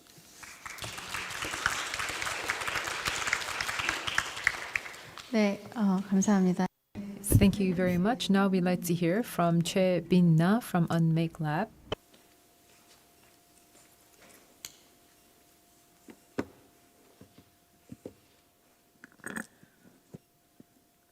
네, 안녕하세요. 저는 Hello. I'm from Unmake Lab. It's a collective of media artists. My name is Bin-na Choi. Thank you for this invitation. I have been hearing very interesting ideas today. And today I would like to talk about the fable of the machine, or the Sisyphean syndrome. That is the title of my presentation. Because I am an artist, I am going to shy away from theoretical explanations. I'm just going to work about my projects and think about how they relate to circularity and post-technology, which are the themes for today's symposium. Our collective has been introduced, but we are trying to explore the absent layers between the predictability of technology and the memories stored in nature. I know that this sounds rather vague, but today in particular, I want to talk about using computer vision, generative models, speculative data sets as critical observational skills to see broken stones and burnt mountains. And so this is what we're going to be looking at throughout today's presentation. I know this sounds even more vague now. On this photograph, you would see this broken piece of rock, and my story starts here. The prototype of this rock, or the actual original shape of this rock, was not like this, but over time it has gone through a weathering process, and perhaps this used to be a rounder shaped rock, but over time it has broken off in the face of time, in the face of the elements, and Now this rock looks almost as if it is contained in memory, in the memories of the media. This broken pieces of the rock, it may have been made by nature, but perhaps it has been caused by human intervention, maybe by the use of force, perhaps by human strength. Maybe it was moved somewhere by a human worker, and in the process it was dropped and it cracked. So that is why we would take a look at this and look at the process of time and human intervention. That is the media that contains this. I know that I'm talking at length about a piece of rock, but these rocks have been found in this place, which we would call generic nature. That's what we would call the space, a generic nature. Generic nature is a kind of manufactured concept. It's a nature, a place of nature that has been changed by the work of humans to make it seem similar to actual nature, when in fact it isn't. So you can see this big mound of earth and sand has been created by man, basically, in the process of digging and trying to mine for different rare earth elements. This was taken in 2007.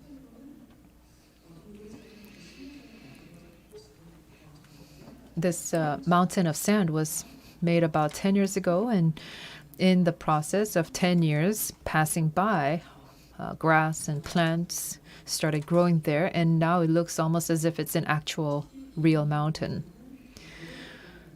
This mountain also has a name called a sandokgol, or a sand-shaped plot cave. So it's almost ironic that it has its own name. This is where we feel that we can have a Sisyphean idea, or we are like descendants of Sisyphus, that we are continuously climbing up the mountain, that our destiny is to continuously climb up this mountain. And we engage in this performance art piece where we continuously climb up the mountain over and over again. And you would see in this mound of earth, this mountain, where there are many other pieces of broken rocks. We brought some of them to our workshop, to our studio. We took on this performance piece because we wanted to take these broken pieces of rocks and place them in the context of the legend of Sisyphus, of the myth of Sisyphus. Michel Cherou, the philosopher, has said, actually this rock has turned into a Sisyphean rock by us. Michel Cherou, the philosopher, has said that Sisyphus, the myth of Sisyphus, was made by man. It's a folk myth, and I'm sure you're familiar with this legend, that it really questions this identity of humans. It's a cliche, really, and questions this repeated, repetitive identity in the lives of humans. But we don't really talk about the rock that Sisyphus has to roll up the mountain over and over again. So we thought that placing that perspective on the rock and not Sisyphus, this human-centric narrative that is expressed by the Sisyphean myth, is reinterpreted with this new perspective by focusing on the rock. We have brought together these different rocks and stones and created what we call the Sisyphus data set. How should we describe this data set? So we can think about machine learning and computer science. When they talk about data sets and when they try to create data sets, you would think about massive amounts of data, just huge amounts of big data kept in data sets, and then this data sets will be used to help machines learn. Now, compared to that, AI data sets, this Sisyphus data set is quite small, almost very minuscule, almost kind of something non-existent. But we have created and brought together these broken pieces of rock and stones and called them the Sisyphus dataset, because even with these small datasets that may seem insignificant and seems almost something made of nature, we wanted this to be seen as a dataset, as a non-human centric dataset. It's kind of theoretical in nature. We made this dataset because we are transitioning out of the era of development and growth to try to look at ecological extraction. Right now, we are living in the era of AI and computer science, and now this is connected to this idea of cognitive extraction. This kind of extractive idea, we wanted to connect these two types of extractive ideas.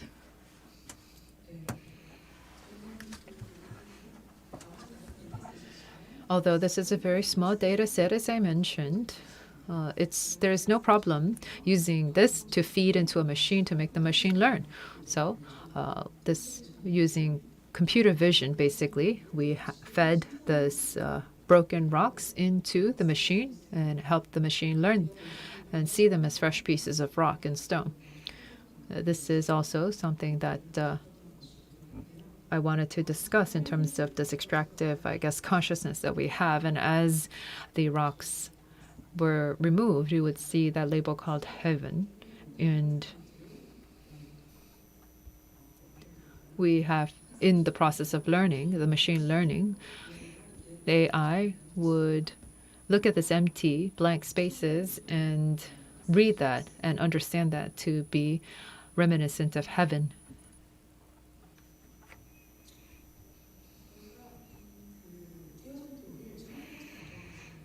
In our recent works, we transformed the broken and cracked pieces of rocks into something like what you see here. This is also kind of theoretical or speculative in nature.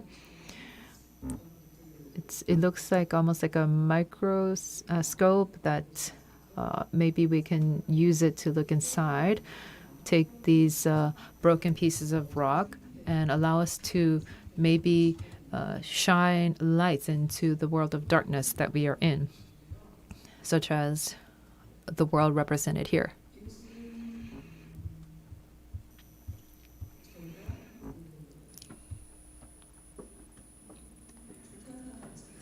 This is the photograph of a burnt mountain. Last spring, there was a huge wildfire in the Gangneung region in Korea. This is one of the mountains that was burned in that fire. In fact, it was taken several months after the actual wildfire. But we looked at this burnt mountain and the roads that were laid bare. Looking at these roads, wondering, these roads are paths made by humans, but they are also leading nowhere. They are not connected, and they seem as if they are headed nowhere. So we, looking at this, felt so dwarfed by these ecological disasters, because we're living in this era of constant ecological disasters that are so massive that they dwarf us. But we're also living in an era where people constantly give us, promises of the future with technology and advancement. So this feeling of being bogged down by these huge ecological disasters and huge promises for the future. And this led us to think about this idea of the non-future. Does non-future exist in the future realm or in the past or in the present? I don't know, but I think that the idea of non-future exists in the present tense. We would go around this burnt mountain and engage in artistic practice, and also kept a record. And in that, we met with other friends along the way, because this burnt mountain is not just a mountain that has been burned. There are many different connections that we can look at in one part of nature. Through this burnt mountain, the friends that we met along the way have lost their habitats. And they are tracking those other animals that have lost their habitats. There are NGOs, workers of different NGOs who are helping these animals that have lost their way because they've lost their habitats through the wildfires. And through these NGO organizations, we obtained this video footage. It looks almost like very raw footage in a nature documentary. These NGO workers have worked with extinct species and worked with endangered species and wildlife for a very long time using unmanned cameras. These cameras were not manipulated by humans, that they're unmanned cameras that just take shots of anything that moves. It's kinds of motion capture. And using this camera, for over 10 years, really, these footages of wild animals captured in camera and the videos captured in camera were shared by these members in the NGOs with us. And watching them, we felt this emotion that I could not really describe. This animal there is a mountain sheep. And Gangneung is actually a huge habitat for these animals, these mountain goats. They're already endangered, but now because they've lost such a huge part of their habitat, they have become even more endangered here in Korea. We have worked together with the NGO workers on this track cam footage to come up with even more data sets. Now, in composing the data sets, this action of composing the data sets, we asked ourselves, what does that act mean? This prompt-based AI is basically just taking photos on a real-time basis and creating these images. And right now, these images are found all over Google, so many of them. These photographs and images, however, to try to compose them, collect them together in a data set. What this activity of doing that, this activity of creating a data set, what does that mean? Data sets themselves have meaning because they can help, the ML and AI learning process. But what about this act of composing this data? We did something similar with the Sisyphus data, but this activity, this process of setting the data, basically, we are trying to create other relationships and taking the technology and placing it outward. That is almost like an artistic practice, if you will. On the other hand, through this process of creating these data sets, we are using it to experiment with many different kinds of machine learning processes. Through the machine learning, we thought that the outcomes of the machine learning process would be nearly identical to one another. We thought they would be predictable, but we saw that each moment there was something new and something different, and we were able to witness that. And I can only say that we witnessed this because this is not simply a machine learning process that what you see here, these images seem almost ghost-like, but we've seen them for a very long time, but we've tried to do the machine learning process for a very long time, but still there's no form or actual shape here. This means that perhaps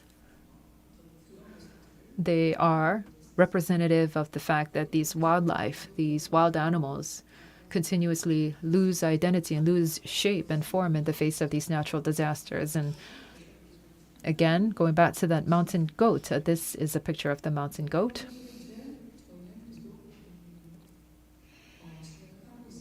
And in this process, we were able to stumble upon something completely unexpected.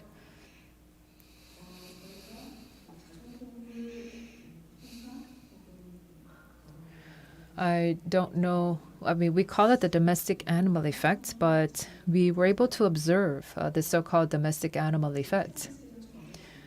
So while there were some images that are not included in the data set. There were these eyes of animals that are domesticated. So we witnessed these moments where the images captured the eyes of animals that were domesticated. So earlier, in the actual data sets, you were able to see that the animals did not have eyes. Their eyes were not really seen and captured in the images, or if they were captured, the eyes were out of focus, or there were only lights in their eyes.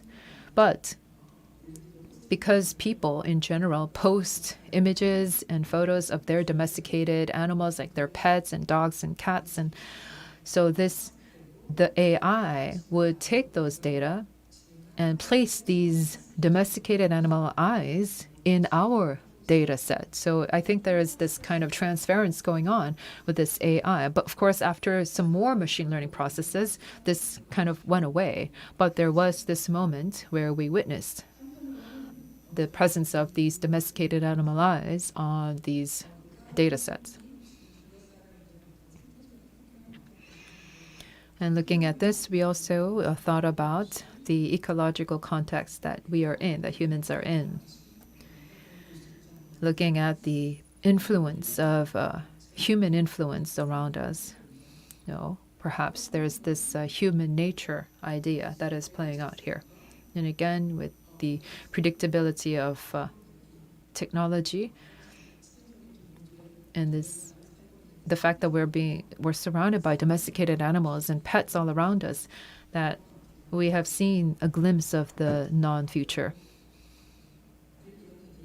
This is what we often talk about. We always talk about in our collective. I think I would have to conclude.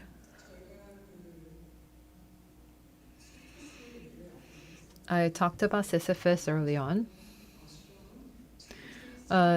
Experiment that we did in 2020 was to use GPT-3 to try to dismantle the narrative of Sisyphus. But now, back then, not many people knew about GPT, but now everybody knows about GPT. In any case, GPT-3, through question and answer, Q&A with GPT, would try to look at this myth of Sisyphus from a different point of view. So we wondered whether we could dismantle and deconstruct this myth. And these were some of the lines that we were able to get out of GPT-3. Like, we tried to, feed this myth of Sisyphus, who is rolling the rocks up the hill. And they said that there were plenty of fallen rocks. The rocks were shaped like humans. And it was a script that the GPT-3 came up with on the Sisyphus. And in the Sisyphus myth, one of the trusts or the transcendent algorithms there is that the rock has to be at the top. So basically, Sisyphus is not commanded to place the rock, continuously just roll the rock up, but it's that the rock belongs at the top, at the peak. That's the transcendent algorithm. So Sisyphus asks a question, what should I do? Maybe GPT can provide the solution. You can place it on your head because you're at the top and you can place the rock on your head, and that solves the problem. We saw that answer and thought that it was very interesting. And so here's Sisyphus with the rock on the head and dancing in joy. Yes, that's me actually dancing, and there was motion tracking sensors involved. I'm very embarrassed every time I have to show this video to an audience. 네, 그 마무리를 하자면요. 저는 이렇게 비인간을 통해 So to conclude, using the non-human to try to create a fable of the human, and in this case a myth, in the relationship of the myth to technology and us to technology, we thought that it would be interesting, and through fable, time, nature, technology, and myth, that we can think about time that has not been closed to us. And this thinking provides us with a lot of power. It empowers us, especially as we are navigating an era where there's just constant ecological disaster all around us. And I guess that we all suffer from what we call the Sisyphean syndrome. Maybe we can reconsider that once again. In the dialogue with GPT-3, GPT-3 first says that, from the point of view of the rock, you and I are connected. We can never leave this land. We are connected with the same forces of gravity, and we are both suffering from the Sisyphean syndrome. This is what GPT-3 said.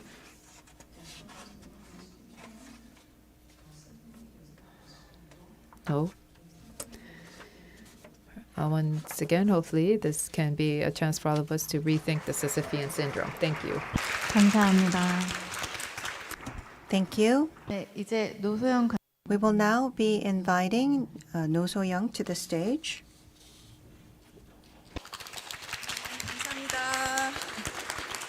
Thank you very much. Thank you. It's probably very difficult to sit there all day long, isn't it? Maybe we can stretch. I never talk about any serious topics, and I believe that I can end shorter than my allocated time. So this track is titled After Technology.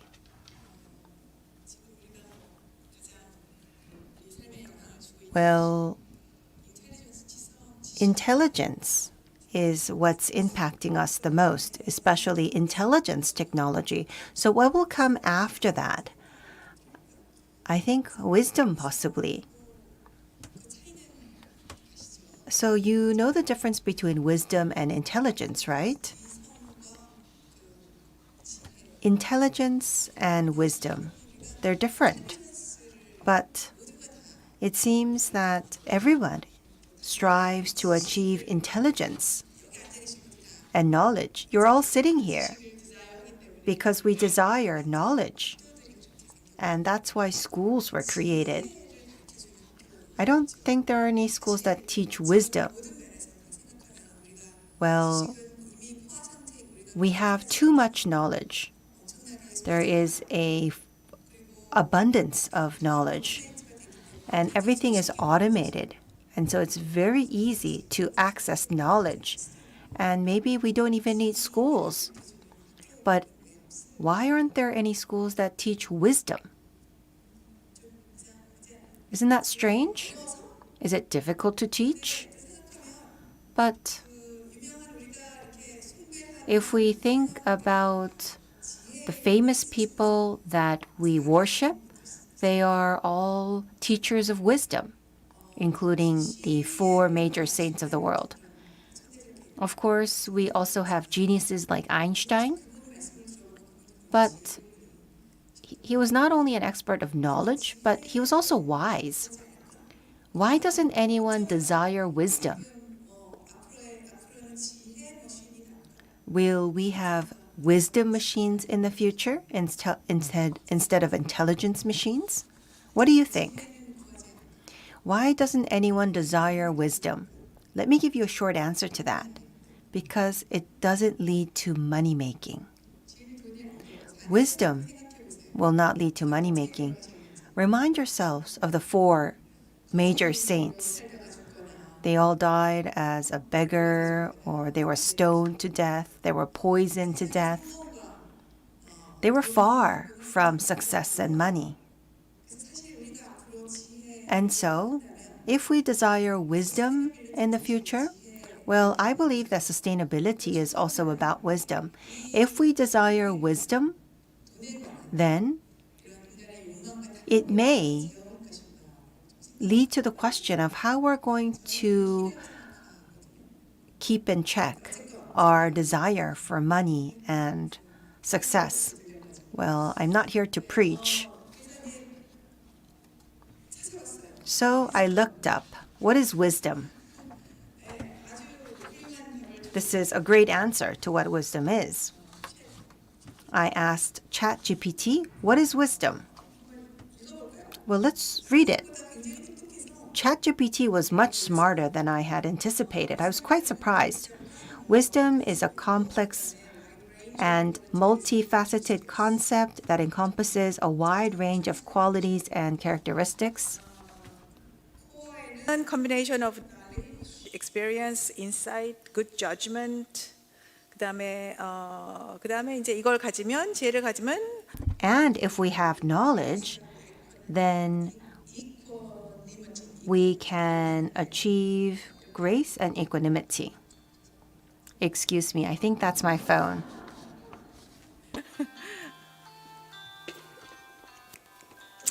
그리고 wisdom은 사실 Well, actually, in order to have wisdom, we have to understand human nature, because it says here involves a deep understanding of human nature. And we need understanding of the world. And it also talks about interconnectedness of all things. And it also talks about sea beneath surface level. And it also talks about deeper meaning and significance. And a wise person actually is someone who has balance, who's thoughtful. And it talks about humility and compassion. So humility and compassion are important characteristics. And a deep sense of interconnectedness. And it also talks about how wisdom is a highly valued and respected quality. But do we desire wisdom? I don't think so. If I create a school for wisdom, I don't think I could attract a lot of students. I know 2 teachers who teach wisdom, but quite surprisingly, there are not many students who take their classes. It talks about positive contribution. I think what's missing from this is that wisdom is very contextual. We can't standardize wisdom. That's why it can't be monetized. If we take a look at intelligence, for example, intelligence through AI and GPT, this could be standardized. Standardization is possible through algorithms. That's why it can be monetized. I also asked GPT, what is intelligence? Well, time is passing by very quickly. Well, so you should look it up yourself. And so it is a very good answer to what is intelligence. It's a very smart answer, in fact. There is no lack of wisdom. We have so much literature on wisdom, and we don't like to be preached to. It feels like something my grandfather or grandmother would tell me, possibly. Or when you sit around the table, your grandmother and grandfather would tell you you should be afraid of what the heavens will hold for you.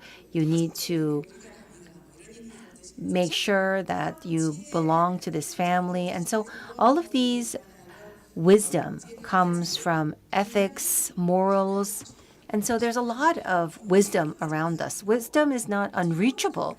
And if you listen to it, it's something that feels like you know all of this. So here, number 6. Here it says, by 3 methods we may learn wisdom. First, by reflection, which is the noblest. And so that's why people talk about Wisdom 2.0. That's a conference that I know exists. And there's a lot of meditation there and inner journeys. Second, by imitation, which is easiest. And third, by experience, which is the bitterest. That's what Confucius said. I didn't know Confucius had a sense of humor. So we all know what wisdom is, but we don't desire it. We don't practice wisdom.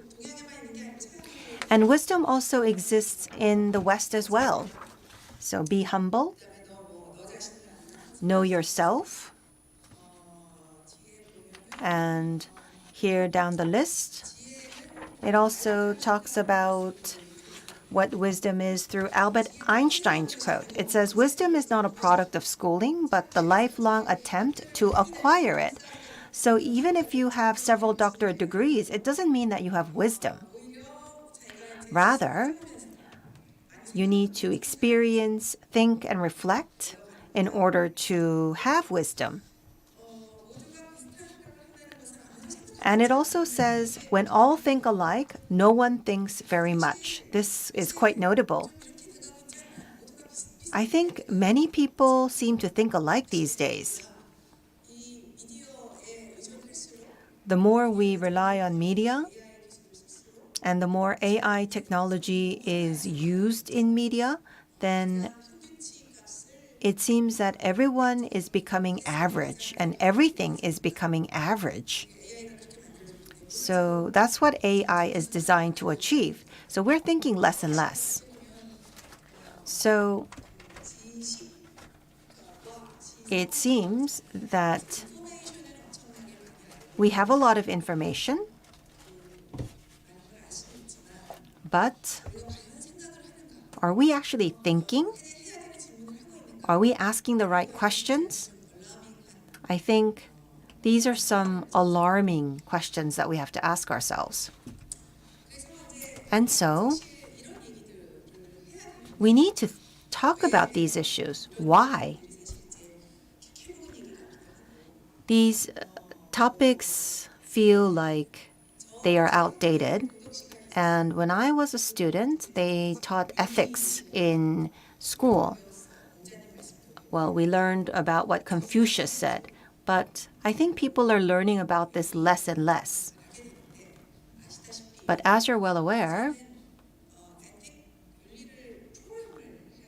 we need to now have ethics programs. For example, the trolley dilemma, the well-known trolley dilemma, talks about whose life is more worthy.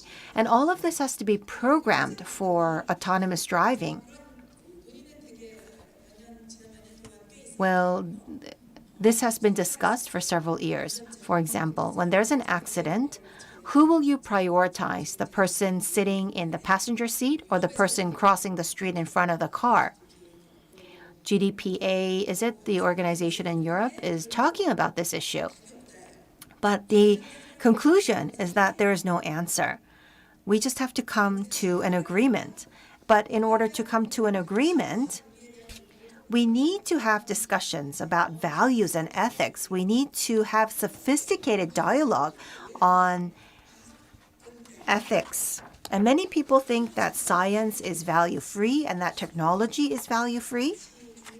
Many people believe that it's value-free, but that actually is not true. For example, so we are using Naver. We are all using Naver. If you're Korean, you're using Naver on your phone, and optimization is used. And I'm sure that if you study this technology, then you are well aware of these equations.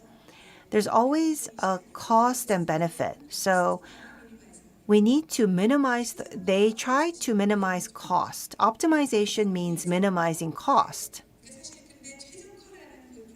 But the principle of optimization itself is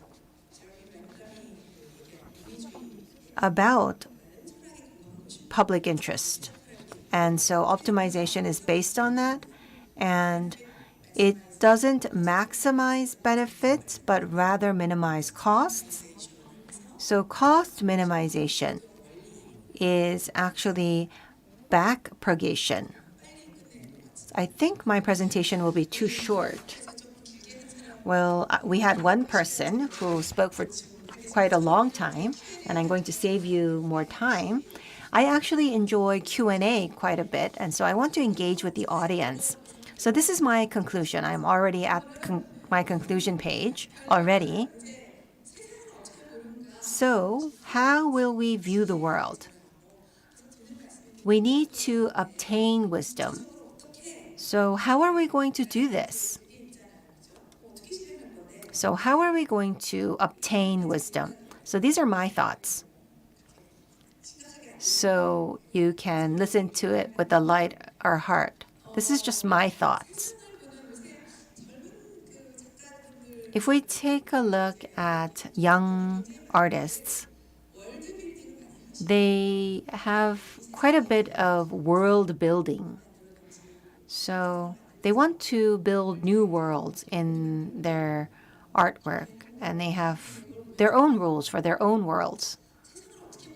And so, what is their worldview? I think that's very important. And what is our worldview? That's important. So, science and technology, that's the third person. It's it. So, that's the third person view.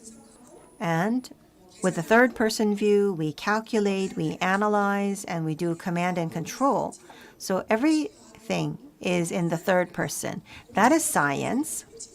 And we also believe that you have to have the third party view in an official gathering. And we don't think that talking about yourself is appropriate for public or formal discourse.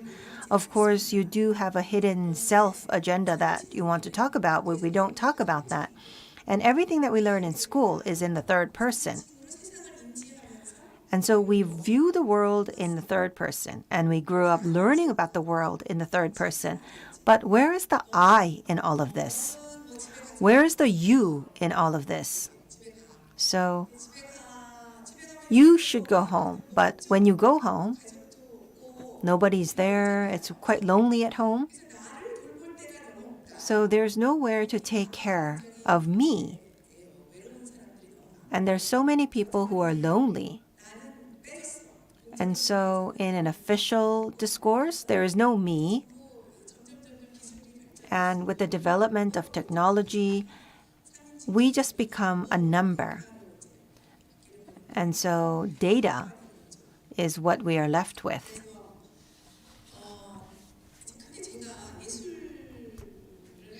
But I am in the art world. And because I'm in the art world, when I was studying, I thought about optimization, and I always learned in the third person. But it seems that it's different in art. And it seems that in art, the view of the world by artists is different. We just heard about the rock. For us, it's just a rock. We don't take note of it. We may give it a little kick, but she's talking about the rock as a you in the second person. And so the second person, meaning that there is relevance with me. So it's pretty, it's adorable, and sometimes it's even holy. And so that's using the honorific you. That's the artistic process.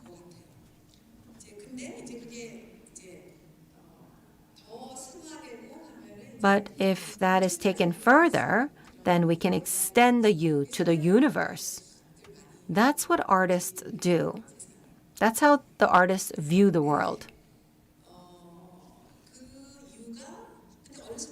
But this you, without the I, is not significant. If there's no I, then there's no relations with the you. But you need to have the I and the you in order to have the connection and the excitement. And that actually creates the you and I to become we, and later on, all. And so in art, when we have an aesthetic experience, this is what we experience. So think about artists. The artists, do they damage the world? Do they hurt the world? They can't do that because they respect the world. and they look at the world with wonder. And so they can't hurt the world. They can't destroy the world. They don't disrespect people. That's the view of the artist.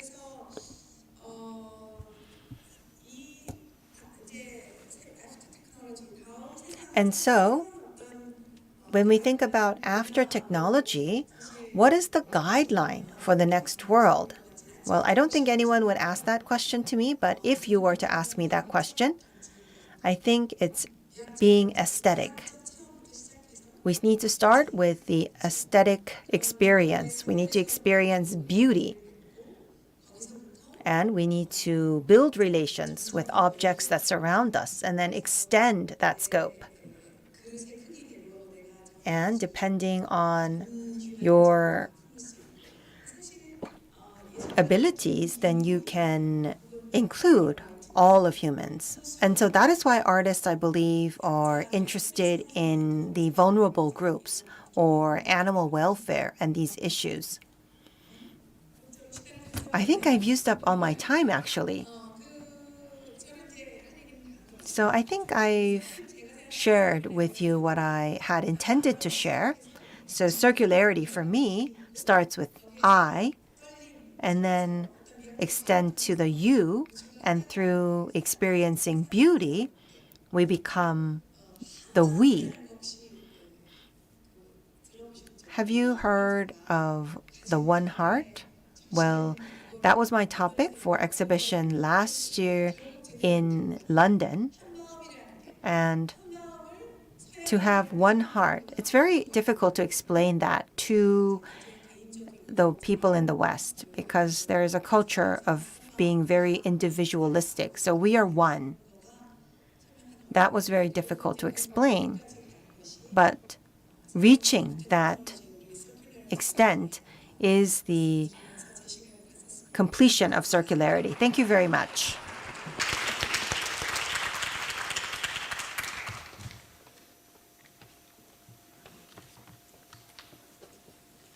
감사합니다. Thank you. Yes, Daniel.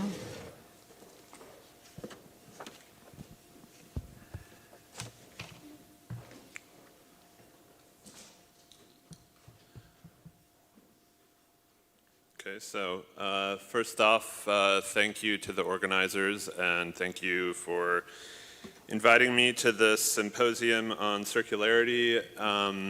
It's been a real pleasure to be here. I'm happy to be the one to close the circle. I guess kind of more of like an Ouroboros kind of circle.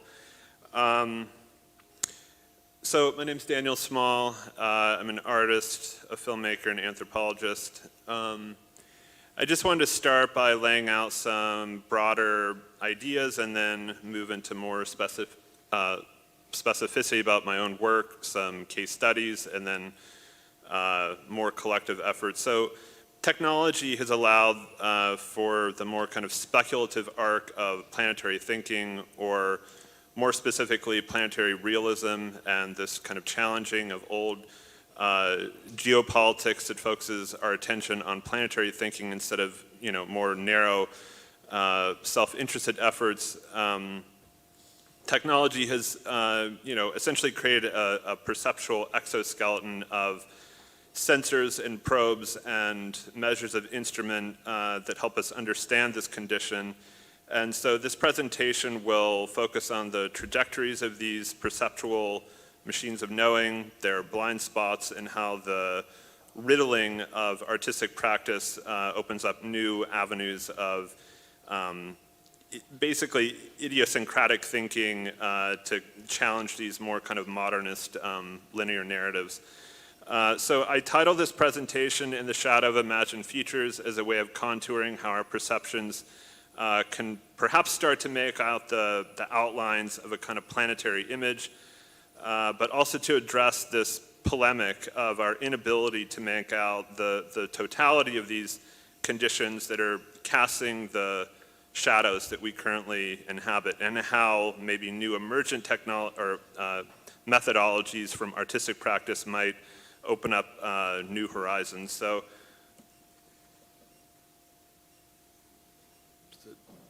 I wanted to start with this footage, I hope you can see it, that I shot in the caves at El Castillo in northern Spain last summer. So the footage serves as a kind of allegory of Genesis for thinking about a transmutation of forms and meaning, how even our reception in the present is still unsure of what, of much of what our own species' cosmology of the world was even, say, 40 to 70,000 years ago, and the signs, symbols, and even proto-cinema that they left. Despite the paintings in these caves being the oldest known and certainly challenging many historical notions that their authors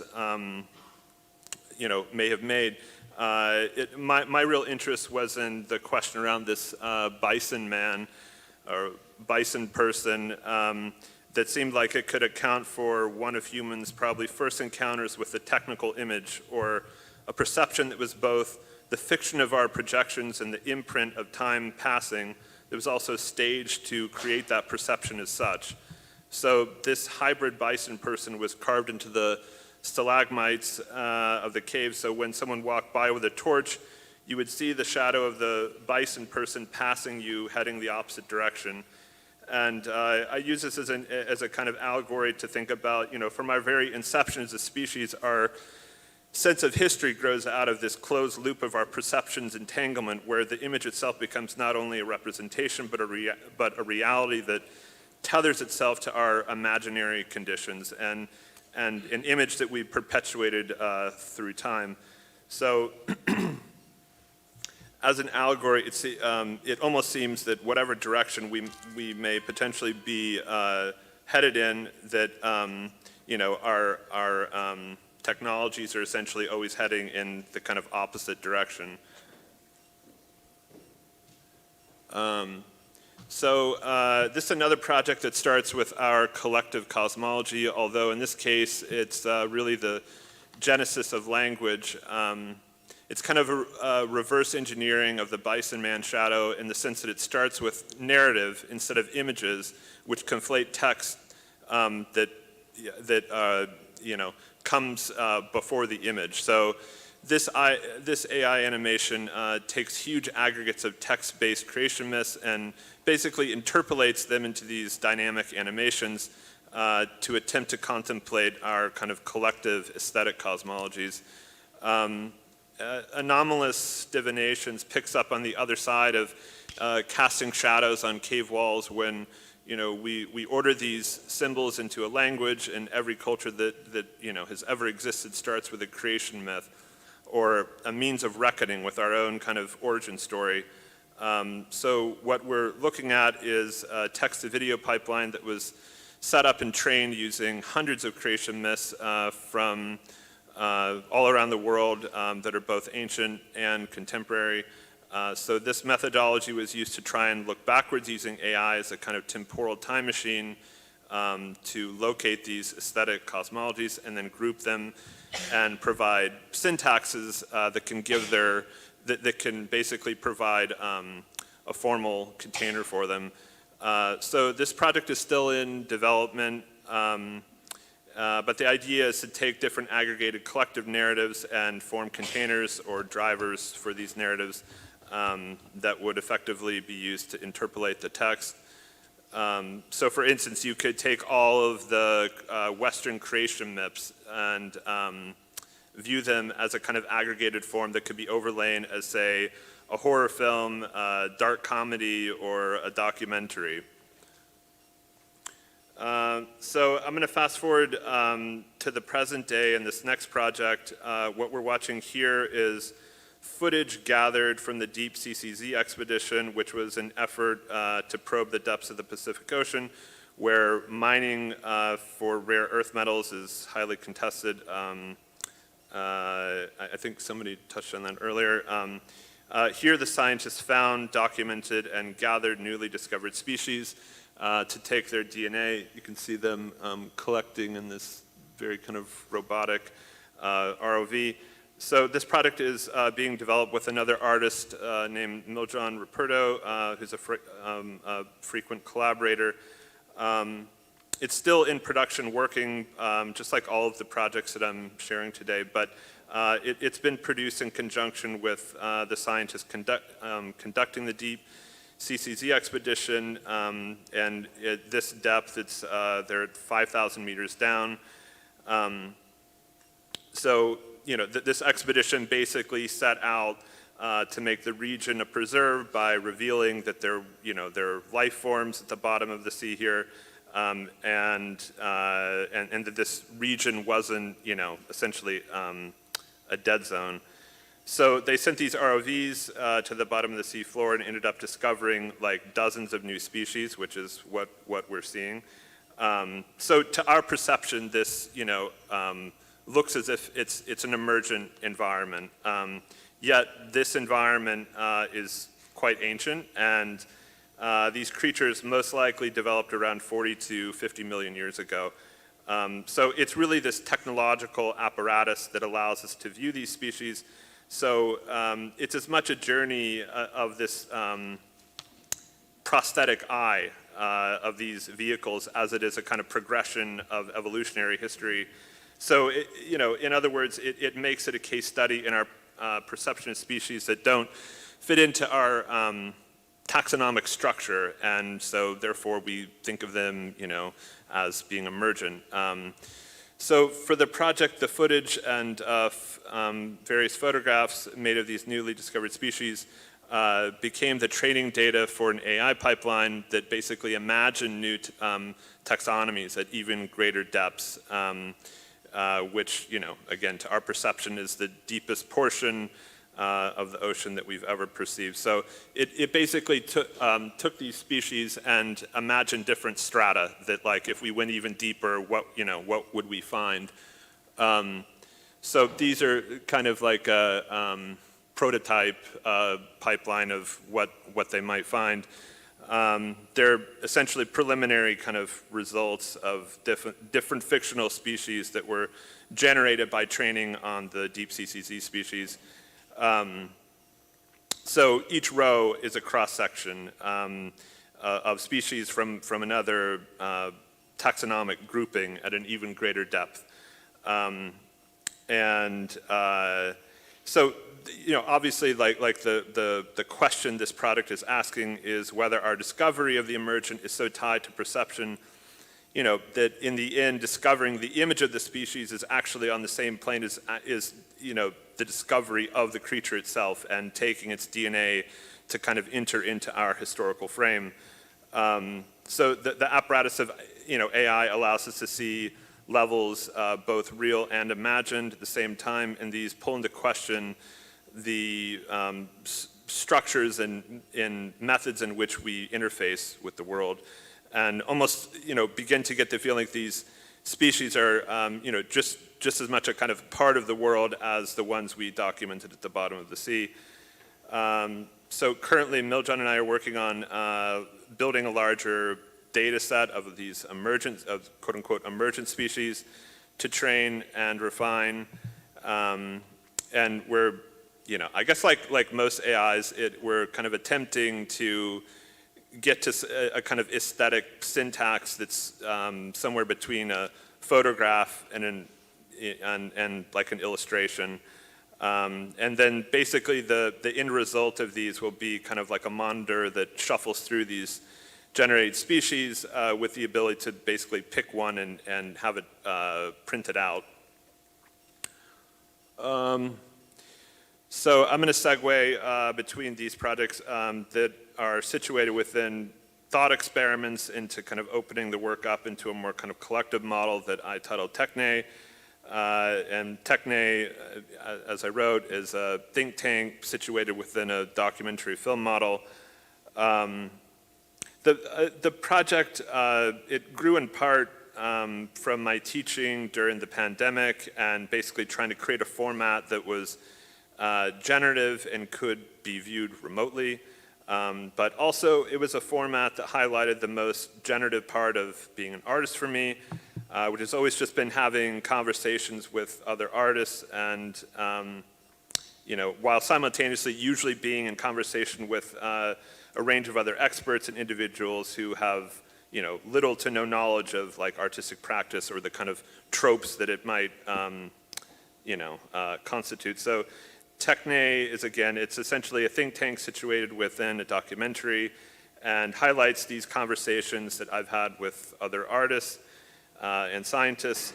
Techne was really my attempt at making a model that moved away from a lot of more individualistic kind of paths that artists tend to go down, and model the series around the kind of philosophy of doing or making, fieldwork, and case studies that are unfold across many different disciplines. So, Techne, as ancient Greeks use it, was essentially the philosophy of doing, and the results of which really form the spine of different epistemological problems. In this case, Techne is a kind of planetary model of conveyance that moves across many different disciplines. Essentially, Techne grew out of organic conversations with a wide range of different individuals from many different fields of inquiry, and then from those conversations, I would basically distill them into a kind of polemical topic, which we would build the film around. So it kind of was the bottom-up kind of model. The main drive of Techne is to form new emergent methodologies and ways of knowing that are delivered not as parallel tracks of inquiry that are being kind of forced into conversation, but as fully integrated kind of elliptical formats where what science and, say, archaeology might offer to a conversation were interlocking with new emergent models that artists might envision. And the conversations being grounded in being generative and setting a goal to almost move through these topics as a studio would generate bits of formal evidence that could be assembled in their kind of abstractions to distill these new modes or methods. And so the first episode is subtitled Evidence in the Anthropocene, and it includes Jonathan Jang and Kristen Fahey from NASA Jet Propulsion Laboratory, Susan Shupley, who runs the Center for Research Architecture PhD program at Goldsmiths, and the artists Julien Charrière and Ibru Kerbak. So with that, let's watch a short 3-minute trailer of Techne.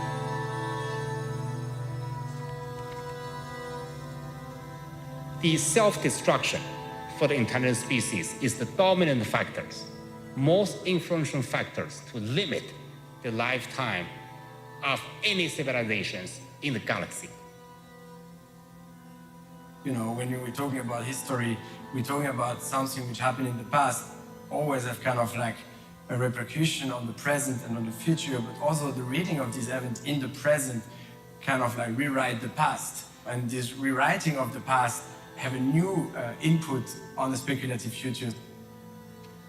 We can only decide preferable possibilities if they are imaginable for us.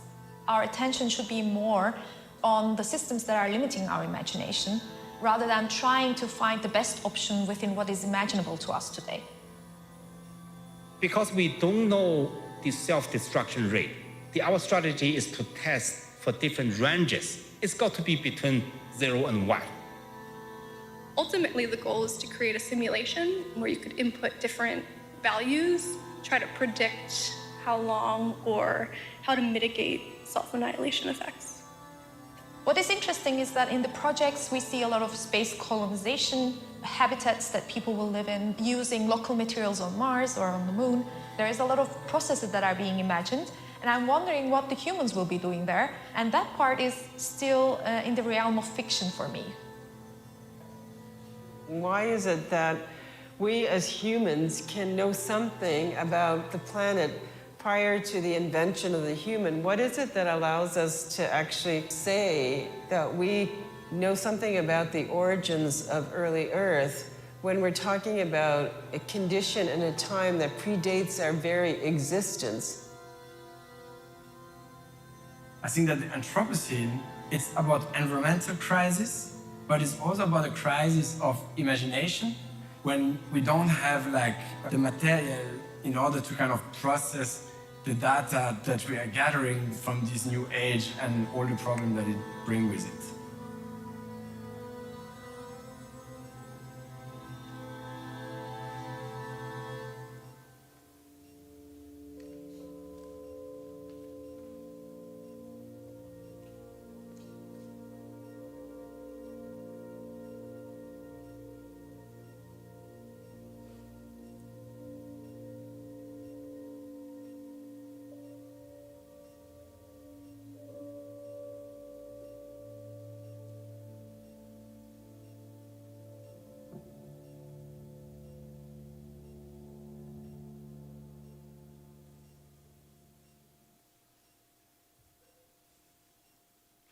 Okay.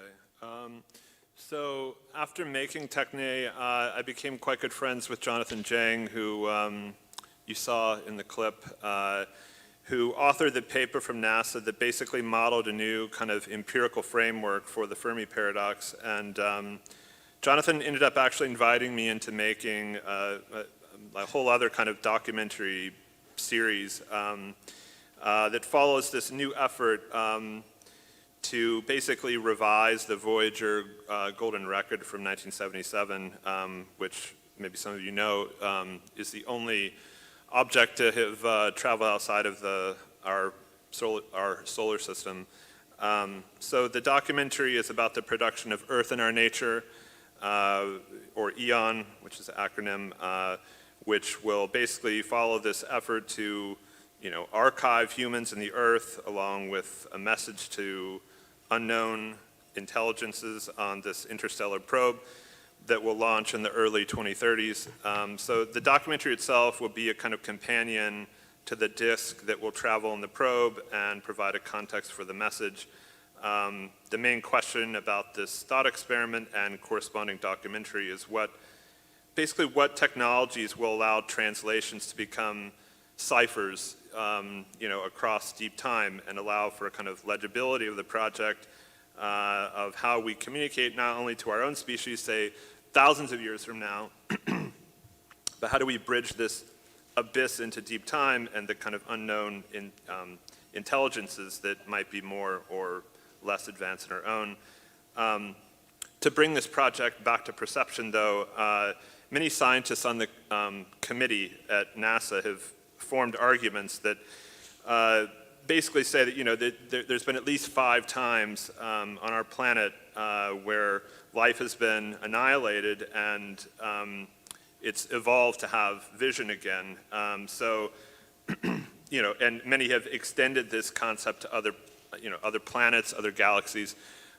So I basically wanted to end on this note, because it seems to be in these kind of hybrid efforts that new forms of knowledge can emerge, and what this whole kind of symposium is addressing, where the philosophy of the planetary seems like it might find new horizons of meaning through this effort and my kind of counter effort to this whole thing, which is, all of every kind of chapter that I outlined here deals with this same issue essentially, right? Which is how do we kind of see outside of ourselves and imagine something beyond language, and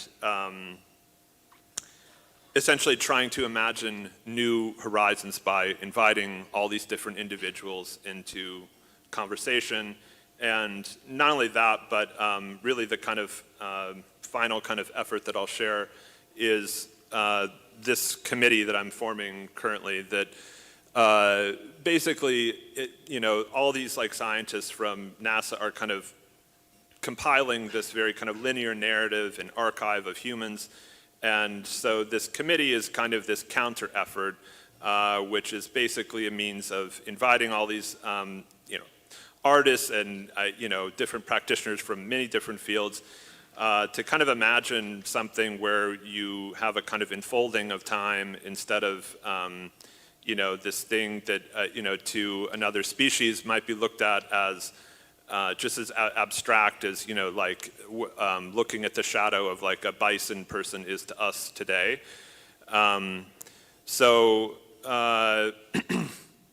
Basically, I'm really just advocating for a kind of transmedia means of reinterpolating imagination and to embody a kind of radical openness that so many technologies promise, yet I think fail to deliver, not for their proficiency, but for their kind of reductiveness in language, and for a kind of reassessment of the way that our taxonomic system is also analogous to the limits of our perception of worlds both imagined and real, when really it's never been kind of either or, but both at the same time. So thank you.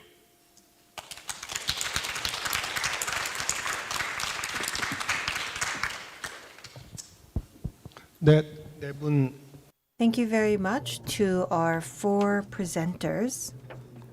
We have been able to have much food for thought.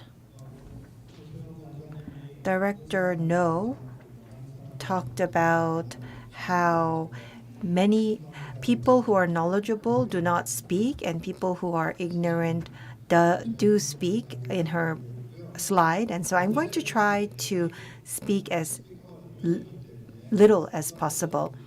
This is our last session of the day, and we have 4 presenters. And so rather than myself making a long remark, I would like to allocate more time for Q&A. And if you have any questions that are related to not only our track, but tracks 1 and 2, it will be an opportunity for us to have open discussion. So as you are thinking of your questions, I would like to briefly touch upon why we have named this track after technology. So I would like to articulate that and then open the floor for questions. Our session is not a session to find answers to grand questions, but it's about asking the right questions. Everyone talked about ChatGPT. Prompting is the most important for ChatGPT. And so we are perhaps following that order. We need to find questions. So we are discussing circularity. And yesterday we started a seminar on Baek Nam-jun, and he talked about cyber art, and he talked about how we are in an open circuit. Recently, in 2019, in the writing selection anthology of MIT, "We Are in an Open Circulation" was the title that they selected. So whether it be circuit or circularity, it comes from the same Latin root. So it's about going in a circle. When we talk about post-technology or sustainability, and as we have heard from Mr. Chung, we have various aspects of circularity that we are discussing. But why is this track titled After Technology? Because in asking questions, sometimes we have binary thinking or dialectic thinking. And it was an opportunity for us to check the scope of our binary thinking. And as you may have heard from Director Chung So-ik in her presentation, we have individuals versus collective, private versus public, socialism versus capitalism. And Ms. Shin In-ah also talked about practice versus theory.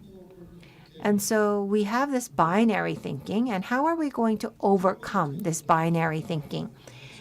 We can be inspired by open circuit, a quote from Baek Nam-jun, and that's what we discussed in class yesterday, in fact. We always think about how technology develops and evolves, and we continue to think about how it impacts society and art. That is the direction that we always question. But Baek Nam-jun talked about circuit. Of course, open circuit is about electronics, but he talked about karma in 1966, in his essay in 1966. And so how are we going to overcome our binary thinking of West versus East or nature versus technology? And so artistic imagination, how can it change technology? Or rather, how can it change technology practice? It's not about how technology impacts art, because if we continue to think about how technology impacts art, then we cannot overcome the binary thinking that we have. So we need to have artistic action, and we need to have aesthetic experience that Director No talked about. How are we going to overcome our binary thinking in this process? And I believe that what we have discussed through our track, we started with Professor Lee, who emphasized weak technology. And then we went to Ms. Che, who talked about the analogy using the rock. And that is a binary thinking of nature versus human and challenging that binary thinking. And so the dancing rock, that actually overcame a lot of limitations in my mind. And so it's not a tool, but it's like becoming one. So it's not labor, but it's about play. But it looked quite hard, and so it's very hard to play as well, I believe. Director No talked about intelligence versus wisdom. And so we have knowledge and information in intelligence versus wisdom. And then we went to Daniel's presentation, and Daniel discussed present versus past, and that is the issue of techne and arts. And so how is that continuing to collide in our present? And so that actually brings us back to technologos and artual effect. And so that actually is emotions versus conscience. And so we did listen to a total of 4 presentations, but we can see that binary thinking is a common thread throughout the 4 presentations. And that is something that we could see through our session. I will not be elaborating on the details of the session, but I will be asking questions in the end if time allows. Well, Director No had a quote on her slide that says, knowledgeable people or wise people don't speak for long. And so I'm going to keep my comments as short as possible, but now I would like to open the floor for questions and comments. 네, 권혁범 학생. 혁범. 마이크 좀 저. Can someone hand over a microphone, please? 네. 언론정보학과 학생입니다. So 혁범 is a student majoring in communications. 네, 소개해 주셔서 감사합니다. Thank you for introducing me. I have a question to Pinna Choi. Talked about man and myth and nature and technology. No, you are trying to, I feel like you are trying to overcome these dichotomies in our world. Now, when you are working within this context of circularity, I think that there are some things that we might lose sight of, which is where are we headed? Because the concept of time is linear, so we keep asking ourselves, where are we coming from and where are we going towards? But if you do away with that dichotomy and try to give yourselves into circularity, I'm wondering, how do you come to terms with the question, where are we headed and where are we coming from? I feel like we might lose sight of that. So I was wondering in your work, if you ever thought of these questions, and if you did, what was your answer to these questions? 네, 정말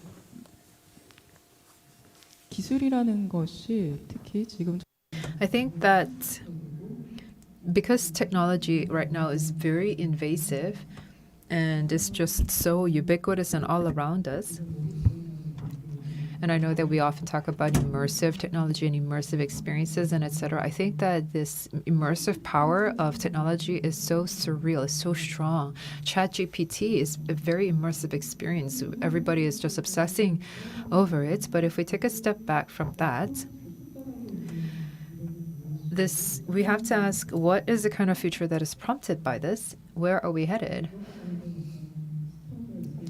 And I have been studying this issue, and even last night there was a study on this, and one person posed this question,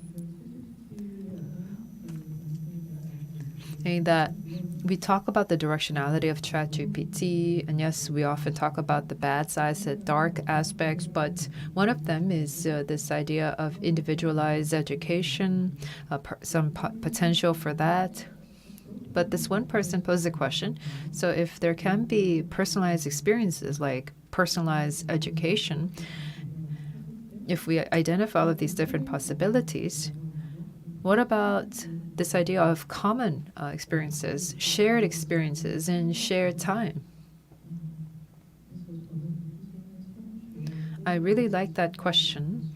And we are going to have another talk session next week on that question. I don't know if I can properly respond to the questioner's question, but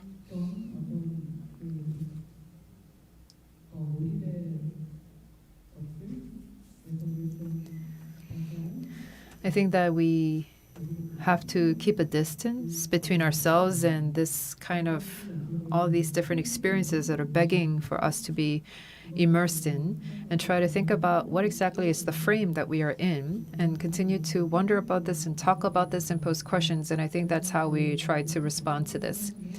We engage in different projects, but also we engage in research and networking, try to learn from one another. In our collective, we organize many of these different workshops, and in the process, we unlearn many things, because sometimes it's very hard to unlearn something that you know by yourself. But if there's other people who are like-minded, who will work with you, it's a little bit easier to unlearn the things you've learned in the past. And if we were to tie that in with technology and with nature, I think that those forces, you have to continue to make sure that those forces are alive and well within you, and make sure that they don't lie dormant. I try to always kind of push myself. I also like being alone for the most part, but I always have to push myself to come out and engage in those meetings. And when after those meetings and those talks, I find that I have established new connections and having new ways of thinking. Thank you. 네, 감사합니다. Thank you very much. Any other questions or comments? Yes, the gentleman towards this side. A microphone, please.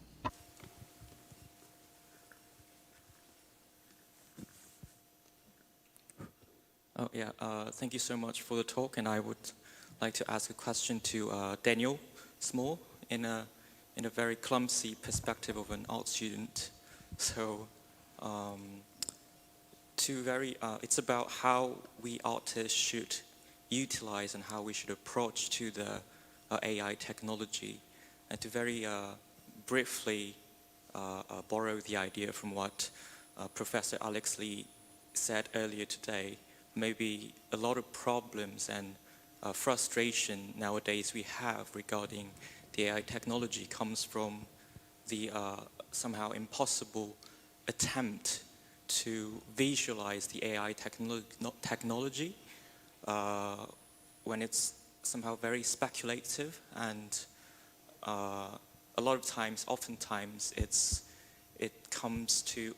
represented as a form of human being, like Professor Alex Lee said. So I want to ask you, is there any kind of things that we should be aware when dealing with the AI technology as a medium of creation, and maybe your suggestion for art students to when using AI technology? Yeah. Sure. Sure. Thanks for the question. Yeah. I don't know if I'd feel comfortable telling you what to do and what not to do, but I think, at least in my own work or my own kind of interest in what these technologies can do, there's a lot of pitfalls, right? And one of the main ones being that like so many people have talked about today, like these GAN networks and GPT-3 and all of this, they're interesting to a degree, but they're also quite not only deceptive because we're like, oh, look at the kind of instrumentality of it, but because they're really good at like live action role playing for what we imagine them to be, So that's maybe like the most kind of complex thing that we haven't kind of, developed a kind of philosophy around. Just, kind of in the same way that like it's almost through like cultural osmosis that like we get a sense of like what, that it's like through the fictions that already kind of like regulate our reality that we somehow kind of come to these tools to then become, develop the things that basically we've already dreamed of, which is actually a very circular idea, right? And so for me, I think, the things that these AIs can do, or whatever, those types of tools, the most interesting thing that they can do is, potentially, right now, right, it's like they're used for a lot of logistical things, and so they're very kind of reductive, right? But the thing that is probably the most intriguing thing is that, even though they may not know what they're doing or saying, it's interesting in thinking about how they can kind of plan out or, see patterns or things that we can't see, and how, this is like, that is an emergent idea, which is really intriguing, because it could be instrumentalized not only for self-driving cars or, whatever, but for a whole range of other interests, like almost like thinking about technology as a living kind of tool of, building philosophy around it, like in real time, and thinking of it as a kind of, thinking of it in the means that it's a kind of malleable tool, that we can only drive in certain directions, and that, just kind of like in my presentation, how, we've kind of imagined the world in one way, and it's just one of many, and so it's like thinking about how, I don't know, how does technology like cross that boundary into this other realm, and so yeah, I don't know if that answered your question, but. You did. I'd like to interrupt at that point. I would like to pick up the point about what you just mentioned about imagine the future. You actually use the term futures as a plural. That corresponds with what Bina was talking about, collective experience as a certain form of the coming future as well. And then to show there's a datafied species as well. That's how you provide the examples of the planetary gestures in the deep seas. And I just wonder if you can tell us a little bit more about how this transmedia practice of imagining futures. Why do you use the notion of the futures? Is it something more like it seems to me your practice is more like an archaeological practice for the future, and it's going deeper inside and then below the surface of the memories. And right. when you show there's the caveman in the Castilian cave. Right. So, how do you see this as a kind of the interaction between the past and future, and that through your transmedia practices here? To answer your first question, I guess it's really less tied to transmedia like producing, because it's a model that's worked for me and it's a model that I'm interested in, but it doesn't necessarily mean that, like you should be invested in all these different fields. I think in my own work, I kind of usually rather organically end up like segueing into the next thing, which, there are always kind of like 10 projects on the back burner that, whenever one involves like getting permission or funding or whatever, then I pick up the other one, et cetera, et cetera. But maybe can you rephrase the second question? And it's one question actually. Yeah, you answered. Okay, Well all done. right. Yeah. All right, fair. Barbara, Peter, yeah. Yeah, thank you so much. I think this panel was really very interesting in terms of circularity of time. So I'm very curious. I mean, like, because we talk about artificial intelligence, and I mean, why do we call it artificial intelligence? Because it's just like what we imagine. I mean, each apparatus that is created by a human, so it's not so artificial. It's more like a body extension. Or Professor Lee, what you said, like, I mean, the future is always the becoming of the now, and the past is also kind of a future, just backwards. So this circularity of time, I'm actually quite curious, because at the end of the day, these are our projections in a way. I mean, it's what we imagine. We can call it dream, or we can call it supernatural, or we can call it artificial intelligence. I mean, cinema is like an artificial intelligence, is a projection. Can you say a little bit about this, again, this relation between the technologies that we create to kind of give maybe different spaces to our fantasies, to our imaginary?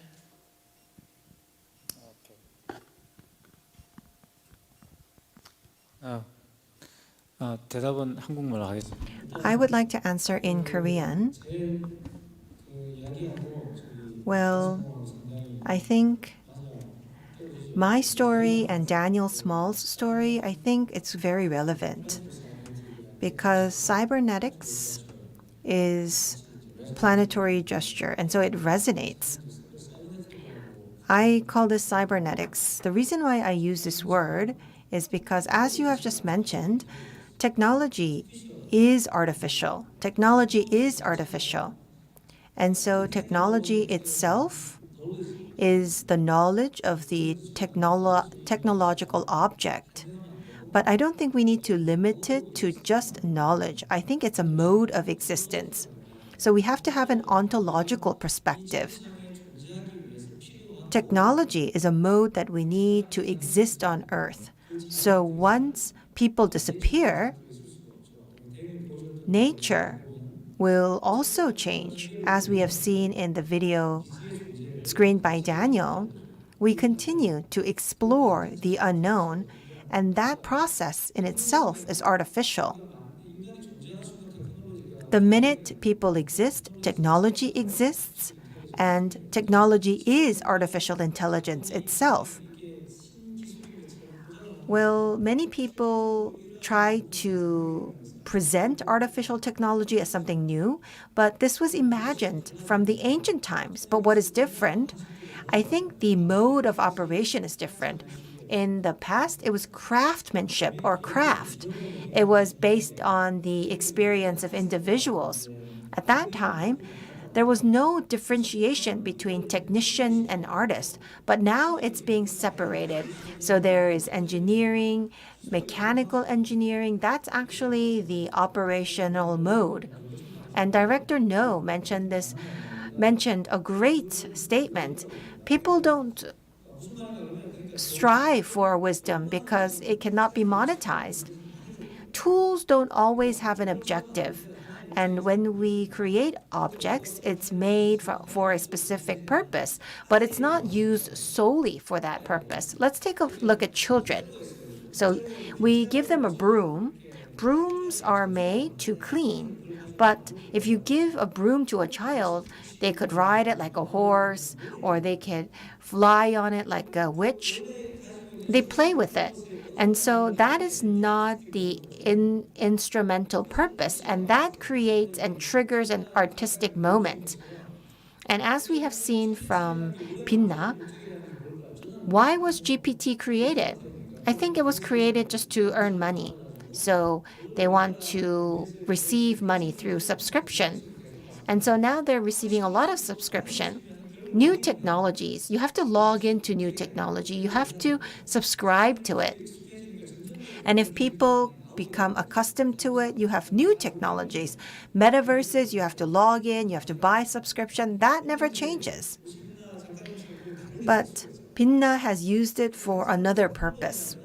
And so technology, it seems like it's being created for a specific purpose, but it's not used solely for that purpose. So what I want to mention is that what brings the future to the present is politics, and Benjamin talked about the mass. The mass use of technology can open new opportunities, and the companies that own the technologies prevent mass use. For example, if you have an iPhone, you can't repair it at a non-Apple or authorized store. And so I do believe that if you use it for another purpose, it leads to an artistic moment. And just like Baek Nam-jun has mentioned, that leads to technological flexibility, which I call weak technology. Well, maybe we can go to Director No at this point in time. So when we talk about weak technology, Director No, you talked about aesthetic experience to overcome binary thinking. Well, experience is important, but this is very interesting what he just mentioned, so let me add to that. During Baek Nam-jun's era, maybe weak technology was it, but not anymore. These technologies are not weak. People are weak. And it's quite dominant. Intelligence technologies, how will it impact our thinking? We have to think about this. I did mention this earlier on. I'm sorry, but if we look at the work done by AI, there's nothing really new. So if someone creates something, they think that they have created something new, but people who view these technologies, they don't see the difference. Why is this so? I think this is something that we have to think about. Of course, the data sets are different, and maybe the training methods are different, but fundamentally, is it different? Well, I have not understood how Pinna used it fundamentally differently. And so it's actually a data set issue. Well, Daniel had a very American perspective of expansionism. I respect that. I envy that. But I did think about this. So whether we go undersea, whether we go to Mars, will that change who humans are?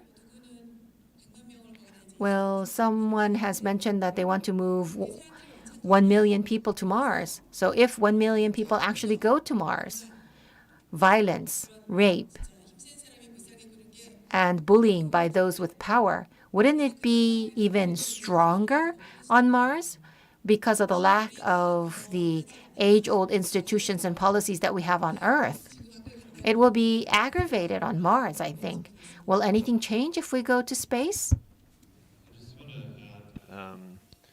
Yeah, I think there might have been a misconception about, I mean, my presentation and talking about the bottom of the sea or, going into interstellar deep time is certainly not like an expansionist model. I mean, they're thought experiments, right? And they're only, I bring them up to try to kind of open up a space where we could even be able to contemplate, right? Or to think about the kind of black box that actually all these technologies that everyone's talked about all day, like, what are they, right? Because it's like technology is so flat. Maybe right it's now. lost in translation. I didn't mean to attack your or criticize your practice at all. Okay. It's just trend. I'm just illustrating your as our tendency to expand and to imagine further, which is nice in a way. But I'm also wondering if we do not change fundamentally, what kind of problem are we solving? No. I think politically, I'm in agreement with you. I just wanted to clarify that, okay. yeah. No offense. No. 싸움 붙이는 게 제 그 모더레이터의 I think it's my job as a moderator to really start fights. 아니 더 아마 마지막 I think we can accept one last question from the floor if there are any, or we can go on and we can cancel our party. Yes, one last question. So, towards the back, a microphone, please. pressure.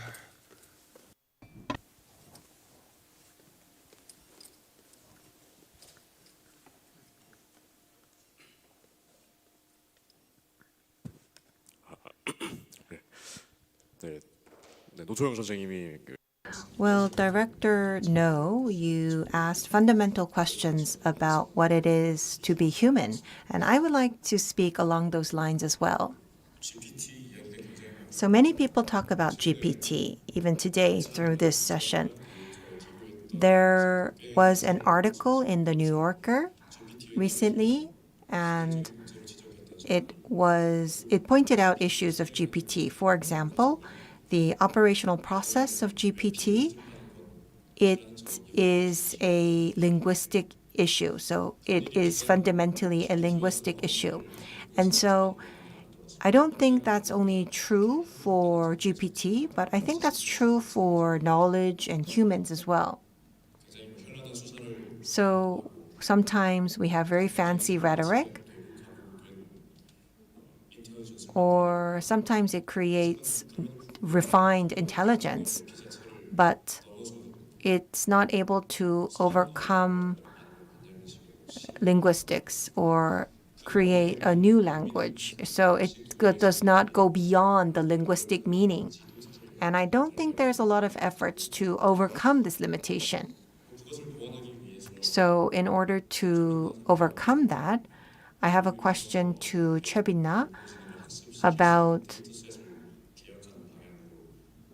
how we can reform the data set to create something new. But to go back to what Director No has mentioned, the structure, the operational structure to make it work is actually a way to manipulate and transfigure linguistic meaning. And I think that's not only true for AI, but that's actually true for humans, because under the disguise of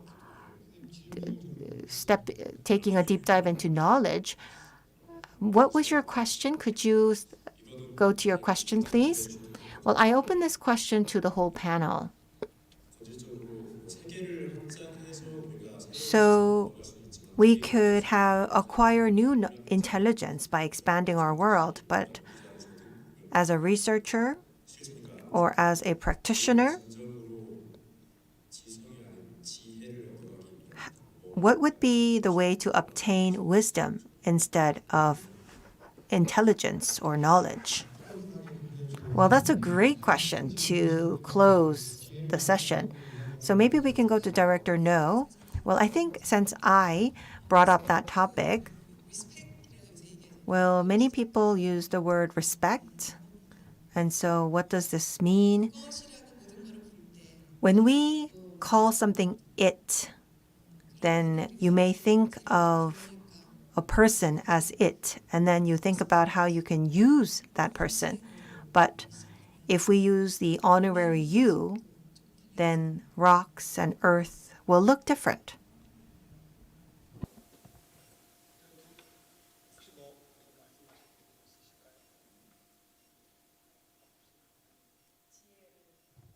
자, 그러면은 지금까지 토론 So thank you to the audience members and the speakers for participating in this Q&A session.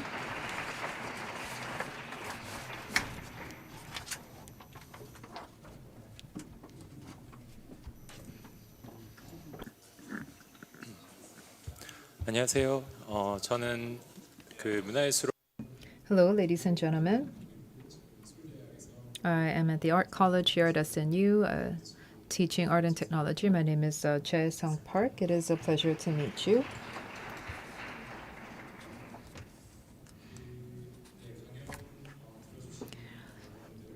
I would like to thank everyone who has come here for the lectures, and also, of course, to our speakers who have given us so much insight and wisdom, and to our moderators and curator Ji-Hui Lee for curating all of these different symposium. Thank you so much.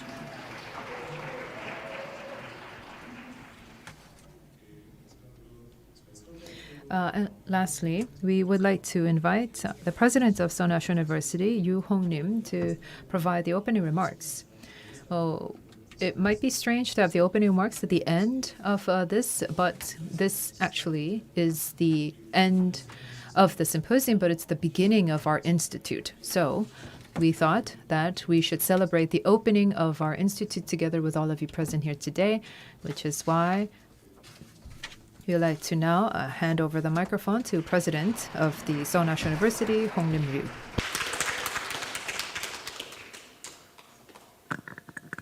반갑습니다. Pleased to meet you. It seems that I'm the only one wearing a tie. Well, this is my work outfit. And our topic is circularity. It's one of my favorite words. And circularity has diverse meanings. And I have my opening remarks as we are closing this symposium. It gives us much food for thought. And during the last few years, if we take a look back on our experience, it's not that bright. It's not a very hopeful look into the future. We had the pandemic, and we have experienced rapid changes that leads to hope, but at the same time, anxiety as well. And so, given this situation, we have to return to the big questions. These big questions are becoming more and more important. And that is why, for this symposium, we are focusing on circularity. Circularity certainly is very important. It's a meaningful word for all of us. Of course, we are very used to living in a non-circular way, very binary, dialectic, and polarized lives and societies are what we are much more used to. And that is why circularity is even more important to us. And selecting circularity as the keyword for a symposium itself is very meaningful. As a boy, one of my favorite books was Symposium by Plato. And in the dialogue, I think there's a lot of meaning. It shows us what our life is and what our goals for life is. And for sure, there is the cultural ideal of education. It's not about conveying knowledge, but it's about forming people. It's advocation. It's character building. And so those ideas are written in that book. And in the end, it's circularity. It could be Apollonian or Dionysian, but all of these is all circularity. That's our life. And it's about how we endure it, and it's about how we find the way of life. And I think this goes back to many of the issues that we discussed today. Nurturing and ecosystem, which is another favorite word of mine. And so it's all connected to circularity. And in opening the Institute for Culture and Arts here at SNU, it's very important that we are hosting this symposium titled Circularity. Look at this logo of Seoul National University. When I take a good look at this logo, why does it have just Veritas? Why doesn't it include, for example, logos with arrows, with truth and also compassion? So where's the other half that should be as important in our education? What about memorial reasoning discussed by Bacon to trigger our imagination and to build creative minds? Where is imagination on this campus? I have always asked this question from the first moment that I have seen this logo. Veritas lux mea. So veritas is the truth. Lux is light. But when there's light, there's darkness. And when there is visual, there is auditory. And mea means me. And me, if there's me, there has to be us. And so there should be something that is us. There should be something that is auditory. Of course, it's not completely binary, but it should be included in the same book. It should be included in our lives together.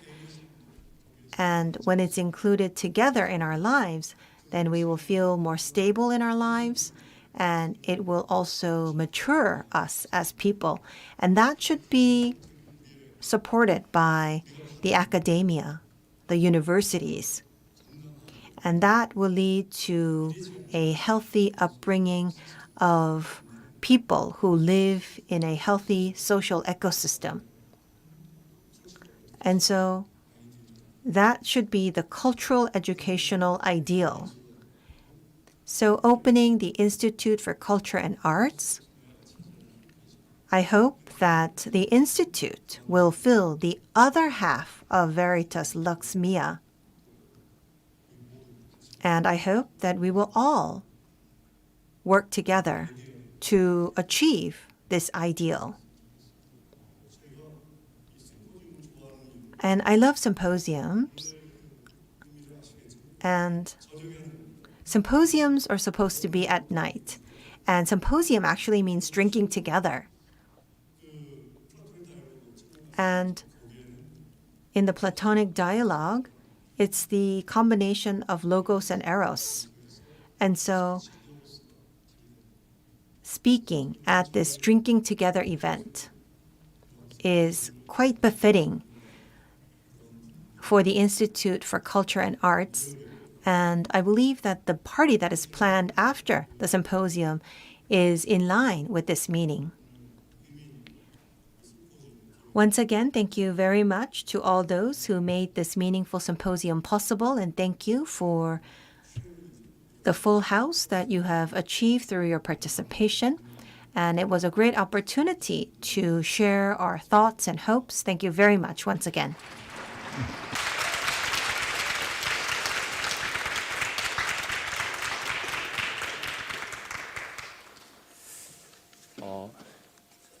네, 멋진 개회사를 해주신. Thank you very much for the amazing opening remarks. Again, to the president of SNU. He has asked me to, make that logo, that graphic there. So I was responsible for that, and it was a very emotional moment for me to work on that. And one of the other professors, a senior professor who saw me making that, saw that, wow, we're finally doing this. Why haven't we done this sooner? And I thought that, wow, that's a great question, because as also a constituent of SNU, of course, obviously we're not really changing the logo. The official logo will remain the same, but I feel that, just rearranging this can show us a new paradigm and see things from a new perspective, and it was really very insightful to see that.